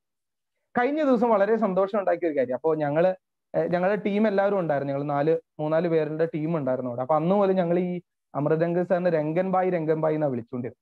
കഴിഞ്ഞ ദിവസം ഒരു വീഡിയോ ഫേസ്ബുക്കിൽ വൈറലാക്കി. എനിക്ക് ഭയങ്കര സന്തോഷം തോന്നി. ഞാൻ അദ്ദേഹത്തെ ഒന്ന് വിളിക്കേണ്ടായി. സംഭവം നിങ്ങൾ എല്ലാവരും ഫേസ്ബുക്കിൽ കണ്ടിട്ടുണ്ടാവും. ഫോൺ വിളിച്ച് ഈ ലോക്ക്ഡൌണിന്റെ ഇടയ്ക്ക് ബൈക്ക് ഓടിച്ചുകൊണ്ട് വരുന്ന ഒരു ചെറുപ്പക്കാരൻ. ആ ചെറുപ്പക്കാരനെ ഈ പോലീസ്, അമൃതരംഗൻ സാർ ഇപ്പോൾ CI ആണ്, സാർ തടഞ്ഞു. വിവരങ്ങൾ ചോദിച്ചപ്പോൾ അദ്ദേഹം പറഞ്ഞു, എന്റെ സഹോദരിക്ക് ഡെലിവറിക്ക് കിടക്കുകയാണ്, അപ്പോൾ ബ്ലീഡിങ് കൂടുതലായതുകൊണ്ട് അത്യാവശ്യമായിട്ട് പെരിന്തൽമണ്ണ ബ്ലഡ് ബാങ്കിൽ നിന്ന് ബ്ലഡ് എടുത്തു കൊടുക്കണം, അതിന് വേണ്ടിയിട്ട് ഞാൻ പോവാന്ന്. അപ്പൊ അദ്ദേഹം ഈ വിഷയം മനസ്സിലാക്കി. അദ്ദേഹം പറഞ്ഞു, താങ്കൾ ആ ബൈക്ക് അവിടെ വെച്ചിട്ട് ജീപ്പിൽ കയറാൻ പറഞ്ഞ് അദ്ദേഹത്തിന്റെ നേതൃത്വത്തിൽ ജീപ്പില് ഈ യുവാവിനെ കൊണ്ടുപോയി ബ്ലഡ് ബാങ്കിൽ നിന്ന് ബ്ലഡ് എടുത്ത് ആ കറസ്പോണ്ടിങ് ആശുപത്രിയിൽ എത്തിച്ചു. എന്നിട്ട് അദ്ദേഹം പറഞ്ഞു, ഇനി നിങ്ങൾക്ക് എന്താ ആവശ്യമുണ്ടെങ്കിലും വിളിക്കാൻ മടിക്കരുതെന്ന് പറഞ്ഞ് ഫോൺ നമ്പറും കൊടുത്തിട്ട് അദ്ദേഹം പോയി. ഇത് കേട്ട് ഈ സംഭവം ഞാൻ വീഡിയോ കണ്ടു കഴിഞ്ഞപ്പോൾ തന്നെ ഞാൻ അദ്ദേഹത്തെ വിളിച്ചു. അദ്ദേഹത്തെ വിളിച്ചിട്ട് ഞാൻ ചോദിച്ചു, സാറേ നമ്മൾ വിളിച്ചിട്ട് ഇപ്പൊ കുറച്ച് നാളായി, സാറിന്റെ വാർത്തയൊക്കെ ഇന്ന് ഫേസ്ബുക്കിൽ ഭയങ്കര ട്രെൻഡിങ് ആണല്ലോ എന്ന് പറഞ്ഞു. അപ്പൊ അദ്ദേഹം വളരെ ചിരിച്ചുകൊണ്ട് നിസ്സാരമായിട്ട് അദ്ദേഹം പറഞ്ഞ കാര്യമുണ്ട്, സമയം നമുക്ക് ചെയ്യാൻ പറ്റുന്ന കാര്യങ്ങളല്ലേ നമുക്ക് ചെയ്തു കൊടുക്കാൻ പറ്റുള്ളൂ. എനിക്ക് ഭയങ്കര സന്തോഷം തോന്നി. കാരണം അദ്ദേഹം അത്രയൊരു സ്ട്രൈറ്റ് ഫോർവേഡ് ഓഫീസറാണ്. കുറച്ച് പ്രശ്നങ്ങളൊക്കെ ഇതിനു മുമ്പ് നിങ്ങൾ എല്ലാവരും കേട്ടിട്ടുണ്ട്. അദ്ദേഹം അവസാനം പറഞ്ഞുള്ള വാചകം ഇതാണ്, നമുക്ക് ചെയ്യാൻ പറ്റുന്നതല്ലേ ചെയ്തു കൊടുക്കാൻ പറ്റുള്ളൂ. അപ്പൊ നമുക്കൊക്കെ ചെയ്തു കൊടുക്കാൻ പറ്റുന്ന ഒരുപാട് കാര്യങ്ങളുണ്ട്. അത് മനുഷ്യത്വമാണ്. നിങ്ങളൊക്കെ എത്ര നിലവാരത്തിലേക്ക് ഉയർന്നു പൊങ്ങിയാലും ചിലപ്പോ വലിയ വലിയ കമ്പനികളിലൊക്കെ നിങ്ങൾ കീ പൊസിഷനിലൊക്കെ നിങ്ങൾ എത്തും. CEO, CMD, CO എന്നൊക്കെ പറയുന്ന ചീഫ് പൊസിഷൻസ് മാത്രം നിങ്ങൾ എത്തിച്ചേരുന്ന ഒരു അവസ്ഥയൊക്കെ ഉണ്ടാവും. പക്ഷെ അതിന്റെ മുകളിൽ അവശേഷിക്കുന്ന ഒന്നുണ്ട്, അതാണ് ഈ മനുഷ്യത്വം, ഹ്യൂമാനിറ്റി എന്ന് പറയുന്ന ഈ ഒരു കാര്യം. അപ്പോൾ ആ ഹ്യൂമാനിറ്റിയെ ബേസ് ചെയ്തിട്ട് നിങ്ങളുടെ ഗോൾ നിങ്ങൾ സെറ്റ് ചെയ്താൽ, നിങ്ങളുടെ പ്രോജക്റ്റ് ഡിസൈൻ ചെയ്യുന്നതും നിങ്ങളുടെ ആഗ്രഹങ്ങൾ മോൾഡ് ചെയ്യുന്നതും എല്ലാം ഈ ഒരു ഹ്യൂമാനിറ്റിയെ ബേസ് ചെയ്തിട്ടാണെങ്കിൽ അത് നിങ്ങൾക്ക് മാത്രമല്ല, നിങ്ങൾക്ക് പ്രയോജനം ഉണ്ടാക്കുന്നതിനോടൊപ്പം തന്നെ മറ്റൊരുപാട് ആളുകൾക്ക് അത് പ്രയോജനം ഉണ്ടാവും. നമുക്കറിയാം, നമ്മുടെ കേരളം ഈ സഹായിക്കുന്ന കാര്യത്തിൽ ഒരുപാട് മുൻപന്തിയിലായി. ഈ ഫ്ലഡ് അഫക്റ്റഡ് സമയത്തും അതുപോലെ കോവിഡ് റിലീഫിന്റെ സമയത്തൊക്കെ ഒരുപാട് യുവജന സംഘടനകൾ, അത് മതത്തിന്റെ പേരിലുള്ള സംഘടനകളുണ്ട്, രാഷ്ട്രീയ വ്യത്യാസം കൂടാതെയുള്ള സംഘടന, പല സംഘടനകളുണ്ട്. അവരെല്ലാം ഈ വോളണ്ടിയർലി ഇറങ്ങിയേക്കുക ഹെൽപ്പ് ചെയ്യാൻ വേണ്ടിയിട്ട്. പക്ഷെ നമ്മൾ അത്രമാത്രം അങ്ങ് ഇറങ്ങിയിട്ടുണ്ടോ എന്നുള്ളതൊന്ന് ചിന്തിക്കും. നമുക്ക് എപ്പോഴും ഇറങ്ങി പ്രവർത്തിക്കാനായിട്ട് സാധിക്കില്ല. പക്ഷെ ഈവൻ വാർ റൂമിൽ ഇരുന്ന് സപ്പോർട്ട് ചെയ്യും. വാർ റൂംസ് ഇപ്പോൾ ഒരുപാട് ഡിസ്ട്രിക്ട് ഡിസാസ്റ്റർ മാനേജ്മെന്റ് സെല്ലൊക്കെ വാർ റൂംസ് പലപ്പോഴും ഓപ്പൺ ചെയ്യാറുണ്ട്. അതിലൊക്കെ നമ്മുടെ സപ്പോർട്ട് ആവശ്യമാണ്. അത് നമുക്ക് ചെയ്തു കൊടുക്കാൻ പറ്റും. MBITS അത് പലപ്പോഴും ചെയ്തിട്ടുണ്ട്. ഇതിനു മുമ്പുള്ള വർഷങ്ങളിലൊക്കെ MBITSന്റെ ഭാഗത്ത് നിന്ന് ഫ്ലഡ് അഫക്റ്റഡ് സമയത്തും കോവിഡിന്റെ സമയത്തൊക്കെ ഒരുപാട് സപ്പോർട്ട് പ്രൊവൈഡ് ചെയ്തായിട്ടുള്ള ഒരു കോളേജാണ് MBITS. അതൊക്കെ ഫേസ്ബുക്കിലൂടെയും ന്യൂസ് പേപ്പറിലൂടെയും ഒക്കെ വായിച്ചറിയാനായിട്ട് നമുക്ക് സാധിച്ചിട്ടുണ്ട്. അപ്പൊ അത് തുടർന്ന് കണ്ടിന്യൂ ചെയ്തു പോവുക. അത് ഒരു മാനേജ്മെന്റ് അല്ല ചെയ്യേണ്ടത്. അത് as A student, A group of students, അത് നിങ്ങൾ ചിന്തിക്കണം, ഞങ്ങൾക്ക് എന്ത് ചെയ്യാൻ സാധിക്കും. മാനേജ്മെന്റിന്റെയോ സ്റ്റാഫിന്റെയോ PTA ഒക്കെ സപ്പോർട്ട് നിങ്ങൾക്ക് ഉണ്ടാവും. പക്ഷെ ആത്യന്തികമായിട്ട് അത് ഡിസൈൻ ചെയ്യേണ്ടത് നിങ്ങളുടെ കർത്തവ്യമാണ്. അത് നിങ്ങൾ ചെയ്യണം. അങ്ങനെ ചെയ്തു കഴിയുമ്പോഴാണ് അതിനൊരു സോഷ്യൽ കമ്മിറ്റ്മെന്റിന്റെ ഒരു മുഖം ആ കോളേജിനെ പറ്റി മറ്റുള്ളവർക്ക് ഉണ്ടാവും. അല്ലാണ്ട് അവിടെയുള്ള ടീച്ചേഴ്സ് വിചാരിച്ചാൽ ഒന്നും നടക്കാൻ പോണില്ല. കാരണം സ്റ്റുഡൻസിന്റെ എണ്ണം അപേക്ഷിച്ച് ടീച്ചേഴ്സിന്റെ എണ്ണം ഒരുപാട് കുറവാണ്. PTA മെമ്പേഴ്സിന്റെ കൗണ്ട് തീരെ കുറവാണ്. അപ്പോൾ ആസ് എ സ്റ്റുഡന്റ് അല്ലെങ്കിൽ നിങ്ങളുടെ സ്റ്റുഡന്റ് കൗൺസിൽ പല സെല്ലുകളുണ്ടല്ലോ, ആ സെല്ലുകളൊക്കെ ഉപയോഗിച്ചിട്ട് നിങ്ങൾ ഇത് ഡെവലപ്പ് ചെയ്ത് ഇങ്ങനത്തെ ആശയങ്ങൾ നിങ്ങൾക്ക് ഉണ്ടാക്കിയെടുക്കാനായിട്ട് സാധിക്കും. മൂന്നാമത്തെ കാര്യം പാഷനാണ്. എപ്പോഴും പലരും പാഷൻ പറയുന്ന എപ്പോഴാണെന്നറിയോ, സിനിമയിൽ അഭിനയിക്കണം, അതിയായ പാഷനാണ്. ഒരുപാട് ഫ്രണ്ട്സ് ഉണ്ട്. ആ ഫ്രണ്ട്സിനൊക്കെ ചോദിച്ചു കഴിഞ്ഞാൽ അവരൊക്കെ പറയും സിനിമയിൽ അഭിനയിക്കുക എന്നുള്ള ഭയങ്കര ആഗ്രഹമാണ്. എന്താ മോട്ടീവ്? ഏതെങ്കിലും ഒരു സിനിമയിൽ ഒരു ക്യാരക്ടറിനെ കണ്ടിട്ടുള്ള ഇഷ്ടമായിരിക്കും. ചിലപ്പോൾ മോഹൻലാലിനെയോ മമ്മൂട്ടിയോ അല്ലെങ്കിൽ അവരുടെ ഫേവറേറ്റ് ആയിട്ടുള്ള ക്യാരക്ടറിനെ കണ്ടിട്ട് ഇഷ്ടം തോന്നി സിനിമയിലേക്ക് എത്താനായിട്ട് ശ്രമിക്കുന്നതായിരിക്കും. അപ്പോൾ അങ്ങനെ അവർ ആ സിനിമയ്ക്ക് വേണ്ടിയിട്ട് രാവും പകലും ഇല്ലാതെ അധ്വാനിച്ചിട്ടുണ്ട്. പക്ഷെ ആ പാഷന്റെ സമയത്ത് അവർക്ക് നഷ്ടപ്പെടുന്ന മറ്റൊന്നുണ്ട്, അതാണ് അവരുടെ എഡ്യൂക്കേഷൻ. എഡ്യൂക്കേഷൻ ഇല്ലാതെ ഒരിക്കൽ പോലും നമ്മൾക്ക് മറ്റുള്ള ഒരാളുടെ മുമ്പിൽ വില കിട്ടില്ല. വില കിട്ടില്ല എന്ന് പറഞ്ഞാൽ തീർത്ത് ഞാനങ്ങ് പറയുമല്ല, എഡ്യൂക്കേഷൻ ഇല്ലാത്തവർക്കൊട്ടും വിലയില്ലെന്നല്ല ഞാൻ പറഞ്ഞു വരുന്നത്. അവരവരുടെ കഴിവ് പ്രൂവ് ചെയ്ത് കൊടുക്കാൻ പറ്റിയോ മറ്റൊരാളുടെ മുമ്പിൽ പ്രൂവ് ചെയ്ത് കൊടുക്കാൻ പറ്റിക്കഴിഞ്ഞാൽ നിങ്ങളെ എല്ലാവരും ഓർത്തിരിക്കും. ആ ഓർത്തിരിക്കുന്നത് വെറുതെ അല്ല, അതിനൊക്കെ ഒരുപാട് ഡയമെൻഷൻസ് ഉണ്ട്. അപ്പോൾ അത് പ്രൂവ് ചെയ്ത് കൊടുക്കുക എന്നുള്ളത് നിങ്ങളുടെ ഡ്യൂട്ടിയാണ്. അത് നിങ്ങൾക്ക് ചെയ്യാനായിട്ട് നിങ്ങൾക്ക് സാധിക്കും. പലപ്പോഴും പറയുന്ന ഒരു വാചകമുണ്ട്, നിങ്ങൾക്ക് വേണ്ടിയിട്ട് ഞാൻ പറയാം, അവസരങ്ങൾ ഒരിക്കലും നമ്മളെ തേടി വരില്ല. അതൊക്കെ ഔട്ട് ഓഫ് ഫാഷനായി. പണ്ടൊക്കെ ഉണ്ടായിരുന്നു, കമ്പനീസ് എല്ലാം കോളേജിലേക്ക് വിളിച്ചു ചോദിക്കും, ഈ പ്രാവശ്യം എത്ര പാസ് ഔട്ട് പിള്ളേർ, ഈ പ്രാവശ്യം ഇന്ന ഡിപ്പാർട്ട്മെന്റിന് എത്ര പാസ് ഔട്ട് ഉണ്ടാവും എന്നൊക്കെ വിളിച്ചു ചോദിക്കായിരുന്നു. അതിനനുസരിച്ചിട്ട് കമ്പനീസ് ഇങ്ങനെ വന്നുകൊണ്ടിരുന്നു. പക്ഷെ ഇന്ന് കമ്പനീസിന്റെ എണ്ണം കുറവാണ്. പ്രത്യേകിച്ച് കോവിഡ് ആയതുകൊണ്ട് വേക്കൻസീസ് ഒക്കെ ഭയങ്കരമായിട്ട് കുറഞ്ഞിട്ടുണ്ട്. അപ്പൊ ഇനി നാളത്തെ ഒരു കാലത്ത് നിങ്ങൾ ഒരിക്കലും ചിന്തിക്കരുത് എന്നെ ഇന്ന കമ്പനി അന്വേഷിച്ചു വരും, ആമസോൺ അന്വേഷിച്ചു വരും, IBM അന്വേഷിച്ചു വരും എന്നൊക്കെ നിങ്ങൾ ഒരിക്കലും എന്ത് ചെയ്യരുത്, ചിന്തിക്കരുത്. അങ്ങനെ ചിന്തിച്ചാൽ ലോകത്ത് ഇത്രയും വലിയ മണ്ടന്മാർ നിങ്ങൾ മാത്രമായിരിക്കും. അതാണ് സത്യം. ഇത്രയും വലിയ മണ്ടന്മാർ വേറെ ലോകത്തുണ്ടാകും. ഇനി നിങ്ങൾക്ക് അവസരമുണ്ട്. എന്താണെന്നറിയൂ, നിങ്ങൾ ഒരാശയത്തെ എടുത്ത് ആ ആശയത്തെ നിങ്ങൾ പ്രൂവ് ചെയ്ത് കാണിക്കണം. സൊസൈറ്റിയിൽ ഇംപ്ലിമെന്റ് ചെയ്യാനായിട്ടുള്ള ഇംപ്ലിമെന്റ് ചെയ്ത് കാണിക്കണം. ഈവൻ മാറ്റ്ലാബ് പോലെയുള്ള സിമുലേഷൻ ടൂളിലാണെങ്കിൽ അത് സിമുലേറ്റ് ചെയ്ത് കാണിക്കണം. അത് നിങ്ങളുടെ ഓൺ വർക്ക് ആണെന്നുണ്ടെങ്കിൽ അത് ഈ കമ്പനീസിന്റെ മുമ്പിൽ പ്രൂവ് ചെയ്യാൻ പറ്റിയാൽ, ഇന്റർവ്യൂസിൽ നിങ്ങൾക്ക് ആ രീതിയിൽ അതിനെ പ്രസന്റ് ചെയ്യാനായിട്ട് പറ്റിക്കഴിഞ്ഞാൽ നിങ്ങൾ ആ കമ്പനിക്ക് അകത്തേക്ക് കയറിയെന്ന് അർത്ഥം. അല്ലാണ്ട് പണ്ടത്തെ പോലെ ആ ഒരു ഇന്റർവ്യൂവിന്റെ ആ 10 മിനിറ്റ് അല്ലെങ്കിൽ 15 മിനിറ്റ് ബേസ് ചെയ്തിട്ടുള്ള സെലക്ഷനൊക്കെ കഴിഞ്ഞു. അതൊക്കെ ഔട്ട് ഓഫ് ഫാഷൻ ആയി. അതുകൊണ്ട് തീർച്ചയായിട്ടും നമ്മൾ അപ്ഡേറ്റ് ചെയ്തുകൊണ്ടിരിക്കണം. പിന്നെ ഈ പാഷൻ എന്ന് പറയുന്നത് ഈ അമിതമായിട്ടുള്ള ഈ അഭിനിവേശം വേണം എന്തിനോട്. ആ അഭിനിവേശത്തെ പറ്റി നമ്മുടെ പൗലോ കൊയ്ലോ ചായം പറഞ്ഞ ഒരു ഡയലോഗ് ഉണ്ട്. When you want something, entire universe will conspires in helping you to achieve it. ഇതൊക്കെ വളരെ ഫെമിലിയർ ആയിട്ടുള്ള ഒരു ഡയലോഗാണ്. സത്യമാണത്.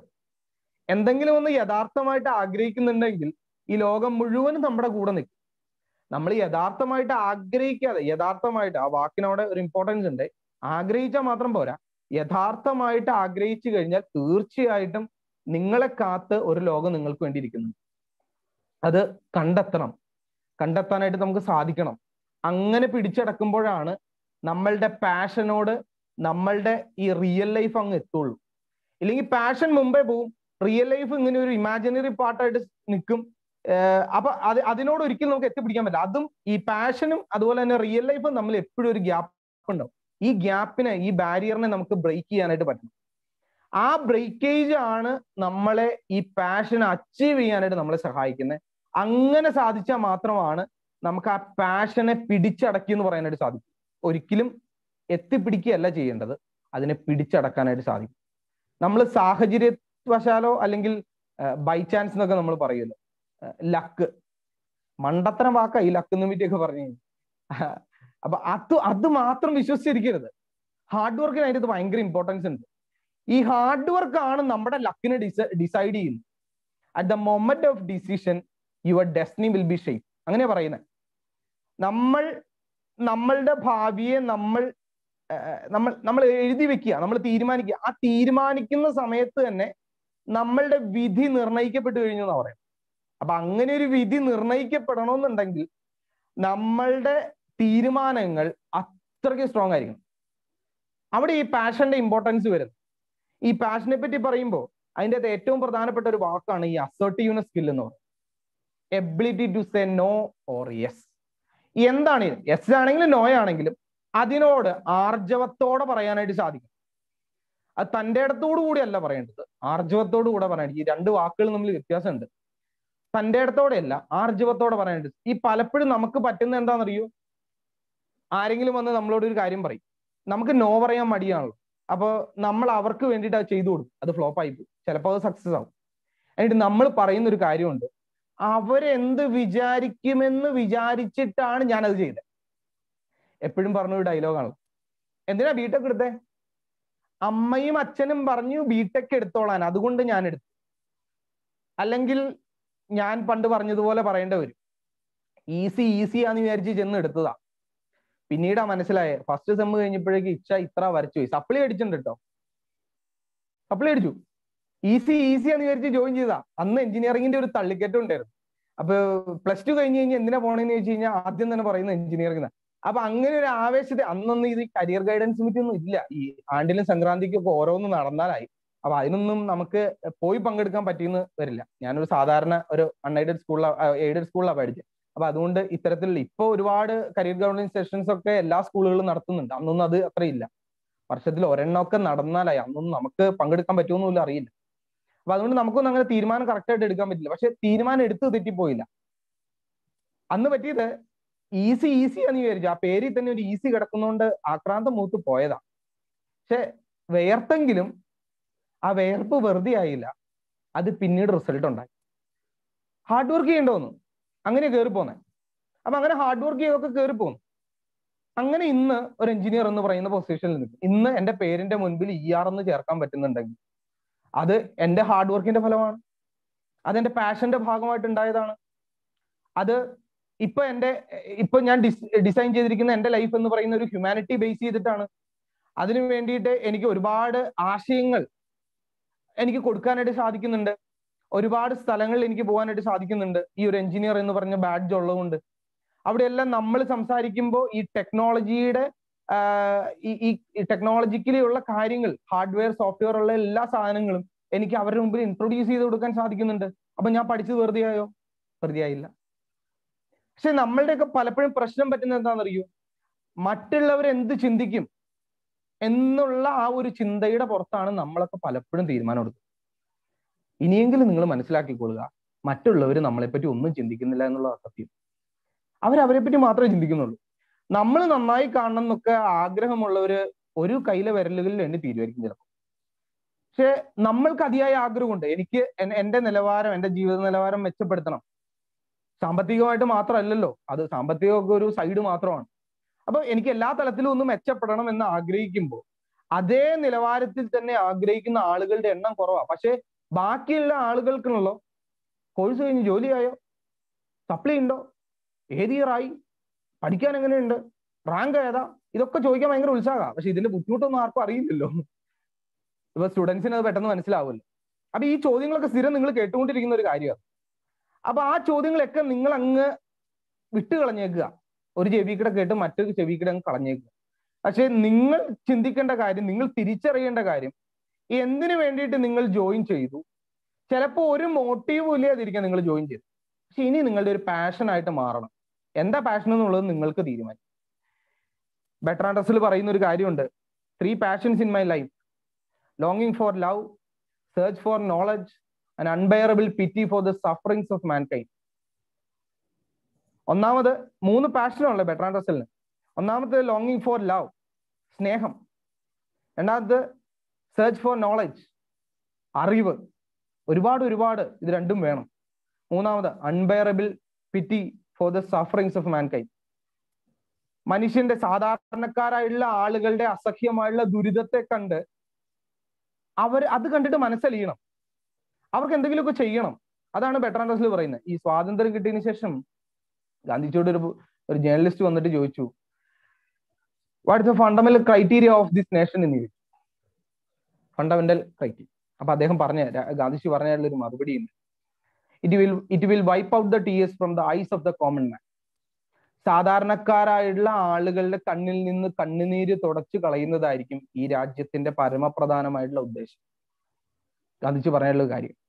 അപ്പൊ അന്ന് തുടങ്ങിയപ്പോ, ഈ രാജ്യം രൂപം കൊണ്ട് കഴിഞ്ഞപ്പോ, സ്വാതന്ത്ര്യം കിട്ടിയതിനു ശേഷം സ്വതന്ത്ര ഭാരതം എന്ന് പറയുന്ന ഈ ഭാരതം രൂപം കൊണ്ട് കഴിഞ്ഞപ്പോ അദ്ദേഹത്തിന്റെ മനസ്സിലെ ആഗ്രഹമായിരുന്നു ഇത്. എവിടെ പോയി ആ ഹ്യൂമാനിറ്റി? ആ ഹ്യൂമാനിറ്റിയാണ് നമ്മൾ ഫോളോ ചെയ്യേണ്ടത്. അതുകൊണ്ടാണ് Gandhiji is the father of Dineshan എന്നല്ല നമ്മൾ പറയേണ്ടത്, ദിനേശ്. പലപ്പോഴും ഇതിനെയൊക്കെ സ്പീഡിൽ പറഞ്ഞ് ദിനേശന്റെ അച്ഛനാക്കി ഗാന്ധിജിനെ വെച്ചേക്കുക. അതുകൊണ്ട് അദ്ദേഹം പറഞ്ഞ പല മൂല്യങ്ങളും ഇന്ന് പിന്തുടരാനായിട്ട് സാധിക്കുന്നില്ല. അപ്പൊ അതുകൊണ്ട് ആ ഫാദർ ഓഫ് നേഷൻ, അദ്ദേഹം പറഞ്ഞുള്ള ആ വലിയൊരു കാഴ്ചപ്പാടിനെ നമുക്ക് മുൻനിർത്തി നമുക്ക് ചെയ്യാനായിട്ട് സാധിക്കും. ഈ മോട്ടിവേഷൻ എന്ന് പറയുമ്പോൾ ഞങ്ങൾ ഈ SPCക്ക് ORCക്ക് ഒക്കെ മൊഡ്യൂൾ ഉണ്ടാക്കുന്ന സമയത്ത് കുറച്ച് പേരുണ്ട്. എല്ലാ ജില്ലകളിൽ നിന്ന് 2 പേർ അല്ലെങ്കിൽ ഒരാളൊക്കെ ഉണ്ടാവും. അപ്പൊ ഇങ്ങനെ വട്ടം കൂടിക്കുന്ന സമയത്ത് ഒരിക്കൽ 2 വർഷങ്ങൾക്ക് മുമ്പ് ഒരു മൊഡ്യൂൾ റിവൈസ് ചെയ്യുന്ന സമയത്ത് ഞങ്ങൾ പുതിയ മൊഡ്യൂളിനെ ഡിസൈൻ ചെയ്യാൻ പോകും. അപ്പൊ ആ സമയത്ത് മോട്ടിവേഷൻ എന്ന് പറയുന്ന ഒരു സെഷൻ ഞങ്ങൾ വെക്കാനായിട്ട് തീരുമാനിച്ചു. അപ്പൊ അന്നേരം എല്ലാവരും ഇങ്ങനെ ചർച്ച ചെയ്തു വന്നപ്പോൾ പലരും പറഞ്ഞു നമുക്ക് ഇന്ന ആളുകളെ ചേർക്കാം. നെൽസൺ മണ്ടേല, അതുപോലെ ജെഫ് ബെസോഫ്, അതുപോലെ നമ്മൾ അറിയപ്പെടുന്ന വലിയ വലിയ വ്യക്തികളുണ്ടല്ലോ, അബ്ദുൽ കലാം, അങ്ങനത്തെ ഒരുപാട് വ്യക്തികളെ ഇങ്ങനെ പേര് കൊണ്ടുവന്നുകൊണ്ടിരുന്നു. പക്ഷെ ഞാൻ അന്നേരം ചിന്തിച്ച ഒരു കാര്യമുണ്ട്. നമ്മൾ ഈ പ്രശസ്തരായിട്ടുള്ള ആളുകളെയും കൊണ്ട് ഇങ്ങനെ എത്ര നാൾ പഠിക്കാൻ പറ്റും? ഇനി നിങ്ങളോട് ഞാൻ പറയണം മദർ തെരേസയെ പറ്റി പറഞ്ഞു കഴിഞ്ഞാൽ നിങ്ങൾക്ക് മടുപ്പായി.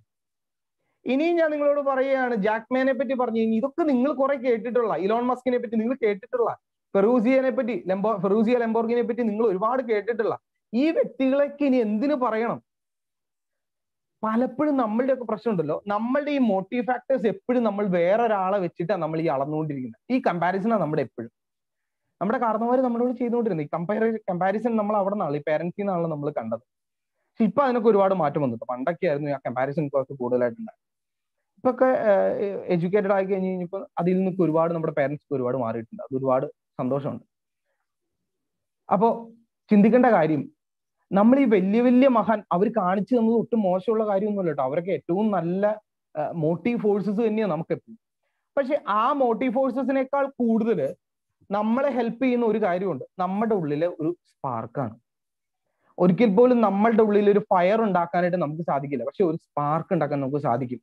അതിന് നമ്മളുടെ ഡിസിഷൻസ് മതി, നമ്മളുടെ മോട്ടീവ്സ് മതി, നമ്മളുടെ ലക്ഷ്യങ്ങൾ മതി, നമ്മളുടെ തീരുമാനങ്ങൾ മതി സ്പാർക്ക് ഉണ്ടാക്കാനായിട്ട്. ഈ സ്പാർക്കാണ് പിന്നീട് വരുന്ന സിറ്റുവേഷൻ കൊണ്ട് അത് കത്തിക്കുന്നത്. അങ്ങനെ ഒരു മോട്ടീവിന്റെ ഒരു ഫ്യൂവലൊക്കെ ചെന്ന് നല്ല രീതിയിൽ ബേൺ ചെയ്ത് കഴിഞ്ഞാൽ തീർച്ചയായിട്ടും നമ്മളെ പിടിച്ചാൽ കിട്ടാൻ പറ്റാത്ത ലെവലിലേക്ക് നമ്മൾ അങ്ങ് പൊക്കോളും. പക്ഷെ ഇന്ന് പലപ്പോഴും പറ്റുന്ന കാര്യം നമ്മൾ തന്നെ ഡീമോട്ടിവേറ്റഡ് ആവുക. റിസൾട്ട് വരുമ്പോൾ നമ്മൾ പ്രതീക്ഷിച്ച മാർക്കില്ലെങ്കിൽ ഡെസ്പ് ആവുന്നു. ഡിപ്രഷൻ ഇന്ന് ഭയങ്കര കോമൺ ആയിട്ട് കാണുന്ന ഒരു ഡിസോർഡർ. അത് മാനസികാരോഗ്യത്തിലെ ജലദോഷം എന്നാ പറയുന്നത്. പക്ഷെ ഈ ജലദോഷം കൂടിക്കഴിഞ്ഞിട്ടുണ്ടെങ്കിലോ അത് ആത്മഹത്യയിലേക്ക് വരെ പോകുന്ന ഒരു നിലവാരത്തിലേക്ക് അത് നീങ്ങിപ്പോകും. അപ്പൊ അതുകൊണ്ട് ഒരിക്കൽ പോലും എന്താ പറയുക, പരിമിതമായിട്ടുള്ള ചിന്തകളിലേക്ക് നിൽക്കാതെ, മറ്റൊരാളിലേക്ക് നോക്കിക്കൊണ്ട് മാത്രം നിൽക്കാതെ നമ്മളുടെ ഉള്ളിലെ പൊട്ടൻഷ്യൽസിനെ കണ്ടെത്തി അതിനെ ഒന്ന് ബേൺ ചെയ്യിക്കാനായിട്ട് സാധിക്കണം. അങ്ങനെ സാധിച്ചു കഴിയുമ്പോൾ ഉണ്ടല്ലോ നമ്മളെ തടുത്തു നിൽക്കാനായിട്ട് ആർക്കും സാധിക്കില്ല. നമുക്കറിയാം ഈ കവണയിൽ കല്ല് വെച്ചിട്ട് ഈ പുറകോട്ടേക്ക് വലിച്ചു വിടുന്നതിനുള്ള ഒരു പരിപാടിയുണ്ട്. അതിന്റെ എത്ര നമ്മൾ പോയി, അല്ലെങ്കിൽ നമ്മൾ ഈ ഫിസിക്സ് പഠിച്ചിട്ടുള്ളവരായതുകൊണ്ട് സിമ്പിൾ ആയിട്ട് പറഞ്ഞുതരാം. മസ്കുലർ വെലോസിറ്റി എന്ന് പറഞ്ഞ സാധനമുണ്ട്. നമ്മുടെ തോക്കിന്റെ അല്ലെങ്കിൽ ഗൺ അതുമായിട്ട് ബന്ധപ്പെട്ട് പഠിക്കും. പുറകോട്ടേക്ക് വലിക്കുന്നത് കുറവാണെങ്കിൽ അത് മുൻപോട്ടേക്ക് കുതിക്കുന്ന വേഗം എന്ന് പറയുന്നത് അത്രമാത്രം ഹൈ സ്പീഡിലാണ്. അപ്പൊ ഇത്രയും പൊട്ടൻഷ്യൽ ഉണ്ട്, ഇത്രയും ഫാസ്റ്റ് ആയിട്ട് മുമ്പോട്ടേക്ക് പോകാനായിട്ട് ഈ ലോകം മുഴുവനും എക്സ്പ്ലോർ ചെയ്യാനുള്ള അനന്തമായുള്ള സാധ്യതകൾ നമ്മുടെ മുമ്പിലുണ്ട്. അതിനുള്ള എല്ലാ ടൂളും നമ്മുടെ മുമ്പിലുണ്ട്. നമ്മുടെ ഈ ഒരു മൊബൈൽ മതി ഇന്ന് ലോകത്ത് എന്താ സംഭവിക്കുന്നതെന്ന് കാണാം. അപ്പൊ ഇത്രമാത്രം സോഴ്സസ് നമ്മുടെ മുമ്പിൽ അവൈലബിൾ ആയിട്ടുള്ളപ്പോൾ അതൊന്നും ഉപയോഗിക്കാതെ ഞാൻ മറ്റെന്തിനോ വേണ്ടി നാളെ ഈ ലോകം മുഴുവൻ എന്നെ അന്വേഷിച്ച് വരുമെന്ന് നമ്മൾ വിശ്വസിച്ചിരുന്നാൽ നമ്മളെക്കാൾ വലിയ വിഡ്ഢികൾ ഈ ലോകത്തുണ്ടോ? ഇത്രമാത്രം സോഴ്സസ് ഉണ്ടെങ്കിൽ ആ സോഴ്സസ് ഒക്കെ നമുക്ക് ഉപയോഗിക്കാനായിട്ട് സാധിക്കണം. അങ്ങനെ ഉപയോഗിക്കാനായിട്ട് നമുക്ക് കഴിഞ്ഞാൽ മാത്രമാണ് നമ്മളുടെ ഉള്ളിൽ നമ്മൾ സെൽഫ് മോട്ടിവേറ്റ് ആയി എന്ന് നമുക്ക് പറയാനായിട്ട് സാധിക്കുള്ളൂ. പത്തായത്തിന് നല്ല നെല്ലുണ്ടെങ്കിൽ എലി അങ്ങ് മൂന്നാറിൽ നിന്നും വരും എന്ന് പറയും. അത് ഈ സ്പാർക്ക് ഉണ്ടാവണം. ഈ ആശയങ്ങൾ കൊണ്ട് ഇവിടെ ഒരു സ്പാർക്ക് ഉണ്ടായി കഴിയുമ്പോൾ ഈ ആശയങ്ങൾ അന്വേഷിച്ച് കമ്പനികൾ വരും. നിങ്ങൾ ഒരു സ്റ്റാർട്ടപ്പ് തുടക്കം ഇട്ടാൽ മതി, ഇൻവെസ്റ്റ്മെന്റ് ഏതൊക്കെ രാജ്യത്തു നിന്ന് വരും എന്ന് നമുക്ക് അന്നേരം നോക്കി കാണാം. ഞാനിപ്പോൾ വർക്ക് ചെയ്യുന്ന ഒരു കമ്പനി ഉണ്ട്, R1 ഇൻഫോട്രേഡ് എന്ന് പറഞ്ഞൊരു കമ്പനിയുടെ ഡെവലപ്മെന്റ് വിങ്ങിൽ ഞാൻ വർക്ക് ചെയ്യുന്നുണ്ട്. സോഫ്റ്റ്വെയർ കമ്പനിയാണ് അത്. കുറച്ച് നാളുകൾക്കുള്ളിൽ നിങ്ങൾക്കെല്ലാം വളരെ ഫെമിലിയർ ആയിട്ട് വരും ആ കമ്പനി. ഞാൻ അതുകൊണ്ട് ഇപ്പൊ അതിന്റെ ഡീറ്റെയിൽസ് ഒന്നും പറയുന്നത്, അങ്ങനെ ഒരു സാഹചര്യം അല്ലല്ലോ. ആ കമ്പനിയുടെ founder CEO Ratheesh Chandra sir പറഞ്ഞ കാര്യമുണ്ട്. അദ്ദേഹം തുടക്കത്തിൽ തന്നെ ഒരു പ്ലാൻ പുതിയത് പ്രസന്റ് ചെയ്ത് കഴിഞ്ഞിട്ട് അദ്ദേഹം പറഞ്ഞു ഇതൊരു തലതിരിഞ്ഞ ആശയമാണ്. 10ാം ക്ലാസ് തോറ്റ വ്യക്തിയാണ്. 10ാം ക്ലാസ് തോറ്റ വ്യക്തി പറയുന്ന ഒരു തലതിരിഞ്ഞ ആശയം എന്തിനു വേണ്ടിയിട്ടാണെന്നറിയോ? ഈ രാജ്യത്തെ ദാരിദ്ര്യം പോവേർട്ടി ഇല്ലാതെയാക്കാൻ വേണ്ടിയിട്ട്, പോവേർട്ടി ഇവിടെ നിന്ന് തുടച്ചു നീക്കാൻ വേണ്ടിയിട്ട് അദ്ദേഹം ഒരു പുതിയ പ്രോജക്റ്റ് ഡിസൈൻ ചെയ്തിട്ടുണ്ട്. അത് വരുന്ന ആളുകൾ നിങ്ങൾക്കെല്ലാം വളരെ ഫെമിലിയർ ആയിട്ട് വരും. ഓൺലൈൻ പ്രൊമോഷൻസ് ഒക്കെ വളരെ തുടങ്ങിയിട്ടുണ്ട്. ഇനി 2 കൂട്ടം ആളുകളാണ് നമ്മുടെ, 3 ഗ്രൂപ്പ് ഓഫ് ആളുകളാണ് നമ്മുടെ ഈ ക്ലാസ്സിലുള്ളത്. 1 front benchers, 2 middle benchers, 3 back benchers. ഞാൻ ഏറ്റവും ബാക്ക് ബെഞ്ചിൽ ഇരുന്ന് പഠിച്ച ആളാണ്. ഫ്രണ്ട് ബെഞ്ചേഴ്സിനെ പൊതുവെ വിളിക്കുന്നത് പഠിപ്പികൾ എന്നാണ്. പക്ഷെ അവരുടെ വിഷമം ആര് കാണൂല്ലേ? പുറകിലിരുന്ന് വർത്താനം പറഞ്ഞിട്ട് മുമ്പിൽ കൊണ്ടെടുത്ത് ഫ്രണ്ട് ബെഞ്ചേഴ്സും ഉണ്ട്. ടീച്ചേഴ്സിനെ കാണാൻ ഇഷ്ടം തോന്നിയതുകൊണ്ട് ഫ്രണ്ടിൽ പിടിച്ച് ഇരുത്തിയ ഫ്രണ്ട് ബെഞ്ചേഴ്സും നമ്മുടെ ഇടയിലൊക്കെ ഉണ്ട്. നമ്മുടെ ഈ ഗ്രൂപ്പിൽ തന്നെ ഉണ്ടാവും. മിഡിൽ ബെഞ്ചേഴ്സ് ഒരുപോലെ ഉഴപ്പുകയും പഠിക്കുകയും ചെയ്യുന്ന ഒരു കൂട്ടം ആളുകൾ. ബെഞ്ച് റൊട്ടേഷൻ ഉണ്ടായിരുന്ന സമയത്ത് മിഡിൽ ബെഞ്ചിലും ബാക്ക് ബെഞ്ചിലും ഫ്രണ്ട് ബെഞ്ചിലും പോയിരുന്ന എക്സ്പീരിയൻസ് ഉള്ളവരാണ് നമ്മളെല്ലാവരും. ഇപ്പൊ ആ സമ്പ്രദായമൊക്കെ ഉണ്ടോ എന്തോ, ഞങ്ങളൊക്കെ പഠിക്കുന്ന സമയത്ത് ഉണ്ടായിരുന്നത്. ബോയ്സ് ചെയ്യാറുണ്ടായിരുന്നില്ല, ബോയ്സ് ബെഞ്ച് റൊട്ടേഷൻ ഉണ്ടായിരുന്നില്ല. പക്ഷെ ഗേൾസ് കൃത്യമായിട്ട് ബെഞ്ച് റൊട്ടേഷൻ ഒക്കെ നടത്തുന്ന ഒരു ബാച്ചായിരുന്നു ഞങ്ങളുടെ ബാച്ച്. അപ്പോ ഈ ഇങ്ങനെ ഒരു 3 കാറ്റഗറി ഉണ്ട്. ഈ ബാക്ക് ബെഞ്ചേഴ്സിനെ പൊതുവെ പറയുന്ന ഉഴപ്പന്മാരെന്നാ പറയുന്നത്. അവര് പാസ്സാവും, പക്ഷെ അത്ര വലിയ കണ്ടങ്ങ് മാർക്ക് ഉണ്ടാവില്ല. പക്ഷെ നിങ്ങൾ എടുത്തു നോക്കിക്കോ, ഈ പഠിപ്പികൾക്ക്, അല്ലെങ്കിൽ ഞാൻ അങ്ങനെ അവരെ ആക്ഷേപിക്കുകയല്ല, അവരൊരു പുച്ഛിക്കുന്ന രീതിയിലല്ല പറയുന്നത്. നല്ല ഹൈ മാർക്കുള്ള ആളുകളെ സംബന്ധിച്ച് അവർക്ക് ഈ കുതിരയുടെ പരിപാടിയാണ്. ഈ മേളിൽ നിന്ന് ഹോഴ്സ് റൈഡ് ചെയ്യുന്ന വ്യക്തി എങ്ങോട്ട് ഡീവിയേറ്റ് ചെയ്യിക്കുന്നോ ആ ഒരു സൈഡിലായിട്ട് അവര് ഭയങ്കര സ്പീഡിൽ അങ്ങ് പോകും. മിഡിൽ ബെഞ്ചേഴ്സിനെ സംബന്ധിച്ച് ഓൾമോസ്റ്റ് ഇതൊക്കെ തന്നെ. പക്ഷെ ഈ ബാക്ക് ബെഞ്ചേഴ്സിന് ഒരു പ്രത്യേകതയുണ്ട്. അവരാണ് ഈ സ്വതന്ത്രമായിട്ട് ഇങ്ങനെ വിഹരിക്കുന്ന ആളുകൾ. അവർക്ക് അങ്ങനെ പ്രത്യേകിച്ച് ഒരു ഡയറക്ഷൻ അല്ല. അവര് തന്നെ ചിന്തിച്ച് ആലോചിച്ച് ഒരു തീരുമാനം എടുത്ത് ഭയങ്കര ഫാസ്റ്റ് ആയിട്ട് അവരെ മുമ്പോട്ടേക്ക്. അതുകൊണ്ടാണ് പലപ്പോഴും ഫ്രണ്ട് ബെഞ്ചേഴ്സ് ഒരു കമ്പനിയിലെ ജോലിക്കാരും അതേ കമ്പനിയുടെ ഓണർമാരുമായിട്ട് ബാക്ക് ബെഞ്ചേഴ്സ് ഉണ്ടായി വന്നതിന്റെ റീസൺ. അതുകൊണ്ട് നല്ല മാർക്ക് വേണം. ഫ്രണ്ട് ബെഞ്ചിൽ ഇരിക്കുന്നവർക്ക് മാത്രമല്ല, ബാക്ക് ബെഞ്ചിൽ ഇരിക്കുന്നവർക്ക് വരെ മാർക്ക് വേണം. എനിക്കൊക്കെ പറ്റിപ്പോയൊരു അബദ്ധമുണ്ട്. കൺഫ്യൂസ് ചെയ്യുന്നതല്ല, പഠിക്കേണ്ട സമയത്ത് പഠിക്കാനായിട്ട് തോന്നിയില്ല. സാമാന്യം തെറ്റില്ലാത്ത രീതിയിൽ ഉഴപ്പിയൊക്കെ നടന്നു. അതുകൊണ്ട് അങ്ങ് പാസ്സായി പോയി. അപ്പൊ പിന്നീട് എന്ത് സംഭവിച്ചു? ഈ പാസ് ഔട്ടായി പുറത്തേക്ക് ഇറങ്ങി കഴിഞ്ഞപ്പോഴാണ് മനസ്സിലായി 2% അല്ലെങ്കിൽ 1% അല്ലെങ്കിൽ 0.5% ഒക്കെ ഉണ്ടായിരുന്നുവെങ്കിൽ പലർക്കും ഫസ്റ്റ് ക്ലാസ് കിട്ടിയേനെ. 0.5%, 0.2% സെക്കൻഡ് ക്ലാസ്സിലേക്ക് മാറിപ്പോയ ആളുകളുണ്ട്. അപ്പൊ ഈ എല്ലാം കഴിഞ്ഞിട്ടാണ് ചിന്തിക്കുന്നത്, അയ്യോ അത് ഉണ്ടായിരുന്നെങ്കിൽ. കാര്യമില്ല, എല്ലാം കഴിഞ്ഞു പോയില്ലേ. അപ്പൊ അതുകൊണ്ട് എല്ലാവരും നന്നായിട്ട് പഠിക്കണം. എന്തിനു വേണ്ടിയിട്ടാണ് നിങ്ങൾ പഠിക്കേണ്ടതെന്നറിയോ? നിങ്ങൾക്ക് വേണ്ടിയിട്ട് മാത്രം പഠിച്ചാൽ മതി. നാളെ നിങ്ങൾക്കൊരു റിഗ്രറ്റ് തോന്നരുത്. അന്ന് പഠിക്കാമായിരുന്നു, ഇന്ന് എനിക്ക് പറ്റിയതുപോലെ അന്ന് പഠിക്കാമായിരുന്നു എന്ന് ചിന്തിച്ചിട്ട് കാര്യമില്ല. ഇപ്പൊ കറക്റ്റ് ടൈമാണ്. ഇപ്പൊ പഠിക്കുക, മാക്സിമം മാർക്ക് അച്ചീവ് ചെയ്യുക. അതുപോലെ ഫസ്റ്റ് ബെഞ്ചേഴ്സിന്റെ ആ ഒരു ഫോക്കസിൽ ഇപ്പൊ ജോലി മാത്രം ലക്ഷ്യം കണ്ട് ആരും പഠിക്കരുത്. ജോലി കിട്ടാതിരിക്കുക, അതൊക്കെ സെക്കൻഡറി ആയിട്ടുള്ള കാര്യമാണ്. ഈവൻ സപ്ലി ഉള്ളവർക്ക് വരെ നല്ല നല്ല ജോലികൾ കിട്ടും, കുഴപ്പമൊന്നുമില്ല. പക്ഷെ ഞാനൊരു ജോലിക്ക് വേണ്ടി മാത്രമായിട്ട് ഒരിക്കലും പഠിക്കരുത്. എന്റെ ഭാഗത്ത് നിന്ന് എന്തെങ്കിലുമൊക്കെ കോൺട്രിബ്യൂഷൻസ് ഉണ്ടാവണം. ഏത് ഇൻസ്റ്റിറ്റ്യൂട്ടിൽ വർക്ക് ചെയ്താലും, ഏത് കമ്പനിയിൽ വർക്ക് ചെയ്താലും, ഏതൊരു ഓർഗനൈസേഷനിൽ വർക്ക് ചെയ്താലും നിങ്ങളുടേതായുള്ള കോൺട്രിബ്യൂഷൻ അതിൻ്റെ അകത്ത് കൊടുക്കാനായിട്ട് കൃത്യമായിട്ട് ഉണ്ടാവണം. അവിടെ നിങ്ങൾക്ക് ആശയങ്ങൾ ഉണ്ടാവണം, ചിന്തിക്കണം, പഠിക്കണം, വായിക്കണം, കാണണം, സെർച്ച് ചെയ്യണം. ഈ ഒരു ലോകത്ത് നിങ്ങളിങ്ങനെ പരതിക്കൊണ്ടിരിക്കണം. പുതിയ അറിവുകൾക്ക് വേണ്ടിയിട്ടുള്ള ഒരു അന്വേഷണം എല്ലാ തലങ്ങളിലേക്കും കൊണ്ടുപോകണം. പരിമിതമായിട്ട് ബുക്കുകളുടെ ഉള്ളിൽ മാത്രം ഒതുങ്ങി നിന്ന് ജീവിക്കേണ്ട ഒരു കാലഘട്ടമൊക്കെ കഴിഞ്ഞുപോയി. ആ ഒരു ജനറേഷനൊക്കെ തീർന്നു. ഇനി അങ്ങനെ മുൻപോട്ടേക്ക് പോയി കഴിഞ്ഞാൽ അത്ര കണ്ട് പ്രയോജനമൊന്നും കിട്ടിയെന്ന് വരില്ല. പക്ഷെ നിങ്ങൾ ഒരേ സമയം തന്നെ ടെക്നോളജിക്കലി അഡ്വാൻസ്ഡ് ആയിട്ട് നിന്നാൽ മാത്രമാണ്. അതേസമയം തന്നെ നിങ്ങളുടെ തിയറി ബേസിസും അത്രയും സ്ട്രോങ് ആയിരിക്കണം. ഈ 2 കാര്യങ്ങളും കൂടെ ഒരുമിച്ച് നിങ്ങൾക്ക് കൊണ്ടുപോകാൻ പറ്റിക്കഴിഞ്ഞാൽ ഈ കോമ്പറ്റീറ്റീവ് വേൾഡിൽ നിങ്ങൾക്ക് ഒരുപാട് വിജയങ്ങൾ നിങ്ങൾക്ക് അച്ചീവ് ചെയ്യാനായിട്ട് നിങ്ങൾക്ക് സാധിക്കും. ഇനി നിങ്ങൾ വന്നില്ലെങ്കിൽ, ഇപ്പോൾ ഈ ഒരു സെഷനിൽ നിങ്ങൾ ഇരുന്നിട്ട് നിങ്ങൾ തീരുമാനിക്കുകയാണ് വേറെ ഒരു പണിയില്ലാത്തത് കൊണ്ട് ഇന്ന് ഈ സെഷന് കയറിയ ആളുകൾ ഉണ്ടാവും. സൂം ഓൺ ചെയ്തിട്ട് കിടന്നുറങ്ങുന്ന ആളുകൾ ഉണ്ടാവും. ചിലപ്പോൾ കിടന്ന് ഇപ്പോൾ സ്വപ്നം കാണുന്ന ആളുകളുണ്ട്. പലതരത്തിൽ ഉണ്ടാവുമല്ലോ, സ്വാഭാവികം, പറഞ്ഞിട്ട് കാര്യമില്ല. നിങ്ങൾ ഈ സ്ഥാനത്തേക്ക് വരാൻ വൈകിയ, അപ്പൊ ആദ്യം പറഞ്ഞ പോലെ എഡ്യൂക്കേഷൻ ക്വാളിഫിക്കേഷൻ മുൻപോട്ടേക്ക് വെക്കാൻ പറ്റണം. അതുപോലെ തന്നെ ഈ ലോകത്ത് നടക്കുന്ന കാര്യങ്ങളൊക്കെ ടെക്നോളജിക്കലി നിങ്ങൾ അപ്ഡേറ്റഡ് ആയിട്ട് ഇരുന്നില്ലെങ്കിൽ എന്ത് സംഭവിക്കും? അതിങ്ങനെ പറഞ്ഞിട്ട് നമുക്ക് നിർത്താം. അതിന്റെ അങ്ങനെ സംഭവിക്കുന്നുണ്ടെങ്കിൽ ഒരു കാര്യം മനസ്സിലാക്കിക്കൊള്ളുക, നിങ്ങൾക്ക് മുമ്പേ വേറെ പിള്ളേര് കയറി വരും. ചൈൽഡ് ലൈനിന്റെ ആയിട്ട് ബന്ധപ്പെട്ട് വർക്ക് ചെയ്തുകൊണ്ടിരുന്ന സമയത്ത്, അവിടെ കൗൺസിലറായിട്ട് വർക്ക് ചെയ്തുകൊണ്ടിരുന്ന സമയത്ത് ഒരു കേസ് വന്നു. രാത്രി 11 മണിക്കാണ് കേസ് പോലീസ് സ്റ്റേഷനിൽ കേസ് ചാർജ് ചെയ്യുന്നത്. അപ്പോ ഈ അത് പോക്സോ അല്ലെങ്കിൽ ബിലോ 18 ആണ് ഏജെങ്കിൽ പോലീസുകാർക്ക് ഡയറക്റ്റ് പോയിട്ട് ചോദ്യം ചെയ്യാനായിട്ട് പറ്റില്ല, ക്വസ്റ്റ്യൻ ചെയ്യാൻ പറ്റില്ല. അവർ ഈ കുട്ടികളെ സ്റ്റേഷനിൽ വിളിച്ചു വരുത്താനും പറ്റില്ല. അപ്പോൾ അതിലൊരു ചൈൽഡ് കൗൺസിലറുടെ സപ്പോർട്ട് ഉണ്ടെങ്കിൽ മാത്രമാണ് അവർക്ക് ആ കുട്ടിയെ ചോദ്യം ചെയ്യാനായിട്ട് പറ്റുള്ളൂ. അപ്പോൾ ഞങ്ങൾ ഓഫീസിലുണ്ടായിരുന്ന സമയം ഞങ്ങൾക്ക് കോള് വന്നു, വിളിച്ചു, ഞങ്ങൾ ചെന്നു, പോലീസ് സ്റ്റേഷനിൽ ചെന്നു. പോലീസ് സ്റ്റേഷനിൽ പോലീസുകാരുടെ കൂടെ തന്നെ ഈ കുട്ടിയെ ചോദ്യം ചെയ്യാനായിട്ട് ഞങ്ങൾ പോവുകയാണ്. ചെന്ന് കഴിഞ്ഞപ്പോൾ സംഭവം ഇതാണ്: ഒരു IP അഡ്രസ്സിൽ നിന്ന് ഒരു അക്കൗണ്ട് ഹാക്ക് ചെയ്യപ്പെട്ടിട്ടുണ്ട്. അക്കൗണ്ട് ഹാക്ക് ചെയ്തെന്ന് പറഞ്ഞു കഴിഞ്ഞാൽ നമ്മുടെ BSNLന്റെ സൈറ്റാണ് ഹാക്ക് ചെയ്തത്. കേന്ദ്ര സർക്കാരിന്റെ കീഴിലുള്ള BSNLന്റെ സൈറ്റാണ് ഹാക്ക് ചെയ്യപ്പെട്ടത്. അന്വേഷിച്ച് വന്നു കഴിഞ്ഞപ്പോൾ ഒരു വൈഫൈ കണക്ഷന്റെ IP കിട്ടി. സൈബർ സെല്ലാണ് കേസ് അന്വേഷിക്കുന്നത്. വൈഫൈ കിട്ടി. ആ വീട്ടിൽ ചെന്ന് അന്വേഷിച്ച് കഴിഞ്ഞപ്പോൾ അവർ പറയുന്നു, ഞങ്ങൾക്ക് അങ്ങനെ ഒരു ലാപ്ടോപ്പ് ഇല്ല. ആ വീട്ടിൽ ലാപ്ടോപ്പ് ഇല്ല, ആകെ 2 മൊബൈൽ ഫോൺ മാത്രമേ ഉള്ളൂ. ആ വീട്ടിൽ വൈഫൈ ഉണ്ടെന്നുള്ളൊരു സത്യമാണ്, പക്ഷേ ആ വീട്ടിൽ ലാപ്ടോപ്പ് ഇല്ല. ലാപ്ടോപ്പിന്റെ IP ആണ് അവിടെ കേസിൽ അവർ അന്വേഷിച്ചപ്പോൾ കിട്ടിയിട്ടുള്ളത്. അതിനുശേഷം അന്വേഷണം അടുത്ത വീടുകളിലേക്ക് പോയി. തൊട്ടടുത്ത വീട്ടിൽ, ഇതൊക്കെ കുറെ സമയം കൊണ്ടാട്ടോ കിട്ടുന്നത്, പെട്ടെന്ന് സംഭവിച്ചാൽ. അടുത്ത വീട്ടിൽ ലാപ്ടോപ്പ് ഉണ്ട്. ആ ലാപ്ടോപ്പിന്റെ അഡ്രസ്സ് നോക്കി കഴിഞ്ഞപ്പോൾ ആ അഡ്രസ്സ് തന്നെയാണ് ഇവിടെ രജിസ്റ്റർ ചെയ്യപ്പെട്ടിരിക്കുന്ന അഡ്രസ്സ്. അപ്പോൾ ആ വീട്ടിലെ ആളെ ചോദ്യം ചെയ്തു.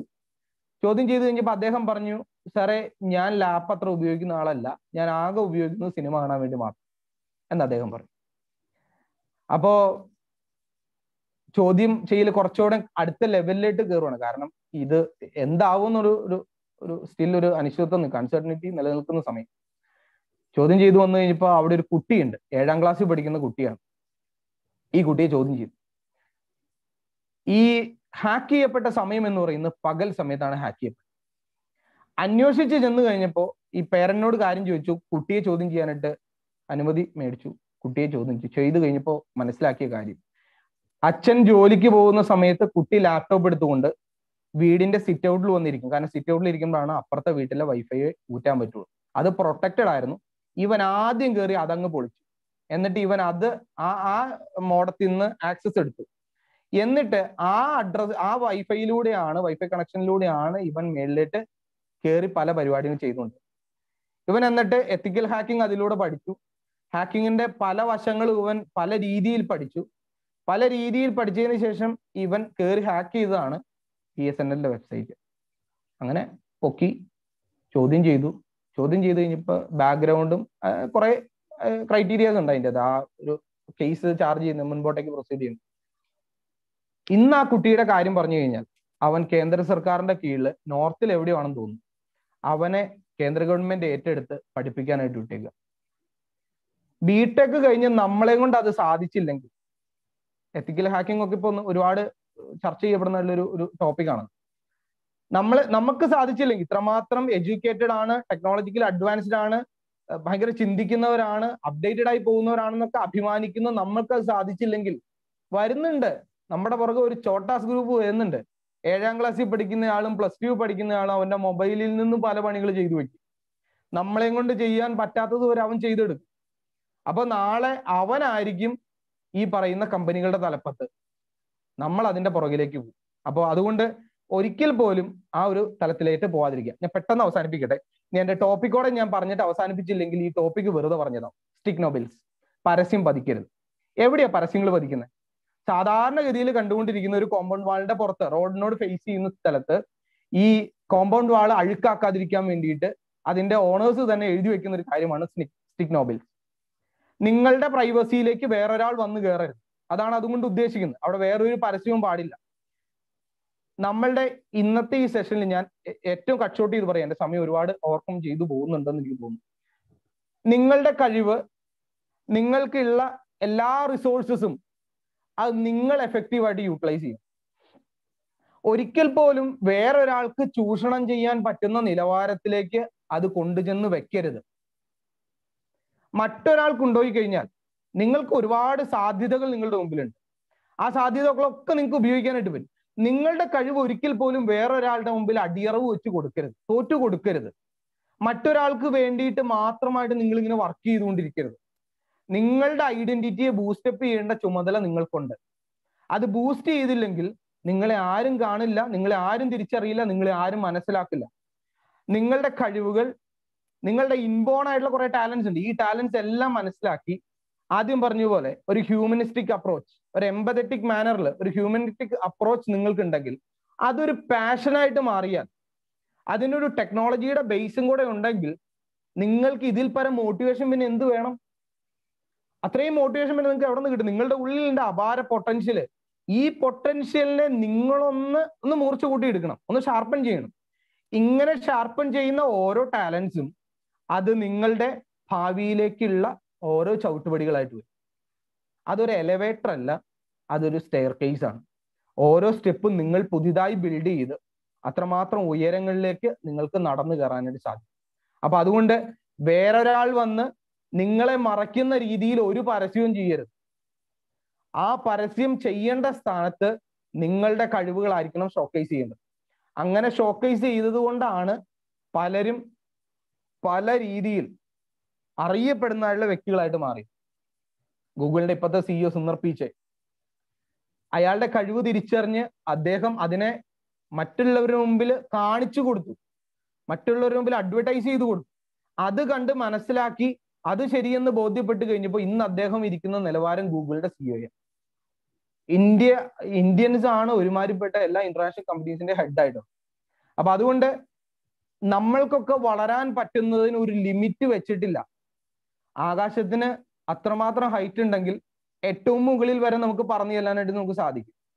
2 ഓപ്ഷൻസ് ഉണ്ട് നിങ്ങളുടെ മുമ്പ്. ഒന്ന്, നിങ്ങൾക്ക് സാധാ ഒരു ചെറിയ കിളിയായിട്ട് നിങ്ങൾക്ക് പറക്കാം. എത്ര ഹൈറ്റ് ഉണ്ടാവും എന്നറിയോ? ഏറ്റവും കൂടി കഴിഞ്ഞ ഒരു 40 ഫീറ്റ്സ് അല്ലെങ്കിൽ ഒരു 80 ഫീറ്റ്സ് അത്രയൊക്കെ നിങ്ങൾക്ക് പറക്കാൻ സാധിക്കും. അത്രയും ഹൈറ്റിൽ നിങ്ങൾക്ക് പറക്കാനായിട്ട് സാധിക്കും.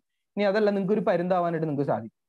നിങ്ങളുടെ പൊട്ടൻഷ്യൽ നിങ്ങൾ മനസ്സിലാക്കി യഥാർത്ഥമായിട്ട് അതിനെ ഒരു തിരിച്ചറിവുണ്ടായി പ്രോപ്പർ അപ്ഡേറ്റഡ് ആണെങ്കിൽ നിങ്ങൾക്ക് മീതെ ഒരാൾക്ക് പോലും പറക്കാൻ പറ്റാതെ വണ്ണം നിങ്ങൾക്ക് അത്രമാത്രം ഉയർത്തി പറക്കാനായിട്ട് സാധിക്കും. അതിന് നിങ്ങളുടെ ഈ എഞ്ചിനീയറിംഗ് ലൈഫ് ഏറ്റവും നല്ല കാലഘട്ടമാണ്. അടിച്ചു പൊളിക്കുക, എൻജോയ് ചെയ്യുക. പഠനം മാത്രമല്ല, ഇപ്പോൾ ടെക് ഫെസ്റ്റ് ഒക്കെ വരുന്നുണ്ട്, എൻജോയ് ചെയ്യുക മാക്സിമം. പക്ഷേ ഈ എൻജോയ്മെന്റ് ഒരിക്കൽ പോലും നിങ്ങളുടെ അക്കാഡമിക് പെർഫോമൻസിനെ ബാധിക്കരുത്. അപ്രകാരം നിങ്ങൾക്ക് രണ്ടും ഒരേ നിലവാരത്തിൽ തന്നെ മുൻപോട്ടേക്ക് കൊണ്ടുപോകാൻ സാധിച്ചാൽ നിങ്ങളുടെ ലൈഫ് നിങ്ങൾ ഇന്ന് എഴുതി വെച്ചോ, നിങ്ങൾ ആഗ്രഹിക്കുന്നത് എന്തോ അത് നിങ്ങൾക്ക് നേടിയെടുക്കാൻ സാധിക്കും. അത്രമാത്രം ഉയരത്തിൽ നിങ്ങൾക്ക് പറന്നു പോകാൻ സാധിക്കും. കാരണം നിങ്ങളൊന്നും സാധാരണക്കാരല്ല.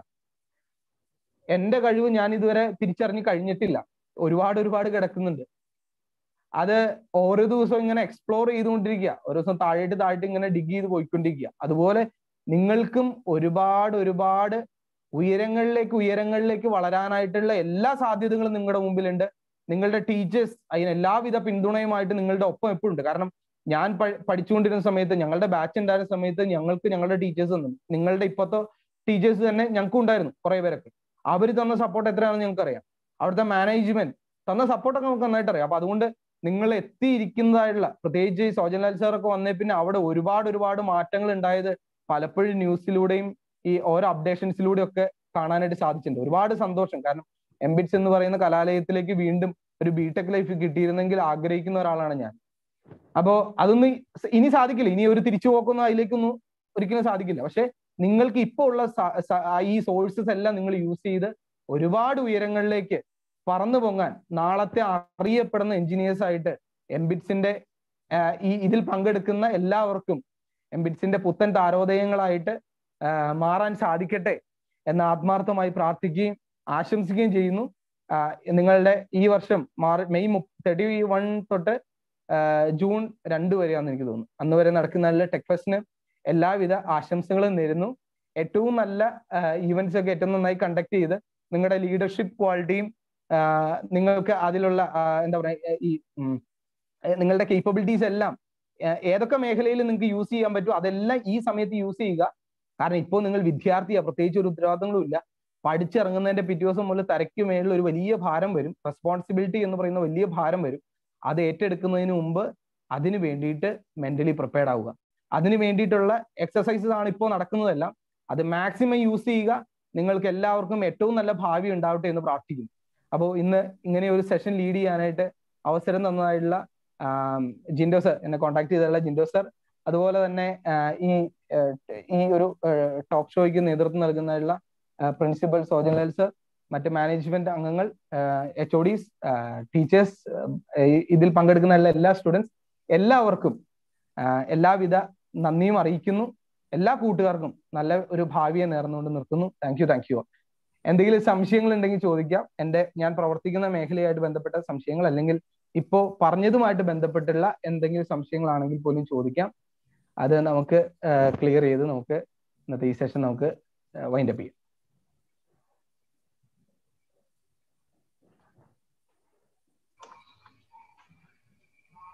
Engineer Samsoni, actually we are really proud of you.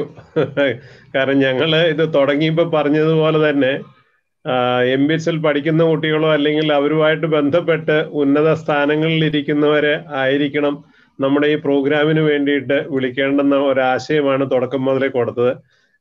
സാമും ഞാനും തമ്മിൽ നേരിട്ട് പരിചയമൊന്നും ഇല്ല എങ്കിൽ തന്നെയും ഈ പറഞ്ഞ ഒരു സെഷൻ എന്ന് പറയുന്ന ഓൾ ഇൻ വൺ എന്ന് പറഞ്ഞത് ഈ ഒരു സെഷനിൽ തന്നെ എല്ലാ കാര്യങ്ങളും പറയുകയും അതുപോലെ തന്നെ പലപ്പോഴും മറ്റ് സെഷൻ എടുക്കുമ്പോൾ കമ്പനിയുടെ ഒക്കെ വളരെ വലിയ പ്രായം, ഒരു 50 വയസ്സിന് മേളിൽ അല്ലെങ്കിൽ 60 വയസ്സിന് മേളിലുള്ളവരെയൊക്കെ കൊണ്ടുവരുമ്പോൾ കുട്ടികൾ വിചാരിക്കുമോ ഇതൊക്കെ ഒരുപാട് വർഷങ്ങൾ, 10, 20, 30 വർഷങ്ങൾക്ക് ശേഷം സംഭവിക്കുന്ന കാര്യങ്ങളാണ് എന്ന് പറയും. പക്ഷെ ഇതല്ല, നമ്മുടെ MBITS-ൽ പഠിച്ചു, MBITS-ലൂടെ വളർന്നു, ചുരുങ്ങിയ വർഷങ്ങളിൽ വന്ന മാറ്റമാണ്. ഇവർക്ക് കൊടുക്കാൻ പറ്റിയ ഉപദേശങ്ങളെ പറ്റി എല്ലാം പറഞ്ഞു.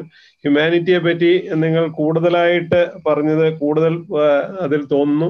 സ്പാർക്ക് നമ്മളിൽ തന്നെയാണ് ഉണ്ടാവേണ്ടത്, അതുപോലെ മറ്റാർക്കും പരസ്യം വയ്ക്കാൻ കൊടുക്കല്ല എന്നുള്ള മെസ്സേജ് മുതലായ എല്ലാ കാര്യങ്ങളും വളരെ അർത്ഥവത്തായിട്ട് പറഞ്ഞു. And we really proud of you, and we are still looking forward for having many such forward sessions with either with the MBITS students or the pass out alumni from MBITS also. കാരണം ഇതിനു മുമ്പുള്ള session രേഷ്മയുടെ പഠിക്കുന്ന വിദ്യാർത്ഥിയാണ്, നാളെയുള്ള ഗണേഷ് ശ്രീധര് പഠിച്ചുകൊണ്ടിരിക്കുന്ന വിദ്യാർത്ഥിയാണ്. അപ്പോൾ നമ്മളിലുള്ള resources താങ്കൾ ഇവിടെ പഠിച്ച വിദ്യാർത്ഥിയാണ്. അപ്പൊ ഇതെല്ലാം നമ്മൾ MBITS-ഉമായിട്ട് ബന്ധപ്പെട്ടാണ് ഇപ്പോൾ ചെയ്തുകൊണ്ടിരിക്കുന്നത്. ഫീഡ്ബാക്ക് സെഷനും എല്ലാം കാണും. അതുപോലെ എല്ലാവരും അറ്റൻറ്റീവായിട്ട് ഈ ഓൺലൈനിൽ ഇരിക്കുന്നു എന്നുള്ളത് തന്നെ അതിൻ്റെ ഒരു വലിയൊരു ഉദാഹരണമാണ്. Once again, thank you very much, Samsoni, and wish you all the best for your throughout the career also. And Anu, over to Anu, please. Thank you, Sam sir. It was such an interesting and informative session. Moreover, very thoughtful. Really an eye-opener for each and every one of us. Not a student or faculty, each and every one of us, we all enjoyed it thoroughly. Moreover, it's really an eye-opener. Thank you so much. Now it's time for the Q&A session. If you have any questions, please use the chat box, or either you can unmute your audio and ask him directly. Meanwhile, you can also have the photo session also. Kindly switch on your videos, take the video photo session during that time. And meanwhile, you can ask the questions, any one of you, please. Sir, good evening. ഞാനൊരു കാര്യം ചോദിക്കാൻ വന്നായിരുന്നു. ഇപ്പൊ സാറിന്റെ ടോക്കിൽ ഇപ്പൊ motivation ടോക്കൊക്കെ എല്ലാവരും എപ്പോഴും കിട്ടുന്നതാണല്ലോ, യൂട്യൂബിലൊക്കെ കിട്ടും. ബേസിക്കലി ഇപ്പൊ കൂടുതൽ എഞ്ചിനീയേഴ്സ് കൂടുതൽ ഉണ്ടെന്ന് പറയുന്നേക്കാൾ കൂടുതൽ ആളുകൾ മോട്ടിവേഷൻ ടോക്ക് കൊടുക്കുന്നുണ്ട്. പക്ഷെ ആരും സംസാരിക്കാത്തൊരു ഡൊമൈൻ, പ്രത്യേകിച്ച് എഞ്ചിനീയറിംഗ് ഡൊമൈനിൽ ഈ പറയുന്ന സാറിന്റെ ഫണ്ടമെന്റൽ സംഭവം സെൽഫ് റെസ്പെക്ട്, എംപതി, ഈ രണ്ട് സംഭവം. ഇതിനകത്ത് എംപതി പാർട്ടിനെ പറ്റി സാറ് വളരെ ഡീറ്റെയിൽ ആയിട്ട് പോയി. പക്ഷെ നമ്മൾ പൊതുവെ ഒബ്സർവ് ചെയ്യുന്ന ഒരു കാര്യം, ഇപ്പം ബിടെക്കിന് വന്നു കഴിഞ്ഞാൽ തന്നെ ആദ്യത്തെ എലിജിബിലിറ്റി ക്രൈറ്റീരിയ എന്ന് പറയുന്ന ട്രോൾക്കേറ്റീവിൽ മെമ്പർഷിപ്പ് എടുക്കുക എന്നുള്ളതാണ്. അല്ല, ഞാനും മെമ്പറാണ്, എല്ലാവരും അതെ. എന്നിട്ട് നമ്മൾ എങ്ങനെയൊക്കെ എഞ്ചിനീയറിംഗ് എഡ്യൂക്കേഷൻ പോയിന്റ്ലെസ് ആണ്, എങ്ങനെയൊക്കെ നമ്മൾ രക്ഷപ്പെടാൻ പോകുന്നില്ല എന്നതിനെ പറ്റി ചിന്തിക്കാനും അതിനെപ്പറ്റി ട്രോൾ ഉണ്ടാക്കാനുമാണല്ലോ നമ്മൾ കൂടുതൽ സമയം സ്പെൻഡ് ചെയ്യുന്നത്.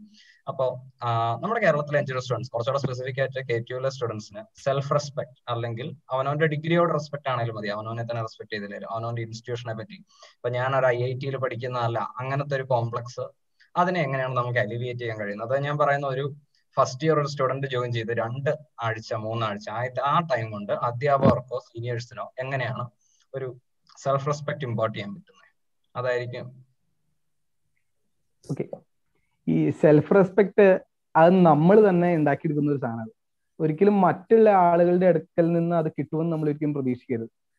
നമ്മളിൽ നിന്ന് പുറത്തേക്ക് പോകുന്നത് എന്താണോ അതിനനുസരിച്ചിട്ടാണ് നമുക്ക് റിട്ടേൺ വരുന്നത്. അല്ലാണ്ട് ഒരിക്കൽ പോലും ഞാൻ ഒരാളെ ഉപദ്രവിച്ചിട്ടും ആ ആൾ എന്നെ സ്നേഹിക്കണമെന്ന് ഞാൻ ഒരിക്കലും പറയാൻ പാടില്ലല്ലോ.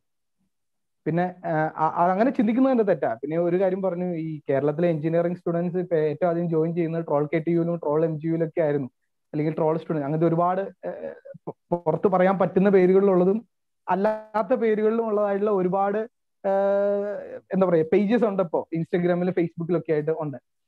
അപ്പോൾ അതിലൊക്കെ ജോയിൻ ചെയ്യുമ്പോൾ ഒരു മാനസിക സന്തോഷം കിട്ടുന്നുണ്ട് സത്യം. അപ്പൊ ഞാനിപ്പോഴും അതൊക്കെ ഫോളോ ചെയ്യുന്ന ഒരു വ്യക്തിയാണ് ഞാനത്. കാരണം ഈ പൾസ് അറിയാൻ വേണ്ടിയിട്ട് നമ്മൾ ഇതെല്ലാം റെഫർ ചെയ്തുകൊണ്ടിരിക്കുന്ന ഒരു വ്യക്തിയാണ് ഞാൻ മനസ്സിലാക്കുന്നത്. ഞാൻ മനസ്സിലാക്കിയ ഒരു കാര്യം ഞാൻ പറയാം. പലപ്പോഴും പറ്റുന്ന എപ്പോഴാന്ന് ചോദിച്ചാൽ, ഞാന് ഒരു മേഖലയിൽ ചെന്നു, ആ മേഖലയെ പറ്റി എനിക്ക് വ്യക്തമായിട്ടുള്ള ഒരു കാഴ്ചപ്പാടൊന്നുമില്ല. അപ്പൊ ഒരു ചോദ്യം ഇപ്പോഴും നിൽക്കുന്നുണ്ട്, എന്തിന് നിങ്ങൾ എഞ്ചിനീയറിംഗിന് ജോയിൻ ചെയ്തു? ആ ഒരു ചോദ്യത്തിന് പലപ്പോഴും ഉത്തരവില്ലാതെ വരുമ്പോൾ ഇവിടെ നടക്കുന്ന എന്ത് നെഗറ്റീവ്സും എനിക്ക് കൊട്ടിഘോഷിക്കാൻ, അല്ലെങ്കിൽ എനിക്ക് ചിരിക്കാൻ, എനിക്ക് ചിരിച്ചു തള്ളാൻ, എനിക്ക് ട്രോളാക്കാൻ എനിക്ക് സന്തോഷമേ ഉള്ളൂ ആ കാര്യത്തിൽ. ഞാൻ അതിന് വേണ്ടിയിട്ടാണ് ട്രൈ ചെയ്യുന്നത്. അതില് അവിടെയാണ് ഈ ഉഴപ്പന്മാർ, പഠിപ്പികൾ, മിഡിൽ ബെഞ്ചേഴ്സിന്റെ യുദ്ധം നടക്കുന്നത്. കാരണം എനിക്ക് പ്രത്യേകിച്ച് ഒരു മോട്ടീവില്ല. ഞാൻ എന്തിന് എഞ്ചിനീയറിംഗിന് ജോയിൻ ചെയ്തു? എനിക്ക് പ്രത്യേകിച്ച് ഒരു പാഷൻ ഇല്ല. ഞാൻ ഒന്നും മുൻപിൽ കണ്ടിട്ടല്ല ജോയിൻ ചെയ്തത്. എഞ്ചിനീയർ ആയി കഴിഞ്ഞാൽ നല്ലൊരു പെങ്കൊച്ചിനെ കിട്ടും എന്നുള്ള കല്യാണത്തിന്റെ സ്വപ്നങ്ങൾ കണ്ടിട്ട് വന്നവരുണ്ടാവാം. ചിലപ്പോൾ എഞ്ചിനീയർ ആയി കഴിഞ്ഞാൽ എനിക്ക് ഒരു സ്റ്റാർട്ടപ്പ് മിഷൻ രജിസ്റ്റർ ചെയ്തിട്ട് ഒരു സ്റ്റാർട്ടപ്പ് തുടങ്ങാൻ വേണ്ടിയിട്ട് ഞാൻ ചേരുന്നു എന്നുണ്ടാവാം. അങ്ങനെ പല മോട്ടീവിൽ വരുന്ന ആളുകളാണ് ഇവരെല്ലാവരും. അപ്പൊ അതുകൊണ്ട് തന്നെ വ്യക്തമായിട്ടൊരു കാഴ്ചപ്പാട് അവർക്കില്ല. അതുകൊണ്ടാണ് അവർക്ക് ഇത്തരത്തിലുള്ള നെഗറ്റീവായിട്ടുള്ള കാര്യങ്ങളിൽ സന്തോഷിക്കാനായിട്ട് കഴിയുന്നതെന്നാണ് ഞാൻ മനസ്സിലാക്കിയിട്ടുള്ളത്. പിന്നെ ഞാൻ ഇപ്പൊ പറഞ്ഞു, ഞാൻ വേറൊരു ഡൊമൈനിലാണ് ഞാൻ പോയത്. തീർച്ചയായിട്ടും ഞാൻ ആ ഡൊമൈനിലാണ് പോയത്. ഞാൻ പ്രവർത്തിക്കുന്ന മേഖലയിൽ ഞാൻ ഈ ടെക്നിക്കൽ സൈഡിൽ വർക്ക് ചെയ്യുന്നതിനോടൊപ്പം തന്നെ ഞാൻ വർക്ക് ചെയ്യുന്നൊരു സൈഡാണ് സോഷ്യൽ വർക്ക് എന്ന് പറയുന്ന സൈഡ്. MSCക്കും MSWക്കും പഠിക്കുന്ന കുട്ടികൾ ഇന്റേൺഷിപ്പിന് വേണ്ടിയിട്ട് O.R.C എന്ന് പറയുന്ന പ്രൊജക്റ്റിൽ വരാറുണ്ട്. ഞാൻ അതിന്റെ ഒരു സ്റ്റേറ്റ് ലെവൽ ട്രെയിനറാണ്. അപ്പൊ അതുകൊണ്ട് ഞങ്ങളുടെ ഓഫീസുമായിട്ട് നിരന്തരം ബന്ധപ്പെടാറ്. അപ്പൊ അവരോടൊക്കെ വരുമ്പോൾ തന്നെ ഞങ്ങൾ ഇന്റർവ്യൂ ചെയ്യും.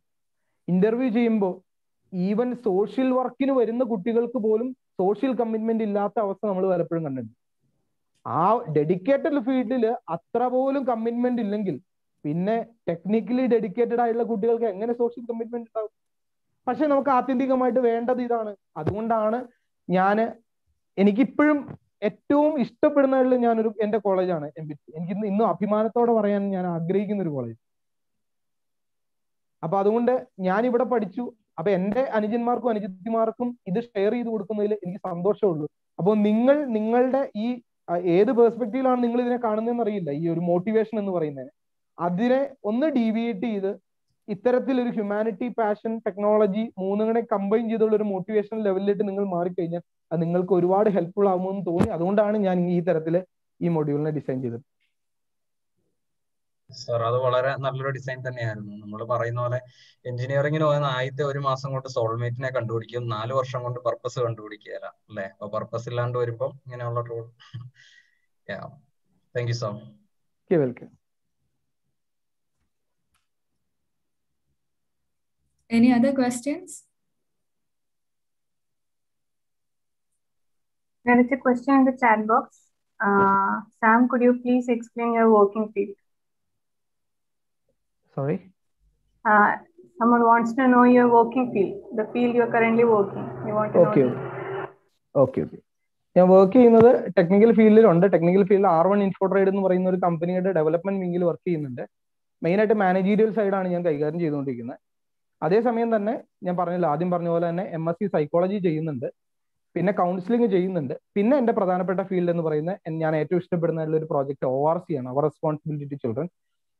ഫിസിക്കലി മെന്റലി ചാലഞ്ചഡ് ആയിട്ടുള്ള കുട്ടികൾക്ക്, അതുപോലെ ബയോ സൈക്കോ സോഷ്യൽ ഇഷ്യൂസ് ഉള്ള കുട്ടികൾക്ക് അവർക്ക് പ്രത്യേകിച്ചുള്ള training, counselling, mental support, mentorship support എല്ലാം കൊടുക്കുന്നതായിട്ടുള്ള ഒരു പ്രോജക്റ്റിൽ ഞാൻ വർക്ക് ചെയ്യുന്നുണ്ട്. അത് കൂടാതെ തന്നെ SPC ഫെമിലിയർ ആയിരിക്കും, സ്റ്റുഡന്റ് പോലീസ് കേഡറ്റ് എന്ന് പറയുന്ന പദ്ധതിയുടെ ഞാൻ സ്റ്റേറ്റ് ലെവൽ ട്രെയിനറാണ്. അത് കൂടാതെ തന്നെ അവരുടെ ഒരു ഫാക്കൽറ്റി കൂടെയാണ് ഞാൻ. ഈ എറണാകുളം ജില്ലയിൽ എൻ്റെ മെയിൻ ഞാൻ വർക്ക് ചെയ്യുന്ന അധികം എറണാകുളം സിറ്റി സ്റ്റേഷന്റെ പരിധികളിലാണ്. ക്യാപ്പ് എന്ന് പറയുന്ന ഒരു പ്രൊജക്ട് കുറച്ച് നാൾ മുമ്പ്, ഒരു 1.5 വർഷം മുമ്പ് തുടങ്ങിയായിരുന്നു. ചിൽഡ്രൻ ആൻഡ് പോലീസ് എന്നാണ് ആ പദ്ധതിയുടെ ഫുൾ ഫോം. ആ ചിൽഡ്രൻ ആൻഡ് പോലീസിൽ പോലീസിന് ട്രെയിനിങ് ഉണ്ട്, ടീച്ചേഴ്സിന് ട്രെയിനിങ് ഉണ്ട്, മെന്റേഴ്സ് ആയിട്ടുള്ള വോളണ്ടിയർലി വർക്ക് ചെയ്യുന്ന ആളുകൾക്ക് ട്രെയിനിങ് ഉണ്ട്. അവർക്കെല്ലാം ട്രെയിനിങ് കൊടുക്കുന്നുണ്ട്. മെയിനായിട്ട് ട്രെയിനിങ് ആണ് ചെയ്തു വരുന്നത്. സെയിം സൈഡിൽ തന്നെ ഞാൻ പഠിച്ചതായുള്ള ടെക്നോളജിയുമായിട്ട് ബന്ധപ്പെട്ട് ഒരു സോഫ്റ്റ്വെയർ കമ്പനിയിലും വർക്ക് ചെയ്യുന്നുണ്ട്. പിന്നെ ഒരു ക്വസ്റ്റ്യൻ ചാറ്റ് ബോക്സിൽ വന്നിട്ടുണ്ട്, depression, how to overcome depression. വളരെ നല്ലൊരു ചോദ്യമാണ്. ഞാൻ ഇതിന്റെ ഇടയ്ക്ക് ഞാനൊന്ന് പരാമർശിച്ചു പോയൊരു വിഷയമാണ്. ഡിപ്രഷൻ എന്ന് പറയുന്നത് WHO പറയുന്നത് മാനസികാരോഗ്യത്തിലെ ജലദോഷം എന്നാണ് പറയുന്നത്. ഏറ്റവും നിസ്സാരമായിട്ടുള്ള ഒരു അസുഖമാണത്. അതിനെ ഓവർകം ചെയ്യാൻ എങ്ങനെ സാധിക്കും? നിങ്ങൾ ഏത് സാഹചര്യത്തിലാണ് ഡിപ്രസ്ഡ് ആയതെന്ന് നല്ലപോലെ മനസ്സിലാക്കുക. എന്ത് സംഭവം, ഏത് ഇൻസിഡന്റ് ആണ് നിങ്ങൾക്ക് ഡിപ്രഷന് കാരണമായി തീർന്നത്, അത് കൃത്യമായിട്ട് നിങ്ങൾ മനസ്സിലാക്കണം. അങ്ങനെ മനസ്സിലാക്കി കഴിഞ്ഞാൽ നിങ്ങൾ ഡിപ്രഷനിൽ നിന്ന് മാറാനായിട്ട് നിങ്ങൾക്ക് ചില ടിപ്സ് ഉണ്ട്. ഒന്നാമത്തെ ടിപ്പ് എന്ന് പറയുന്നത്, നിങ്ങൾക്ക് ആ സാഹചര്യത്തിൽ നിന്ന് പൂർണ്ണമായിട്ട് മാറി നിൽക്കാം. കോൺസ്റ്റന്റ് കണ്ടിന്യൂസ്ലി ഒരാൾ ഇങ്ങനെ നിങ്ങളെ വഴക്ക് പറഞ്ഞുകൊണ്ടിരിക്കുകയാണ്, നിങ്ങൾക്ക് ഏറ്റവും സ്നേഹമുള്ള ഒരാൾ വഴക്ക് പറയുന്നു. ആ വ്യക്തി നിങ്ങളെ വഴക്ക് പറയുന്നത് കൊണ്ട്, നിങ്ങളോട് ദേഷ്യപ്പെടുന്നത് കൊണ്ട് നിങ്ങൾക്ക് ആ ഒരു റിലേഷൻ ബ്രേക്ക് ആവൂ എന്നുള്ള ഒരു ഡിപ്രഷൻ, അല്ലെങ്കിൽ അതുമായിട്ട് ബന്ധപ്പെട്ട ഒരു ഡിപ്രഷൻ ഉണ്ടായി വരുന്നുണ്ടെങ്കിൽ നിങ്ങൾക്ക് ആ സാഹചര്യത്തിൽ നിന്ന് പൂർണ്ണമായിട്ട് മാറിക്കാനായിട്ട് നിങ്ങൾക്ക് സാധിക്കും. ഈവൻ ചില കുട്ടികൾക്ക് വാട്സപ്പാണ് പ്രശ്നം. ഇപ്പൊ ഫസ്റ്റ് ഇയർ വന്നു വരുന്നത് തന്നെ ഈ എന്നാ പറഞ്ഞ, ഇപ്പൊ കോഴി എന്നല്ല പറയുന്നത്, ഇപ്പൊ കാടാന്നാ പറയണ്ടേ. കാരണം 1000 കോഴിക്ക് അരക്കാടാന്നാണല്ലോ പറയുന്നത്. ഇപ്പൊ കോഴിപ്പരിപാടിയല്ല ഇപ്പൊ നടക്കണേ, കാടപ്പരിപാടിയാണ് നടക്കണേ. കാരണം വല വീശി പെണ്ണുങ്ങളുടെ പുറകെ അടക്കുക, ഏതെങ്കിലും ഒന്നിനെ സ്വന്തമാക്കുക എന്നുള്ളൊരു ഒരു ആക്രാന്തം മൂത്ത് കോളേജിലേക്ക് വരുന്ന ഒരു ജനറേഷനാണ് ഇപ്പോൾ ശരിക്കും കണ്ടുവരുന്നത്. അപ്പൊ ഇങ്ങനെ ഒരാഗ്രഹത്തിന്റെ പുറത്ത് വന്നു, അത് നിങ്ങൾ നേടിയെടുത്തു, ആ റിലേഷനിൽ എന്തെങ്കിലും ഇഷ്യൂസ് ഉണ്ടായി കഴിഞ്ഞാൽ സ്വാഭാവികമായിട്ട് നിങ്ങൾ ഡിപ്രസ്ഡ് ആവും. സ്വാഭാവികമായിട്ടുണ്ട്. കാരണം നിങ്ങളുടെ എക്സ്പെക്ടേഷൻസിനോടൊത്ത് റിയാലിറ്റി വന്നില്ലെങ്കിൽ നിങ്ങൾക്ക് ഡിപ്രഷൻ ഉണ്ടാകും, സ്വാഭാവികം. അപ്പൊ അതുകൊണ്ട് നിങ്ങൾ എന്ത് ചെയ്യണം? നിങ്ങളുടെ എക്സ്പെക്ടേഷൻ കുറച്ച് റിയാലിറ്റിയോട് ഈക്വൽ ആക്കി വെക്കാൻ പറ്റിക്കഴിഞ്ഞാൽ നിങ്ങൾക്ക് ഈ പറഞ്ഞ പോലെ ഡിപ്രഷനിൽ നിന്ന് ഒഴിവായി പോകാൻ പറ്റും. കാരണം നിങ്ങൾ ഒരു ഉദാഹരണം പറഞ്ഞു, നിങ്ങൾ പരീക്ഷയ്ക്ക് പ്രതീക്ഷിച്ചത് 90 മാർക്കാണ്. 100ൽ 90 മാർക്ക് നിങ്ങൾ പ്രതീക്ഷിച്ചു. പക്ഷെ നിങ്ങൾക്ക് കിട്ടിയത് 70 മാർക്ക് കിട്ടിയുള്ളൂങ്കിൽ നിങ്ങൾക്ക് ഡിപ്രഷനുള്ള സാധ്യത അവിടെ കാണും. അത് ഓരോരുത്തരുടെ മെന്റൽ സ്ട്രെങ്ത് അനുസരിച്ചിട്ടാണ് ഈ ഡിപ്രഷന്റെ ലെവല് വരുന്നത്. അപ്പൊ ഈ 70 മാർക്ക് കിട്ടിക്കഴിയുമ്പോൾ നിങ്ങൾക്ക് സാറ്റിസ്ഫൈഡ് ആവാൻ പറ്റുന്നുണ്ടെങ്കിൽ ഓക്കെ. അപ്പൊ അതുകൊണ്ട് നിങ്ങളുടെ എക്സ്പെക്ടേഷനും റിയാലിറ്റിയും തമ്മിൽ എപ്പോഴും ഒരു മാച്ചിങ് ഉണ്ടാവണം. ഒന്നും പഠിക്കാതെ രാവിലെ പോയി പരീക്ഷ എഴുതി കഴിഞ്ഞാൽ മാർക്ക് കിട്ടില്ല. അപ്പൊ നിങ്ങൾ മനസ്സിലാക്കണം, ഞാൻ ജയിച്ചാൽ തന്നെ ഭാഗ്യം എന്ന് ചിന്തിച്ചാൽ മതി. അപ്പോൾ എപ്പോഴും ഇത് എല്ലാ കാര്യത്തിലും, ഞാൻ ഒരു ഉദാഹരണം പറഞ്ഞത് മാത്രമേ ഉള്ളൂ, എല്ലാ കാര്യത്തിലും ഒരു എക്സ്പെക്ടേഷനും റിയാലിറ്റിയും ഉണ്ട്. രണ്ടും ഓൾമോസ്റ്റ് അടുത്ത് നിർത്തണം. അത് സെയിം ആക്കാൻ പറ്റി കഴിഞ്ഞാൽ ഏറ്റവും നല്ലത്, ഇല്ലെങ്കിൽ ഏറ്റവും അടുത്ത് തന്നെ നിർത്തുക. അങ്ങനെയാണെങ്കിൽ നിങ്ങൾക്ക് ഈ പറയുന്ന ഡിപ്രഷനിൽ നിങ്ങൾക്ക് ഒഴിവാകാൻ പറ്റും. പിന്നെ മൂന്നാമത്, നിങ്ങൾക്ക് ഡിപ്രഷനിൽ നിന്ന് ഒഴിവാകണമെന്നുണ്ടെങ്കിൽ നിങ്ങൾക്ക് ജീവജാലങ്ങളുമായിട്ട് സമയം കൂടുതൽ ചെലവഴിക്കുക. പ്രത്യേകിച്ച് വീട്ടിൽ പട്ടി ഉണ്ടെങ്കിൽ കുറച്ച് സമയം, കൂടുതൽ സമയം അതിൻ്റെ അടുത്ത് സ്പെൻഡ് ചെയ്യണമെന്നല്ല, കുറച്ച് സമയം അതിൻ്റെ അടുത്തൊക്കെ ഒന്ന് പോയി ഒന്ന് അതിൻ്റെ തലയിലൊക്കെ ഒന്ന് തലോടി അതിനെ കുറച്ച് നേരം ഒന്ന് കളിപ്പിക്കുക. ഇല്ലെങ്കിൽ വീട്ടിൽ അക്വേറിയം ഉണ്ടെങ്കിൽ ആ മീനുകളെ നിങ്ങളൊന്ന് നോക്കിക്കൊണ്ടിരിക്കുക. ഇല്ലെങ്കിൽ രാവിലെ തന്നെ ഇപ്പൊ ഈ എഞ്ചിനീയേഴ്സിന്റെ ഇപ്പോഴത്തെ എഞ്ചിനീയർ എങ്ങനെ മനസ്സിലാക്കാന്ന് ചോദിച്ചു കഴിഞ്ഞാൽ, രാത്രി നട്ടപ്പാതിരയ്ക്ക് കണ്ണു തുറന്നിരിക്കുകയും അതിരാവിലെ സമയത്ത് അല്ലെങ്കിൽ രാവിലെ സമയത്ത് കണ്ണടച്ചിരിക്കുകയും ചെയ്യുന്നവർ ആരൊക്കെയുണ്ടോ അവരൊക്കെ സാധാരണഗതിയിൽ എഞ്ചിനീയേഴ്സ് ആവും. കാരണം 2 മണി വരെ വർക്ക് ചെയ്യും, പിന്നെ കിടന്ന് നല്ല ഉറക്കം 11 മണിയാകുമ്പോൾ ഇരിക്കും. അപ്പൊ ഇവർ ഈ രാവിലെ സമയമൊന്നും കാണുന്നില്ല. അപ്പൊ അതുകൊണ്ട് ഡിപ്രഷൻ ഉണ്ടെന്ന് നിങ്ങൾക്ക് തോന്നുന്നുണ്ടെങ്കിൽ നിങ്ങൾ രാവിലെ എഴുന്നേറ്റ് നിങ്ങൾ പ്രകൃതിയിലേക്ക് നിങ്ങളുടെ ശ്രദ്ധ ഒന്ന് കൊടുത്താൽ മതി. കിളികളുടെ കരച്ചില്, അതുപോലെ പ്രകൃതിയിൽ ഒരുപാട് ശബ്ദങ്ങളുണ്ട്. പ്രകൃതിയാണ് ഡിപ്രഷൻ ഏറ്റവും നല്ല മരുന്ന്. അതിന് വേണ്ടിയിട്ട് നിങ്ങൾ സമയത്തെ കൊടുക്കുക. പിന്നെ രാവിലെ സൂര്യോദയം കാണാനായിട്ട് ശ്രമിക്കുക. ഉദിച്ചു വരുന്ന സൂര്യൻ ഒരുപാട് ഗുണം ചെയ്യുന്ന ഒന്നാണ്. ഈ ഉദിച്ചു വരുന്ന സൂര്യന്റെ ആ പവർ എന്ന് പറയും. അത് ഹോളിസ്റ്റിക്കലി പറഞ്ഞതല്ല, ഞാൻ സൈക്കോളജിക്കൽ അപ്രോച്ചിൽ പറഞ്ഞു കഴിഞ്ഞാൽ പോലും അതിന് ഒരുപാട് അർത്ഥതലങ്ങളുണ്ട്. അപ്പൊ ആ ഉദിച്ചു വരുന്ന സൂര്യൻ അതൊക്കെ ഒന്ന് കാണാനായിട്ട് ശ്രമിക്കുക. അതുപോലെ അസ്തമിക്കുന്ന സൂര്യൻ ഏത് ഡയമെൻഷനിൽ വേണം നിങ്ങൾക്ക് എടുക്കാം. നിങ്ങളുടെ ഒരു പുതിയ സുദിനം, ഒരു പുതിയ പ്രകാശം നിങ്ങളുടെ ജീവിതത്തിലേക്ക് വരുന്നു. നിങ്ങളുടെ ആ സൺഷൈനിന് നിങ്ങൾക്ക് അങ്ങനെ വേണമെങ്കിൽ നിങ്ങൾക്ക് എടുക്കാം. ഒരു സൺറൈസിന് നിങ്ങൾക്ക് അങ്ങനെ അസ്യൂം ചെയ്യാം. അതുപോലെ കടലിലേക്ക് ഇരുന്ന് പോകുന്നതിനുള്ള ഒരു സൂര്യൻ, സൺസെറ്റ്, നിങ്ങൾക്ക് മനസ്സിലാക്കാം ഇന്നത്തെ പകലത്തെ എല്ലാ ചൂടിനെയും ആവാഹിച്ച് അത് കടലിൽ മുങ്ങിപ്പോകുന്നു. എന്റെ പ്രശ്നങ്ങൾ ഇതോടുകൂടി അവസാനിക്കുന്നു എന്നുള്ളൊരു മാനറിൽ നിങ്ങൾക്ക് അതിനെ മനസ്സിലാക്കാം. അപ്പൊ അതുകൊണ്ട് പ്രകൃതിയിലേക്ക് ചെന്ന് അവിടെ കൂടുതൽ സമയം ചെലവഴിച്ച് അതിൽ നിന്ന് കുറെ കാര്യങ്ങളൊക്കെ മനസ്സിലാക്കി അതിനെ ശ്രദ്ധിച്ചു കഴിഞ്ഞാൽ ഇതിൽ നിന്ന് നിങ്ങൾക്ക് നല്ലൊരു റിലീഫ് കിട്ടും. പിന്നെയുള്ള ചില ടിപ്സ് എന്ന് പറഞ്ഞിട്ടുണ്ടെങ്കിൽ നിങ്ങൾക്ക് ഇഷ്ടപ്പെടുന്ന കാര്യങ്ങളിൽ നിങ്ങൾ കൂടുതൽ സമയം ചെലവഴിക്കുക. അത് ആരുടെയും നിർബന്ധം കൊണ്ടാവരുത്, നിങ്ങളുടെ സ്വയമേയുള്ള ഇഷ്ടം കൊണ്ട് ചെയ്യുക. ഇഷ്ടമുള്ള ആക്ടിവിറ്റീസ് ചെയ്യുക, ഇഷ്ടമുള്ള ആളിനോട് സംസാരിക്കുക. അതുപോലെ നിങ്ങളെ ഡെവലപ്പ് ചെയ്യാൻ വേണ്ടിയിട്ട് ഒരു പോസിറ്റീവ് മെന്റാലിറ്റി നിങ്ങൾ ഉണ്ടാക്കിയെടുക്കുക. അങ്ങനെ ഉണ്ടാക്കിയെടുക്കണമെന്നുണ്ടെങ്കിൽ ഒരു പോസിറ്റീവായിട്ടുള്ള കാര്യങ്ങൾ കണ്ടിന്യൂസ് ആയിട്ട് ചിന്തിച്ചാൽ മാത്രമാണ് പോസിറ്റീവ് മൈൻഡ് സെറ്റ് ഉണ്ടായി വരുള്ളൂ. അപ്പൊ അതുകൊണ്ട് അങ്ങനെ ഒരു പോസിറ്റീവ് മൈൻഡ് സെറ്റ് കൂടെ ഉണ്ടാക്കിയെടുത്തു കഴിഞ്ഞാൽ ഡിപ്രഷനിൽ നിന്ന് നിങ്ങൾക്ക് പൂർണ്ണമായിട്ടും മുക്തരാവാനായിട്ട് നിങ്ങൾക്ക് സാധിക്കും.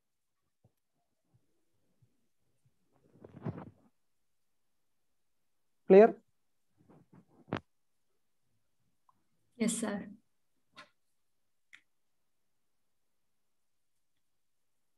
Is there any other questions?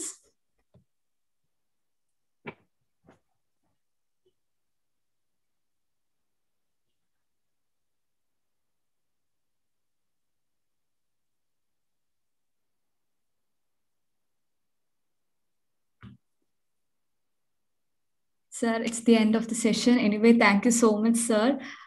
Okay, ഒരു question വന്നിട്ടുണ്ട്. I highly doubt that and understand the statement. How about clinically depressed people? ഈ ക്ലിനിക്കൽ ഡിപ്രഷൻ എന്ന് പറയുന്നത് നോർമൽ ഡിപ്രഷന്റെ എക്സ്ട്രീം സ്റ്റേജ് ആണ്. അപ്പോൾ നമ്മൾ ഈ ഡിപ്രഷനെ അനലൈസ് ചെയ്യുന്നത് ഒരു 9 ക്വസ്റ്റ്യൻസ് ഉണ്ട്. ആ 9 സിറ്റുവേഷൻസ് നമ്മൾ എടുത്ത് അത് ഫ്രീക്വന്റ് ആയിട്ട് ഇവരുടെ ജീവിതത്തിൽ സംഭവിക്കുന്നുണ്ടോ, അത് ഞാൻ മുഴുവൻ പറഞ്ഞു ഒരുപാട് സമയം പോകും. ഉദാഹരണത്തിന്, മുൻപ് ചെയ്തുകൊണ്ടിരുന്ന കാര്യങ്ങളോട് ഇപ്പോൾ ഒട്ടും താല്പര്യമില്ലാതിരിക്കുക, പണ്ട് സന്തോഷത്തോടെ ചെയ്തുകൊണ്ടിരുന്ന കാര്യങ്ങൾ ഇപ്പോൾ ഒട്ടും ചെയ്യാതിരിക്കുക, പല കാര്യങ്ങളോടും ഒരു വിമുഖത കാണിക്കുക, പിന്നെ എന്താ പറയുക, എപ്പോഴും ദേഷ്യം തോന്നുക, ഭക്ഷണം കഴിക്കാതിരിക്കുക, ഉറക്കം കുറയുക, ഇങ്ങനത്തെ കുറച്ച് കൂട്ടം കാര്യങ്ങളോടെ ഉണ്ട്. ആ ഒരു ക്വസ്റ്റനെയർ ഉണ്ട്. അത് വെച്ചിട്ടാണ് നമ്മൾ ഒരു കേസ് നമ്മൾ അനലൈസ് ചെയ്യുന്നത്. ഇതില് 9 കൂട്ടം കാര്യങ്ങളിൽ മിനിമം 6 കൂട്ടം കാര്യങ്ങൾ തുടർച്ചയായി 2 ആഴ്ചയോളം പ്രകടിപ്പിക്കുന്നുണ്ടെങ്കിലാണ് അതിനെ ഒരു ക്ലിനിക്കൽ മാനറിലേക്ക് നമ്മൾ എടുക്കുള്ളൂ. ഇല്ലെങ്കിൽ നമുക്ക് ഒരു കൗൺസിലിംഗ് സപ്പോർട്ട് കൊണ്ടോ ഒരു മെന്റൽ സപ്പോർട്ട് കൊണ്ടോ ഒരു എന്താ പറയുക പിയർ മെന്ററിങ് കൊണ്ടോ നമുക്ക് ഏതെങ്കിലും രീതിയിൽ ആ ഒരു വ്യക്തിയെ നമുക്ക് റിക്കവർ ചെയ്തെടുക്കാൻ പറ്റും. ഇനി ഡിപ്രഷൻ നമുക്ക് ക്ലിനിക്കലി പോയി കഴിഞ്ഞാൽ നമുക്ക് മെഡിക്കേഷനിലേക്ക് മെഡിറ്റേഷൻ അല്ല മെഡിക്കേഷനിലേക്ക് പോകേണ്ടി വരും. അപ്പൊ നമുക്ക് നമ്മളുടെ ഈ തലച്ചോറിൽ ഉണ്ടാവുന്ന ഇമ്പൾസസിന്റെ സ്പീഡ് വ്യത്യാസം വരുമ്പോഴാണ് ഈ പ്രശ്നങ്ങളൊക്കെ ഉണ്ടാവുന്നത്. അപ്പോൾ ഒരുപാട് കെമിക്കൽസ് അവിടെ ഉണ്ടായി വരുന്നുണ്ട്. അപ്പൊ ആ കെമിക്കൽസിന്റെ ഒക്കെ റിയാക്ഷനിലാണ് ഈ ഡിപ്രഷൻ ഒക്കെ ഉണ്ടാവുന്നത് തന്നെ. അപ്പോൾ ക്ലിനിക്കലി നമ്മൾ അതിനെ മനസ്സിലാക്കുന്നത്, നമ്മൾ അതിനെ ഏതെങ്കിലും സപ്രസീവ് മെഡിസിൻ കൊടുത്ത് അതിനെ സപ്രസ് ചെയ്ത് നിർത്തും. ചിലപ്പോൾ വിറ്റമിന്റെ ഡെഫിഷ്യൻസി കൊണ്ട് വരെ ഡിപ്രഷൻ ഉണ്ടാവുന്നുണ്ട്, അപ്പൊ അത് കണ്ടുവരുന്നുണ്ട്. പിന്നെ പെട്ടെന്ന് ഉണ്ടാവുന്ന ചേഞ്ചസ് കൊണ്ടൊക്കെ അത് കണ്ടുവരുന്നുണ്ട്. അപ്പൊ അതാണ് ക്ലിനിക്കലി നമുക്ക് പറയാനുള്ള കാര്യം. One more question.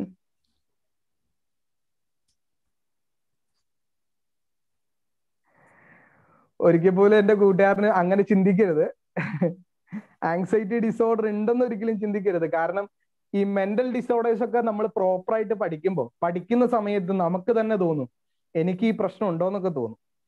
ഈ OCD എന്ന് പറയുന്നത് നമ്മൾ ഈ സിനിമയിലും ബാക്കിയുള്ളതിലൊക്കെ നമ്മൾ കണ്ട് വൃത്തി ഉണ്ടെങ്കിൽ അത് OCD എന്നുള്ളൊരു നിലവാരത്തിലേക്ക് വന്നു. അവിടെ 2 കൂട്ടം കാര്യങ്ങളുണ്ട്, ഒബ്സഷനും ഉണ്ട്, കമ്പൽഷനും ഉണ്ട്. ഇത് രണ്ടും കൂടെ ഒരുമിച്ച് വരുമ്പോഴാണ് നമുക്ക് OCD ഉണ്ടെന്ന് പറയാൻ പറ്റുള്ളൂ. ആങ്സൈറ്റി എന്ന് പറയുന്ന ആങ്സൈറ്റിക്ക് ഒരുപാട് സബ് ഗ്രൂപ്പ്സ് ഉണ്ട്, അതെല്ലാം നമ്മൾ സെപ്പറേറ്റ് ആയിട്ട് എടുക്കേണ്ട സാധനങ്ങളാണ്. അപ്പൊ നമ്മൾ ഒരു കാര്യം കണ്ട് അത് അല്ലെങ്കിൽ ഒരു സിറ്റുവേഷൻ നമ്മൾ ഫേസ് ചെയ്യുമ്പോൾ നമുക്ക് ആങ്സൈറ്റി ഉണ്ടാവുന്ന സ്വാഭാവികമായിട്ട് ഉണ്ടാവുന്ന ഒരു കാര്യം.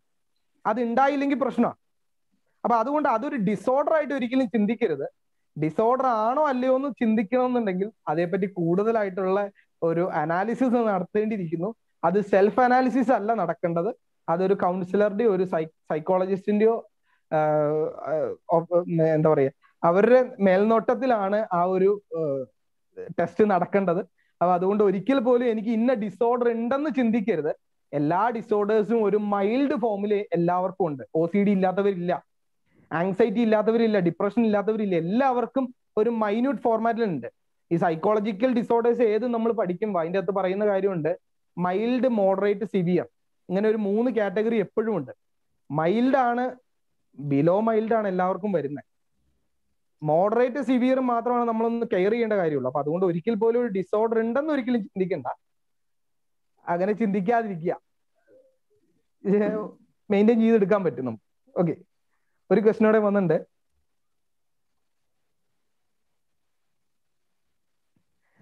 വളരെ നല്ലൊരു ചോദ്യമായിരുന്നു, എങ്ങനെ ഇത്രയും കാര്യങ്ങൾ ഒരുമിച്ച് കൊണ്ടുപോകുന്നു.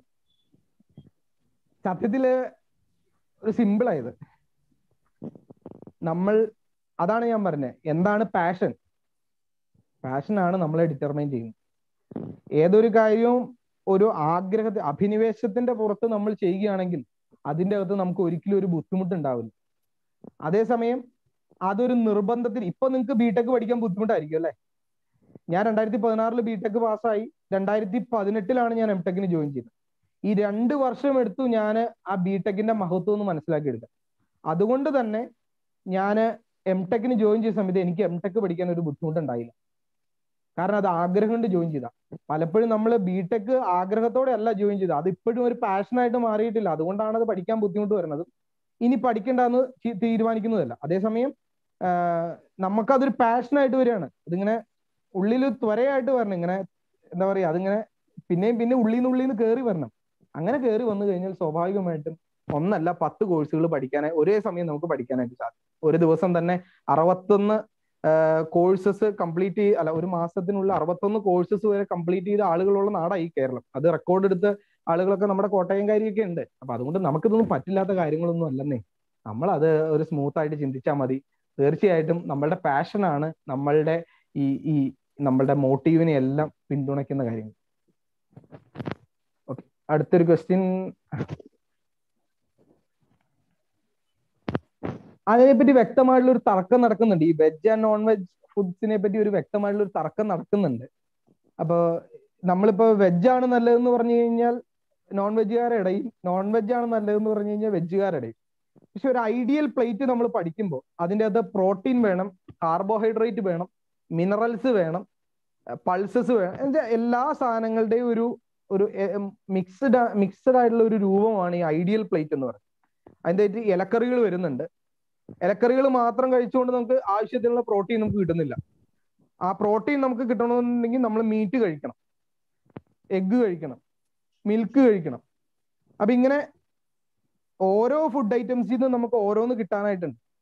അമിതമായിട്ട് ചോറ് ഉപയോഗിച്ച് കഴിഞ്ഞാൽ ഈ കാർബോഹൈഡ്രേറ്റിന്റെ ഡെപ്പോസിറ്റ് കൂടും. അപ്പോഴാണ് ഈ വണ്ണം വെക്കുക, ഫാറ്റ് കൂടുക എന്നുള്ളത്. അപ്പോൾ ഐഡിയൽ പ്ലേറ്റ് എടുത്തു കഴിഞ്ഞാൽ വെജും നോൺ വെജും ഉണ്ട്. പക്ഷെ ഒന്നും ഓവർ ആവരുത്. കാരണം പരീക്ഷാ സമയത്ത് നമ്മൾ പ്രത്യേകിച്ച് ചൂടുള്ള സമയമാണെന്നുണ്ടെങ്കിൽ നമ്മൾ ചിക്കൻ കഴിച്ചു കഴിഞ്ഞാൽ ശരീരം ചൂടാവും. രാത്രിയാണ് ചിക്കൻ കഴിക്കുന്നതെങ്കിൽ ശരീരത്തിന്റെ ടെമ്പറേച്ചർ കുറച്ച് കൂടി നിൽക്കും. അപ്പൊ നമുക്ക് ഉറങ്ങാനായിട്ടുള്ള ബുദ്ധിമുട്ട് വരും, മൊത്തത്തിൽ ക്ഷീണം തോന്നും. പ്രത്യേകിച്ച് ഇപ്പോൾ ഈ ഫാസ്റ്റ് ഫുഡിന്റെ കാലഘട്ടമായതുകൊണ്ട് കുഴിമന്തി, ബിരിയാണി, ഫ്രൈഡ് റൈസ് തുടങ്ങിയുള്ള ഈ ഫാസ്റ്റ് ഫുഡ്സിലെല്ലാം ഓയിൽ കണ്ടന്റ് കൂടുതലാണ്. അതിൽ ഉപയോഗിക്കുന്ന ഓയിൽ എന്ന് പറഞ്ഞാൽ ഒന്നെങ്കിൽ വനസ്പതി ഓയിൽ ആയിരിക്കും, അല്ലെങ്കിൽ സൺഫ്ലവർ ഓയിൽ ആയിരിക്കും, അല്ലെങ്കിൽ പാം ഓയിലായിരിക്കും.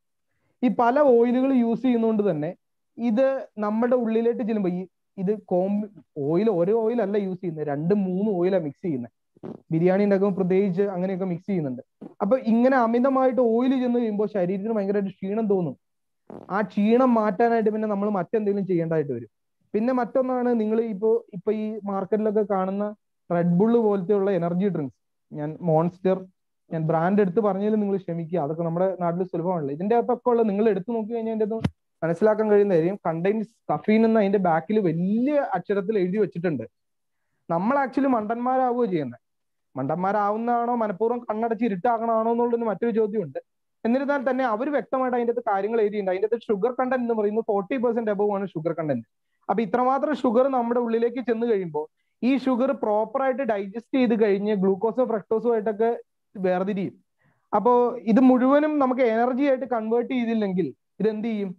ന്യൂട്ടന്റെ ലോയിൽ പറയുന്നുണ്ട്, energy neither be created or nor B destroyed എന്ന് പറയുന്നുണ്ട്. അപ്പൊ ഈ എനർജി എന്ത് ചെയ്യുമെന്ന് വെച്ചാൽ ഫാറ്റ് ആയിട്ട് ഡെപ്പോസിറ്റ് ചെയ്യും. അപ്പൊ ഓവർ ഷുഗർ എന്ത് ചെയ്യും? ഫാറ്റ് ആയിട്ട് ഡെപ്പോസിറ്റ് ചെയ്യും. അത് പിന്നീട് ആരോഗ്യ പ്രശ്നങ്ങളിലേക്ക് പോകും. അതുകൊണ്ട് ഒരു ഐഡിയൽ പ്ലേറ്റ് എന്ന് പറയുന്നത് നമ്മൾക്ക് വെജ് നോൺ വെജ് കോമ്പിനേഷൻ ആണ്.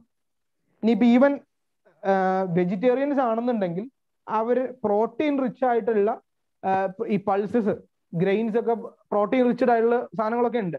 അത് അവരുടെ ആ ബാലൻസ്ഡ് ആയിട്ട് കഴിക്കുക. അങ്ങനെ കഴിച്ചു കഴിഞ്ഞാൽ ശരീരത്തിൽ അതിൻ്റെതായുള്ള ബുദ്ധിമുട്ടുകളൊന്നുമില്ലാതെ ആരോഗ്യത്തോടുകൂടെ മുൻപോട്ടേക്ക് പോകാനായിട്ട് നമുക്ക് സാധിക്കും. ഒരു ക്വസ്റ്റ്യൻ കൂടെ വന്നിട്ടുണ്ടായിരുന്നു. How we can know more about upcoming technology up to date? ഇന്ന് ഒരുപാട് റിസോഴ്സസ് ഉണ്ട്. ഇപ്പോൾ ഒരുപാട് റിസോഴ്സസ് ഉണ്ട്. ഈ ടെക്നോളജി ഡ്രിവൺ ലൈഫായി കഴിഞ്ഞ് കഴിഞ്ഞപ്പോൾ എല്ലാ കാര്യങ്ങളും നമുക്ക് വിരൽത്തുമ്പിൽ കിട്ടും. ഒരു മൊബൈൽ തന്നെ ധാരാളം. ഈ മൊബൈലിൽ ഈ ലോകത്ത് നടക്കുന്ന എല്ലാ കാര്യങ്ങളും അറിയാൻ പറ്റും. ഇപ്പോ ലേറ്റസ്റ്റ് നടന്നുള്ള ഇസ്രായേൽ ഹമാസ് വാറിൽ എയർഡോം എത്രമാത്രം എഫിഷ്യന്റ് ആയിരുന്നു എന്ന് നമ്മളവിടെ പോയി നോക്കിയിട്ടാണ് അറിഞ്ഞത്? അല്ലല്ലോ, നമ്മൾ അറിഞ്ഞത് ഇവിടെ നിന്നല്ലേ അറിഞ്ഞേ. അപ്പൊ ഇവിടെ നിന്ന് നമുക്ക് തന്നെ അറിയാനുള്ള റിസോഴ്സസ് ഉണ്ട്. ഒരുപാട് ചാനൽസ് ഉണ്ട്. IEEE പേപ്പേഴ്സ് ഒക്കെ നമ്മൾ അപ് ടു ഡേറ്റ് ആയിട്ട് ഫോളോ ചെയ്യുക. IEEE അതുപോലെ സ്പ്രിംഗ്ലർ അങ്ങനത്തെ ഒരുപാട് ജേർണൽസ് ഉണ്ട്. ജേർണൽസ്, കോൺഫറൻസ് പേപ്പേഴ്സ്, ഇതുപോലത്തെ കാര്യങ്ങളൊക്കെ നിങ്ങൾ അപ് ടു ഡേറ്റ് ആയിട്ട് ഫോളോ ചെയ്യുക. നിങ്ങളുടെ ടീച്ചേഴ്സിനോട് ചോദിക്കുക. ടെക്നോളജി സൈഡിൽ അവർ നല്ല ജേർണൽസും നല്ല പേപ്പേഴ്സും നിങ്ങൾക്ക് ഷെയർ ചെയ്ത് തരും. അത് വായിക്കുന്നതിലൂടെ നിങ്ങൾക്ക് മനസ്സിലാക്കും. അതുപോലെ തന്നെ ഇന്റർനാഷണൽ ന്യൂസ് പേപ്പേഴ്സ് വായിക്കുന്ന ഒരു ശീലം ഉണ്ടാക്കിയെടുക്കുക. നമ്മുടെ ലോക്കൽ ന്യൂസ് പേപ്പേഴ്സിൽ അത്ര കണ്ട് ഈ അഡ്വാൻസ്മെന്റ് ഒന്നും എത്തുന്നില്ല. അപ്പൊ അതുകൊണ്ട് ഇന്റർനാഷണൽ ന്യൂസ് പേപ്പേഴ്സ് നോക്കുക. അതുപോലെ തന്നെ ഒരുപാട് ഫേസ്ബുക്ക് പേജസ് ഉണ്ട്. ഈ interesting engineering, next engineering, upcoming generation എന്നൊക്കെ പറഞ്ഞ ഒരുപാട് പേജസ് ഒക്കെ ഉണ്ട് ഇപ്പോൾ. അതെല്ലാം നോക്കി കഴിഞ്ഞു കഴിഞ്ഞാൽ അതിലൊക്കെ ഒരുപാട് വാല്യുബിൾ ആയിട്ടുള്ള ഇൻഫർമേഷൻസ് വരുന്നുണ്ട്. ഒരുപാട് ടെക്നോളജിക്കലി അഡ്വാൻസ്ഡ് ആയിട്ടുള്ള വാർത്തകളാണ് വരുന്നത്. നാളെ എന്താണ് സംഭവിക്കാൻ പോകുന്നതെന്നുള്ള സാധ്യത വരെ അവർ പ്രഡിക്റ്റ് ചെയ്യുന്നുണ്ട്. അതൊക്കെ ഒന്ന് വായിച്ചു കഴിയുന്നതിലൂടെ നിങ്ങൾക്ക് വ്യക്തമായിട്ട് മനസ്സിലാക്കാനായിട്ട് നിങ്ങൾക്ക് സാധിക്കും. അടുത്ത, how we can increase focus and consistency. ഈ ഫോക്കസ് എന്ന് പറയുന്ന സാധനം കാടടച്ച് വെടിവെക്കുന്നതിനല്ല ഈ ഫോക്കസ് എന്ന് പറയുന്നത്. പലപ്പോഴും ഫോക്കസിന് നമ്മൾ തെറ്റിദ്ധരിച്ച് വെച്ചേക്കുക. എനിക്ക് എറണാകുളത്തിന് പോകാനായിട്ട്, ഇപ്പോൾ നെല്ലിമറ്റത്ത് നിന്ന് എറണാകുളത്തിന് പോകാനായിട്ട് എനിക്ക് ഒരുപാട് വഴികളുണ്ട്. എനിക്ക് കോതമംഗലം വന്ന് പെരുമ്പാവൂർ ആലുവ വഴി എറണാകുളത്തിന് പോകാം. ഇല്ലെങ്കിൽ മൂവാറ്റുപുഴ കാക്കനാട് വഴി എറണാകുളത്തിന് പോകാം. ഇല്ലെങ്കിൽ എനിക്ക് ആലുവ പറവൂര് വഴി കൊച്ചി ചെന്ന് എറണാകുളത്തിന് പോകാം. ഇങ്ങനെ ഒരുപാട് വഴികളുണ്ട്.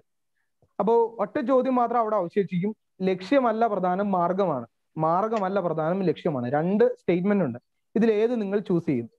ഈ ഫോക്കസ് എന്ന് പറയുന്നത് ലക്ഷ്യവും മാർഗവും ഒരുപോലെ പ്രധാനമായിട്ട് വരുമ്പോഴാണ് ഈ ഫോക്കസ് കറക്റ്റ് അതിന്റെ മീനിങ്ങിലേക്ക് വരുന്നത്.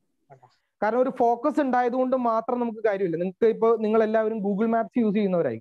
ഈ മാപ്പ് എടുത്തു കഴിയുമ്പോൾ നിങ്ങൾ ഇവിടുന്ന് ഡെസ്റ്റിനേഷൻ അതിൻ്റെ അത് സെറ്റ് ചെയ്ത് കഴിഞ്ഞാൽ അതിൻ്റെ അത് മിനിമം ഡിസ്റ്റൻസ് ഉള്ള റൂട്ടായിരിക്കും നിങ്ങൾക്ക് അവർ പ്രിഫർ ചെയ്ത് തരുന്നത്. അവർ ആദ്യം കാണിച്ചു. പക്ഷെ ബാക്കിയുള്ള വഴികളും നിങ്ങൾക്ക് അവർ കാണിച്ചു തരും. നിങ്ങൾക്ക് സെലക്ട് ചെയ്യാനുള്ള ഓപ്ഷൻ അവിടെ ഉണ്ട്. പക്ഷെ അവര് പ്രിഫർ ചെയ്യുന്നത് എപ്പോഴും ഷോർട്ട് ഡിസ്റ്റൻസ് ആയിരിക്കും അവർ പ്രിഫർ ചെയ്യുന്നത്. അപ്പോൾ അവർ ഒരേ സമയം തന്നെ ലക്ഷ്യവും അതുപോലെ തന്നെ മാർഗവും രണ്ടും ഒരുപോലെ പ്രാധാന്യം കൊടുക്കുന്നുണ്ട്.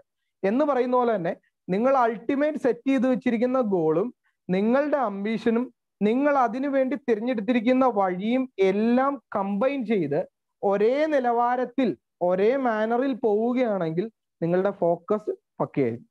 ഇനി കൺസിസ്റ്റൻസി, കൃത്യത ഉണ്ടാവണമെന്നുണ്ടെങ്കിൽ അത് നിങ്ങളുടെ പാഷനെ ഡിപ്പെൻഡ് ചെയ്തുകൊണ്ടായിരിക്കണം.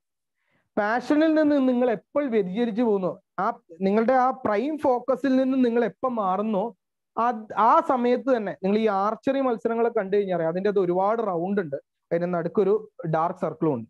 ഈ ഡാർക്ക് സർക്കിളിൽ കൊള്ളിക്കുമ്പോഴാണ് ഏറ്റവും കൂടുതൽ പോയിന്റ് ഇടുന്നത്. ഞാൻ അങ്ങനെ മനസ്സിലാക്കും. അപ്പൊ ആ കറക്റ്റ് ആ പോയിന്റിൽ കൊള്ളിക്കണമെന്നുണ്ടെങ്കിൽ അത്രമാത്രം ഫോക്കസ് നിങ്ങൾക്ക് വേണം.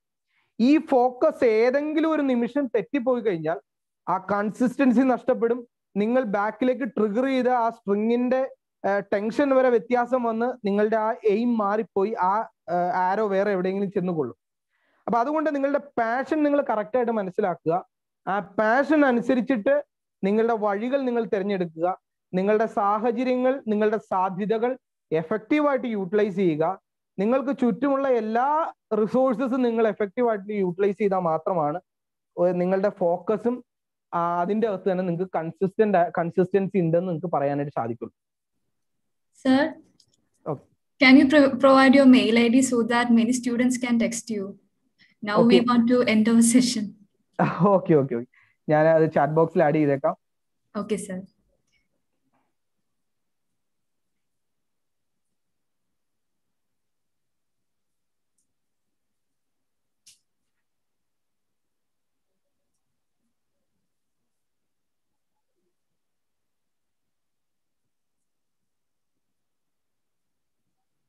Thank you so much, sir, for your wonderful session. We are moving to the next session. Let me welcome Assistant Professor Midhun Mathew, HOD of CSC Department MBITS, to propose the vote of thanks. Over to you, sir. Thank you. Respected Principal, Professors, faculty members, keynote speakers, students and other participants of this program. First of all, I would like to thank God Almighty for keeping us safe and alive in this pandemic situation. Then I would like to express my gratitude to our MBITS management for their support provided to organize this program. Then I would like to thank our beloved principal, Dr. P. Sojan sir, for his constant motivation, supervision, and support for conducting a webinar series like this. Thank you, sir. Then I would like to thank our keynote speakers, Ms. Reshma, who is a full-time PhD research scholar in our Department of Computer Science and Engineering. She gave us a brief introduction to Matlab and Simulink. She is doing her research under the guideship of our principal, Dr. P. Sojan sir, and Dr. D.R. Vaman sir, DRJ Telecom USA. Special thanks to Reshma. Thank you, Reshma. Then I would like to extend my gratitude to Engineer Samson, who is a trainer in O.R.C. India and who is an alumni of MBITS, and we all are proud of him because he gave an awesome session on the motivation speech, and he is a motivational speaker, and he is associated with the various social commitment programs like SPC, HOP, then NANMA, and a lot of that. So he is passionate about these social commitment programs, and he discussed about human values, then about engineering education, then providing helping hands to others, then developing innovative ideas, and moreover that psychological approach also he has discussed. So on behalf of MBITS and all the departments and on behalf of the entire coordination committee, I would like to thank Mr. Engineer Samson. Thank you, Sam. Then I would like to thank our coordinator of this Rhythm 2K21, Mr. Eldos Lomi. Then coordinator of this webinar series, Mr. Jindo, Electronics Department. Then technical team providing all the technical assistance for this webinar under the leadership of Mr. Tinku Soman Jacob and Mr. Eldos Varghese. Then finally, I thank all the participants who actively participated in question answer session also. So once again, thank you all. Thank you. Bye. Thank you, sir. That's the end of today's webinar. Thank you all.